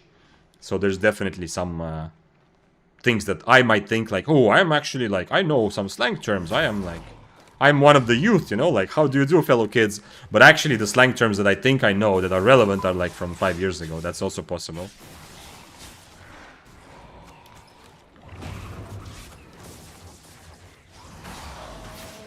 Wait, I shouldn't blink against mobs. I just realized. Because of the cooldown, yeah? I've been wasting a lot of DPS this whole time. I don't know why it took me so long to understand, but it's kind of obvious now that I think of it. I should just do this and then let it time out. Because it will be ready faster, right? Or is it the same because of the window?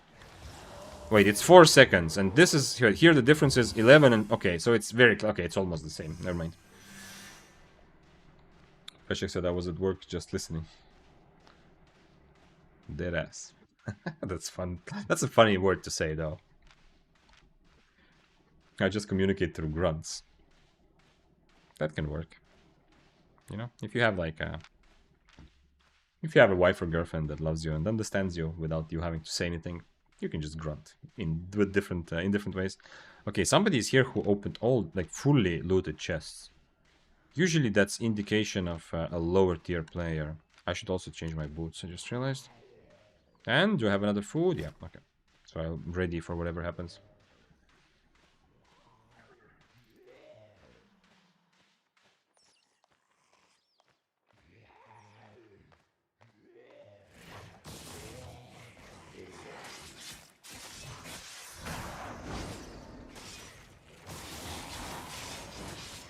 Baldeni says, you know, and like, it's totally fine when your English is on the... Oh, you said like these filler words are totally fine when your English is on the lower side, and you're not a native. It's much easier to form sentences with such glue. Sure, but I think there's a bit of this thing going on that... like the thing, I actually quoted this quote already like 5 different times on stream. The sort of a joke, but actually a pretty good point from Mark Twain. His kind of famous joke when he wrote a letter, I don't remember to whom, and he said, sorry that the letter is so long, I didn't have a lot of time. You know, which at first is like kind of like absurd joke, but actually when you start thinking about it, is exactly true, yeah?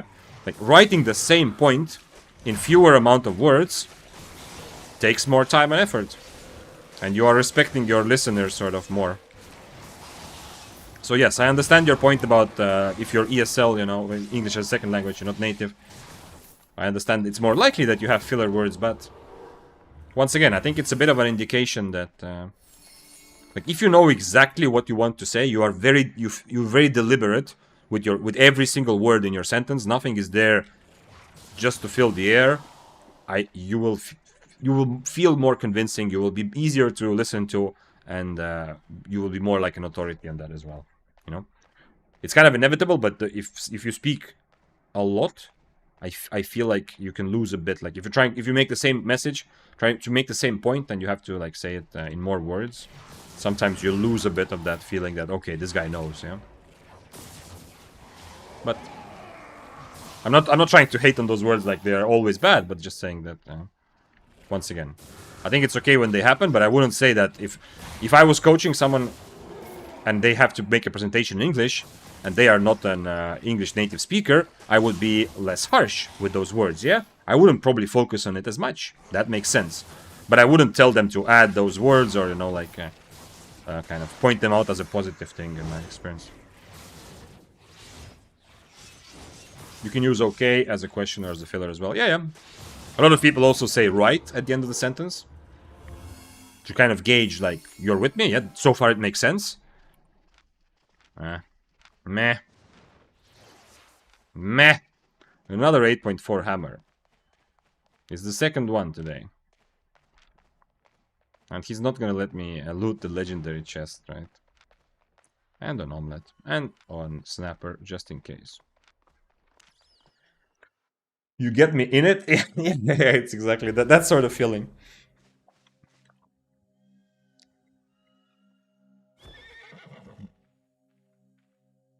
Daybreaker is really good against Fists of Avalon, right?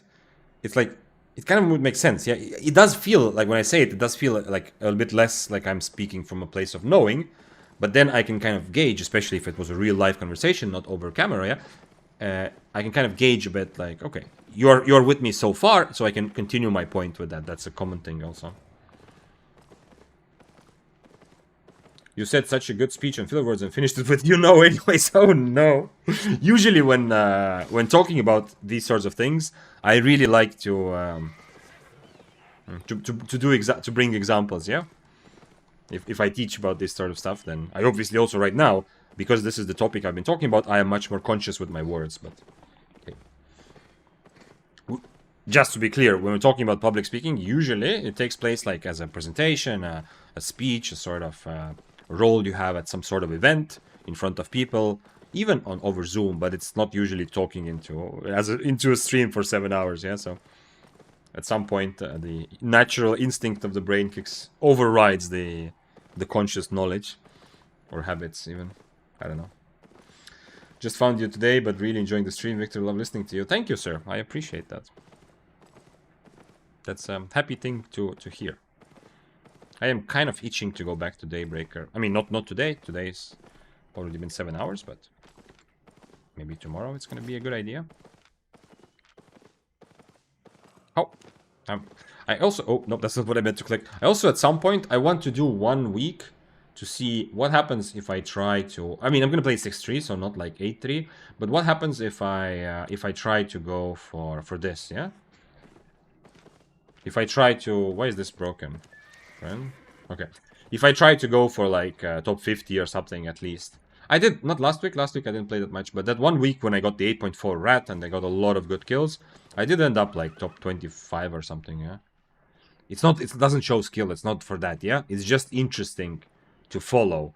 So what would happen if I actually played Albion almost every day and played just 6-3? Like, where would I end up? It's just interesting to see what am I able to do, you know, if I focus on that. Is it going to be a struggle to get to top 50? Even though I was like top 25, but that was because I got that lucky ratting kill on an 8.4. I had a lot of other good kills also that week, which were like also honest kills, but I still, you know, wouldn't be that high without the 8.4 kill. So it's curious. Like, if I don't get lucky like that, is it very difficult, or is it actually... Is it going to feel impossible to get to top 10, or is it going to feel like if I am focusing on it, it's possible with like, I don't know, 40 hours a week or something? That's interesting. That's something I'm thinking about right now. How good do you think 100 Spears and Mists? I think it's like solid A-, B+ tier, yeah? It is not a top meta weapon, because even though it in theory does everything you want from a good Mist weapon, the problem is a lot of the other... the success of the Spear will inevitably depend also a lot on what are the other weapons that are being popular right now.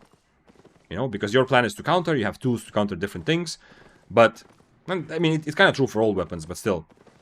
Currently, there's too many popular meta weapons that are really a struggle for Spear to fight. Not impossible, but just difficult. First of all, there's a lot more brawlers than usual, but that's still okay. Melee brawlers are not that big of a problem. Ranged brawlers suck. Like, fighting against full brawl... What is this? Oh. Fight against full brawl fire staff or a full brawl curse sucks.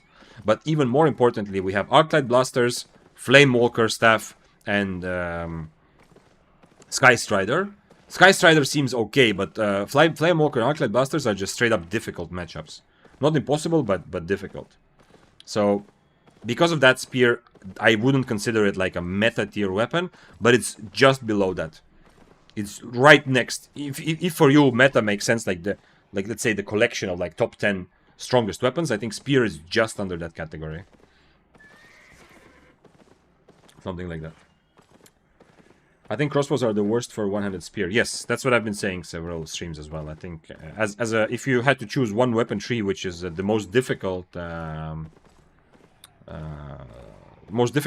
for spear to match to 1v1, it's crossbows. Yeah. Plays Arcane, Frazzle. Were you answering about something, Connor? Plays Arcane, Frazzle, Poison Point, Stalker Hood. Yeah, I played a bit of that today as well, and you know, my discovery of Arcane has become from that.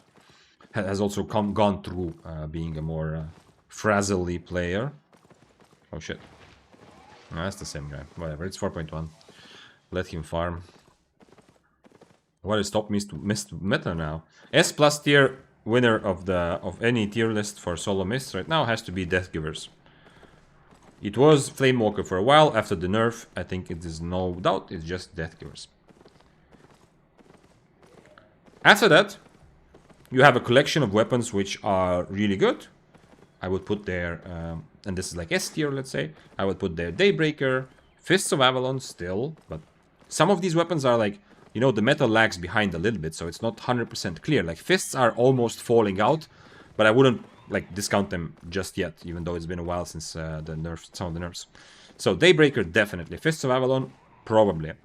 Then we have, let me think, Flamewalker definitely, even after the nerf. Arclight Blasters definitely. Sky Strider, I think it's now fair to say also definitely. Yeah, I wasn't sure before because only few people played it. So you have a collection of weapons that are. There's probably something I might be forgetting. So yeah. Anyway, it's those weapons, and then after that you get to things like I discussed, like the spear. Bloodletter is interesting because Bloodletter is very difficult, but it can be good if you are really good. Yeah, and it depends on the tier, how you play it, and what kind of build. But it is worth a mention when we discuss meta. He says essay. I don't know what essay mean. I need to make a video of it. Frost Staff is also kind of close to one-handed spear, Chillhowl and one-handed frost. Arctic Staff is difficult to measure, potentially also very strong, but not meta tier strong. Regular Bow is definitely also close to one-handed spear. It's just more difficult to take multi-way fights, but much easier to take 1v1 fights. Let's see, what else am I missing? Quarterstaff, probably not that high, to be honest. After I played it, I realized. Oh, Dual Swords. Yeah, Dual Swords also somewhere close to one-handed spear. So right under the meta tier. Hammers are difficult to really rate. Like, Tomb Hammer is the closest to being worthy of, like, meta tier. But people don't really successfully play it other than high tiers. Like, very few people do. And I feel like it's probably also like a B tier weapon overall, or B+. What does the word Frazzle even mean? Frazzle is like to confuse someone with some sort of big effect or something like that. How exactly crossbow counter one-handed spear?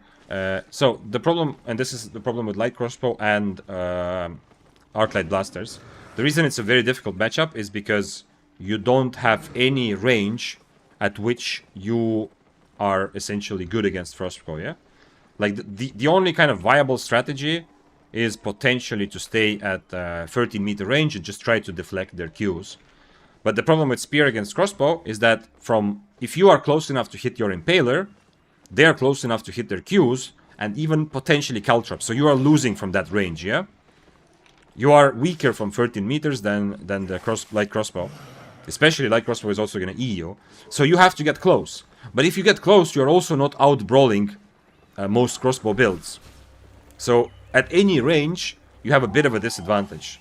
The only two options you kind of have is to either stay at the very edge of their Qs and just deflect forever and hope that you're gonna give you enough of an advantage to turn that into a winning fight, or to try to stack up on mobs, get in, do your 3 stack E, and then keep just kiting them from so far away that they cannot even Q.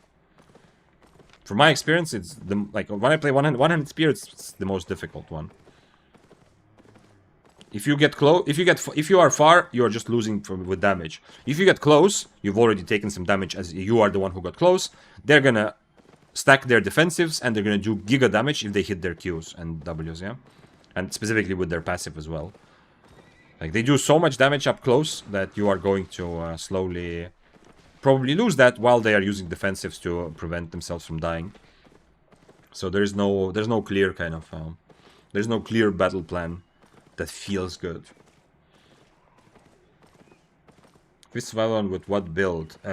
With different builds. That's the beauty of a lot of meta weapons, including the Daybreaker, including the Death Givers, that you have flexibility. This guy, this is actually a cool build.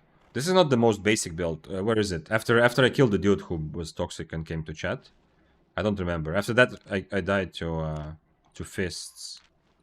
This one. This is a cool build. This is a brawl heavy build, yeah, with Inferno, Rose Snapper, and Stalker Hood. But the regular Fist of Avalon build usually uses Assassin Jacket to E and then be ready to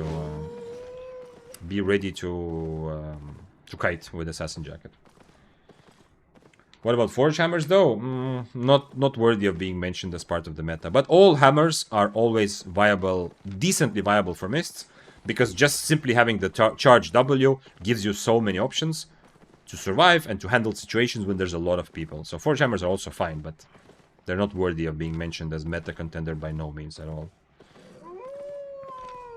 Tomb Hammer is the only hammer that I would say right now. Everything else, you're either playing super high IP and you are crushing with the fact that you have so much higher IP, so you can kill and out-brawl, or you are just like an amazing hammer player, you know, and you feel the limits of your build amazingly. But on average, like in general, I would say anything other than Tomb Hammer is not worth being considered for meta in the hammer tree. But every hammer is considered, in my opinion, should be considered as a viable option. What counters crossbow? The main thing that counters crossbow is damage from far, because crossbow, that's the problem with spear. If you get close, you don't have any long range options, yeah? If you ever get close enough to hit your Impaler, which is your only long range damage spell, then you are close enough to eat more damage than you did in return. But anything that has a long cast range, all of the ranged weapons such as Frost, especially bow, I think, but let's say Frost, bow, and fire, all of those, they don't counter crossbow to the point where it's a bad fight, but they have a bit of an advantage because now it's the crossbow's job to get close, right? Because if you're a fire staff, you even have spells like artillery or potentially frost lance on W. If you're a frost staff, although you probably shouldn't use frost staff in mists unless you have already know what you're doing, but still, if you have a long range spell, you do damage from far, and now it's the crossbow's job to get close, which means two things. Number one, you already have a bit of an advantage because they have to do something. Yeah, it's their job to waste some of their mobility first, so you can match it like the Frost did against me last time. I mean, I was Arcane, but the same logic. Or the second advantage you get is that if they are the ones who have to get close, the whole time they are getting close, you are still doing damage if you hit spells. So outranging an enemy usually is a very clear advantage. The problem if you play spear versus crossbow is that at every range you are unhappy, yeah? But like crossbow versus Frost is a good example. The Frost has the same advantage against crossbow from far as the crossbow has against spear, yeah? You have more range, you do more damage, essentially. Okay, not the same advantage, but he has advantage from space. But if the crossbow does successfully get close, now the Frost is losing the fight, yeah? Because crossbow will do a lot more damage if it keeps hitting all of its spells. Nice, you're still streaming, so hello again. What's up, Missing Link? Yeah, actually, it's probably time to finish this Arcane day. How is the stream so far? It's fun, it's fun. I got what I wanted, you know, which is a lot of Arcane situations. I got to experience how it feels to play Arcane. I learned some things about countering Arcane. How important it is, if you have something that can be dodged, how important it is to wait out 4 seconds. Yeah, if you're playing against Arcane, if you see them do this, 4 seconds. Look at my staff. You can see it's lit up. Now it's gone. That means I cannot jump anymore. This is the only dash skill that Arcane has. So if you have some sort of spell in your build, which can be dodged by a dash, Flamewalker E, Dual Swords E, whatever, a Quarterstaff E, so many things, Fists of Avalon E, then if the enemy Arcane does this, just wait it out. I mean, yeah, you're taking some damage, just wait it out. Now, I cannot dodge anything. I cannot dodge Quarterstaff, I cannot dodge Chill Howl E, you know, whatever. The second thing I learned about playing against Quarterstaff today is how much easier it is to miss the Qs, especially close range, but in general. Like, these Qs don't have amazing range compared to other range, they have 1 meter less, but they also fly pretty slow. So it's very easy. I missed a lot of them. You really have to predict enemy movement. That's the biggest things I learned. Arcane is definitely tricky. Like, you are punished for your mistakes a lot.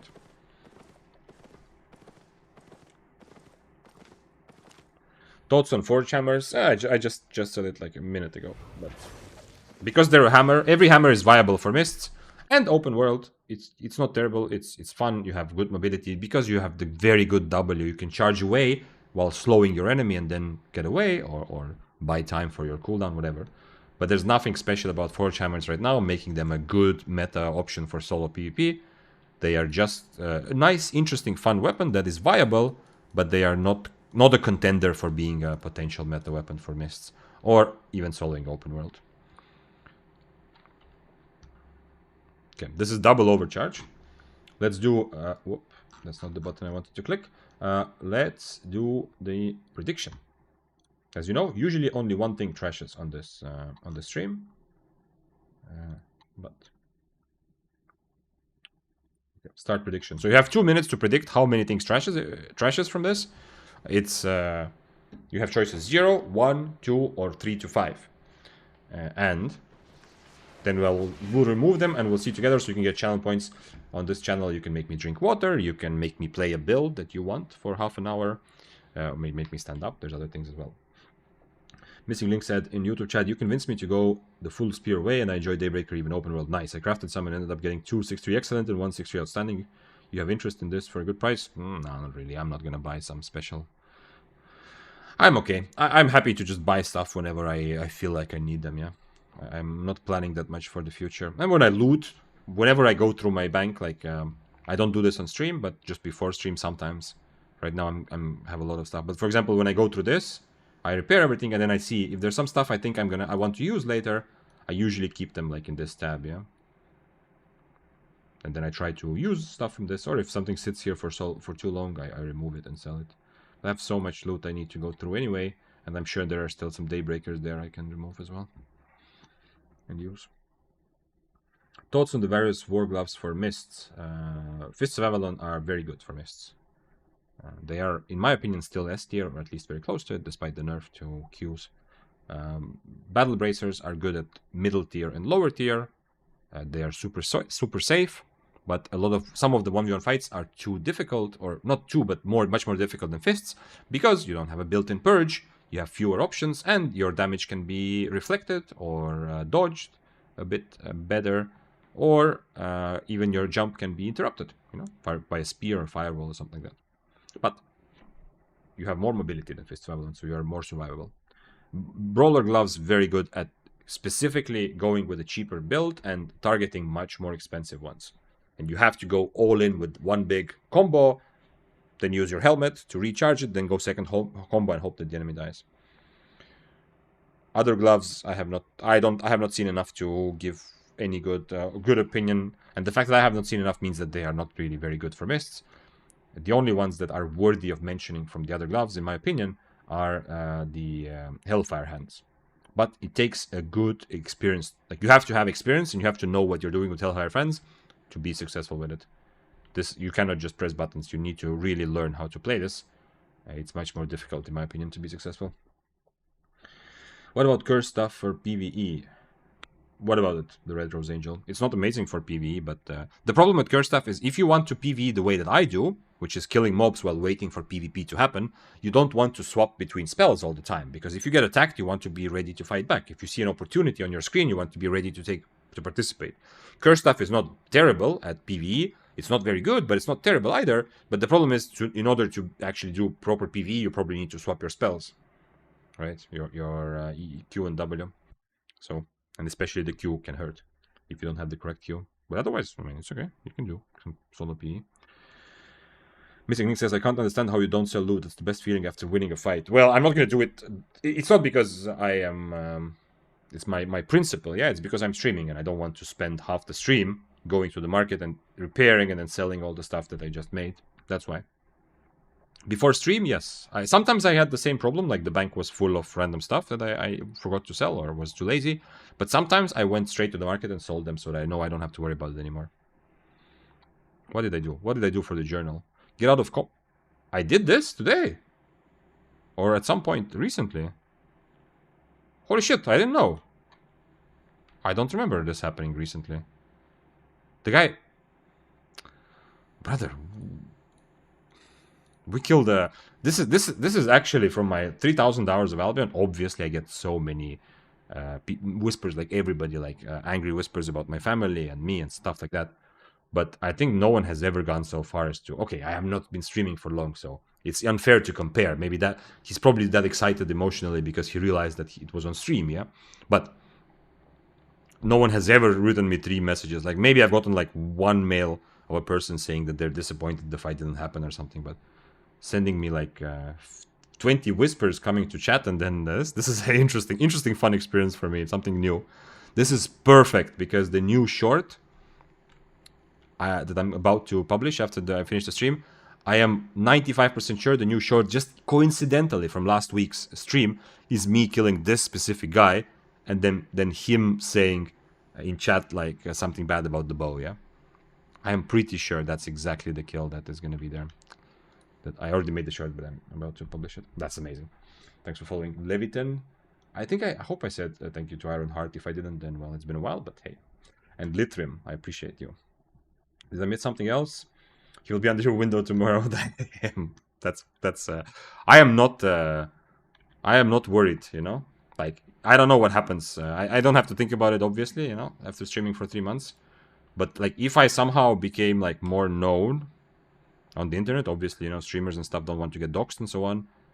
I don't know. I don't have that thing, you know? I'm not really worried so much, which might end up biting me in the ass, but we'll see. We'll cross that bridge if it ever happens.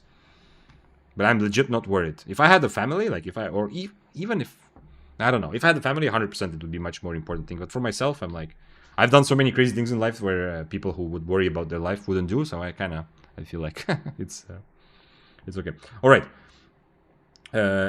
Unless there's something other pressing right now, then the next order of business for the Spear Council is to decide where to go. I'm sure we still have a bunch of people from Raid from Coco. And we have to choose where to take this.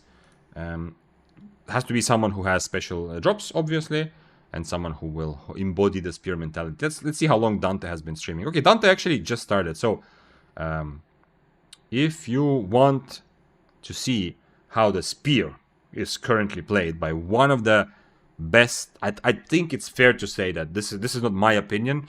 From almost every good player I know, that I've heard talk about Dante, I've heard not just he's a good player, but legit, like he's probably one of the best spear players we currently have actively.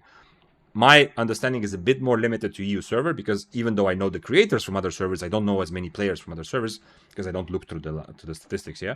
So, I'm not sure, you know, and nobody can really tell, but I believe we have one of the best spear players on our hand, so we're going to go to Dante. What about OC? Good question. Exactly. I'm glad that you asked. Litrim said, first time listening in, nice stream, good to find someone as old as myself enjoying the game. I know that feeling. How many times I've read comments under my YouTube videos, or more recently also on Discord, and I feel that too. You know, I also feel like, oh, thank God, you know, I know I'm not alone, yeah? At the end of the day, age doesn't really matter, but I say this not as a cliche. I legit feel like I don't care how old someone is, but sometimes when someone else, especially when someone has like kids and a family, I feel like, oh, I don't have kids, but I still feel like more like a connection, like a mature player. Okay, let's remove the OC and see. Actually, wait, let me see. What was the prediction like? Okay, most people think 1. This is double overcharge, so this might have been a risky bet. Let's go. I'm gonna turn on the sound from the game. Okay. So here goes the staff. Okay. 0 is still alive. 0 is still alive. Next item has to trash. If you put... Okay, only one person put 10 points on 3 or more, so... That's an experienced gambler. Okay. 2 is alive and 1 is alive. Or 0. Okay, 0 died there with that... what was it? My boots. It's still 1. How is it always 1? This is not a prediction. This is like a memory quiz. Like, do you remember that the answer is always 1? That's essentially what we're doing. Alright, thanks for following the Red Rose Angel. Okay, I think it's time. Raid Sandante Whale. So, stay for the raid to get extra... I want to overcharge horse. We'll talk about that next time. Stay for the raid to get extra points. Spam... If when you get to Dante's stream, if you have a spear emote, if you're following this channel, you have the static spear. Let's spam those into Dante's channel. And if you have any questions, then of course ask. As I said, we are legit dealing with one of the best spear players, I think, that Albion currently has actively. So if you have any questions, it's amazing to get his input, because he plays at 8.3, you know, which gives him a different perspective than, for example, some of the things that we often see here. Although I'm moving also to pressure myself to play higher IP. Let's go.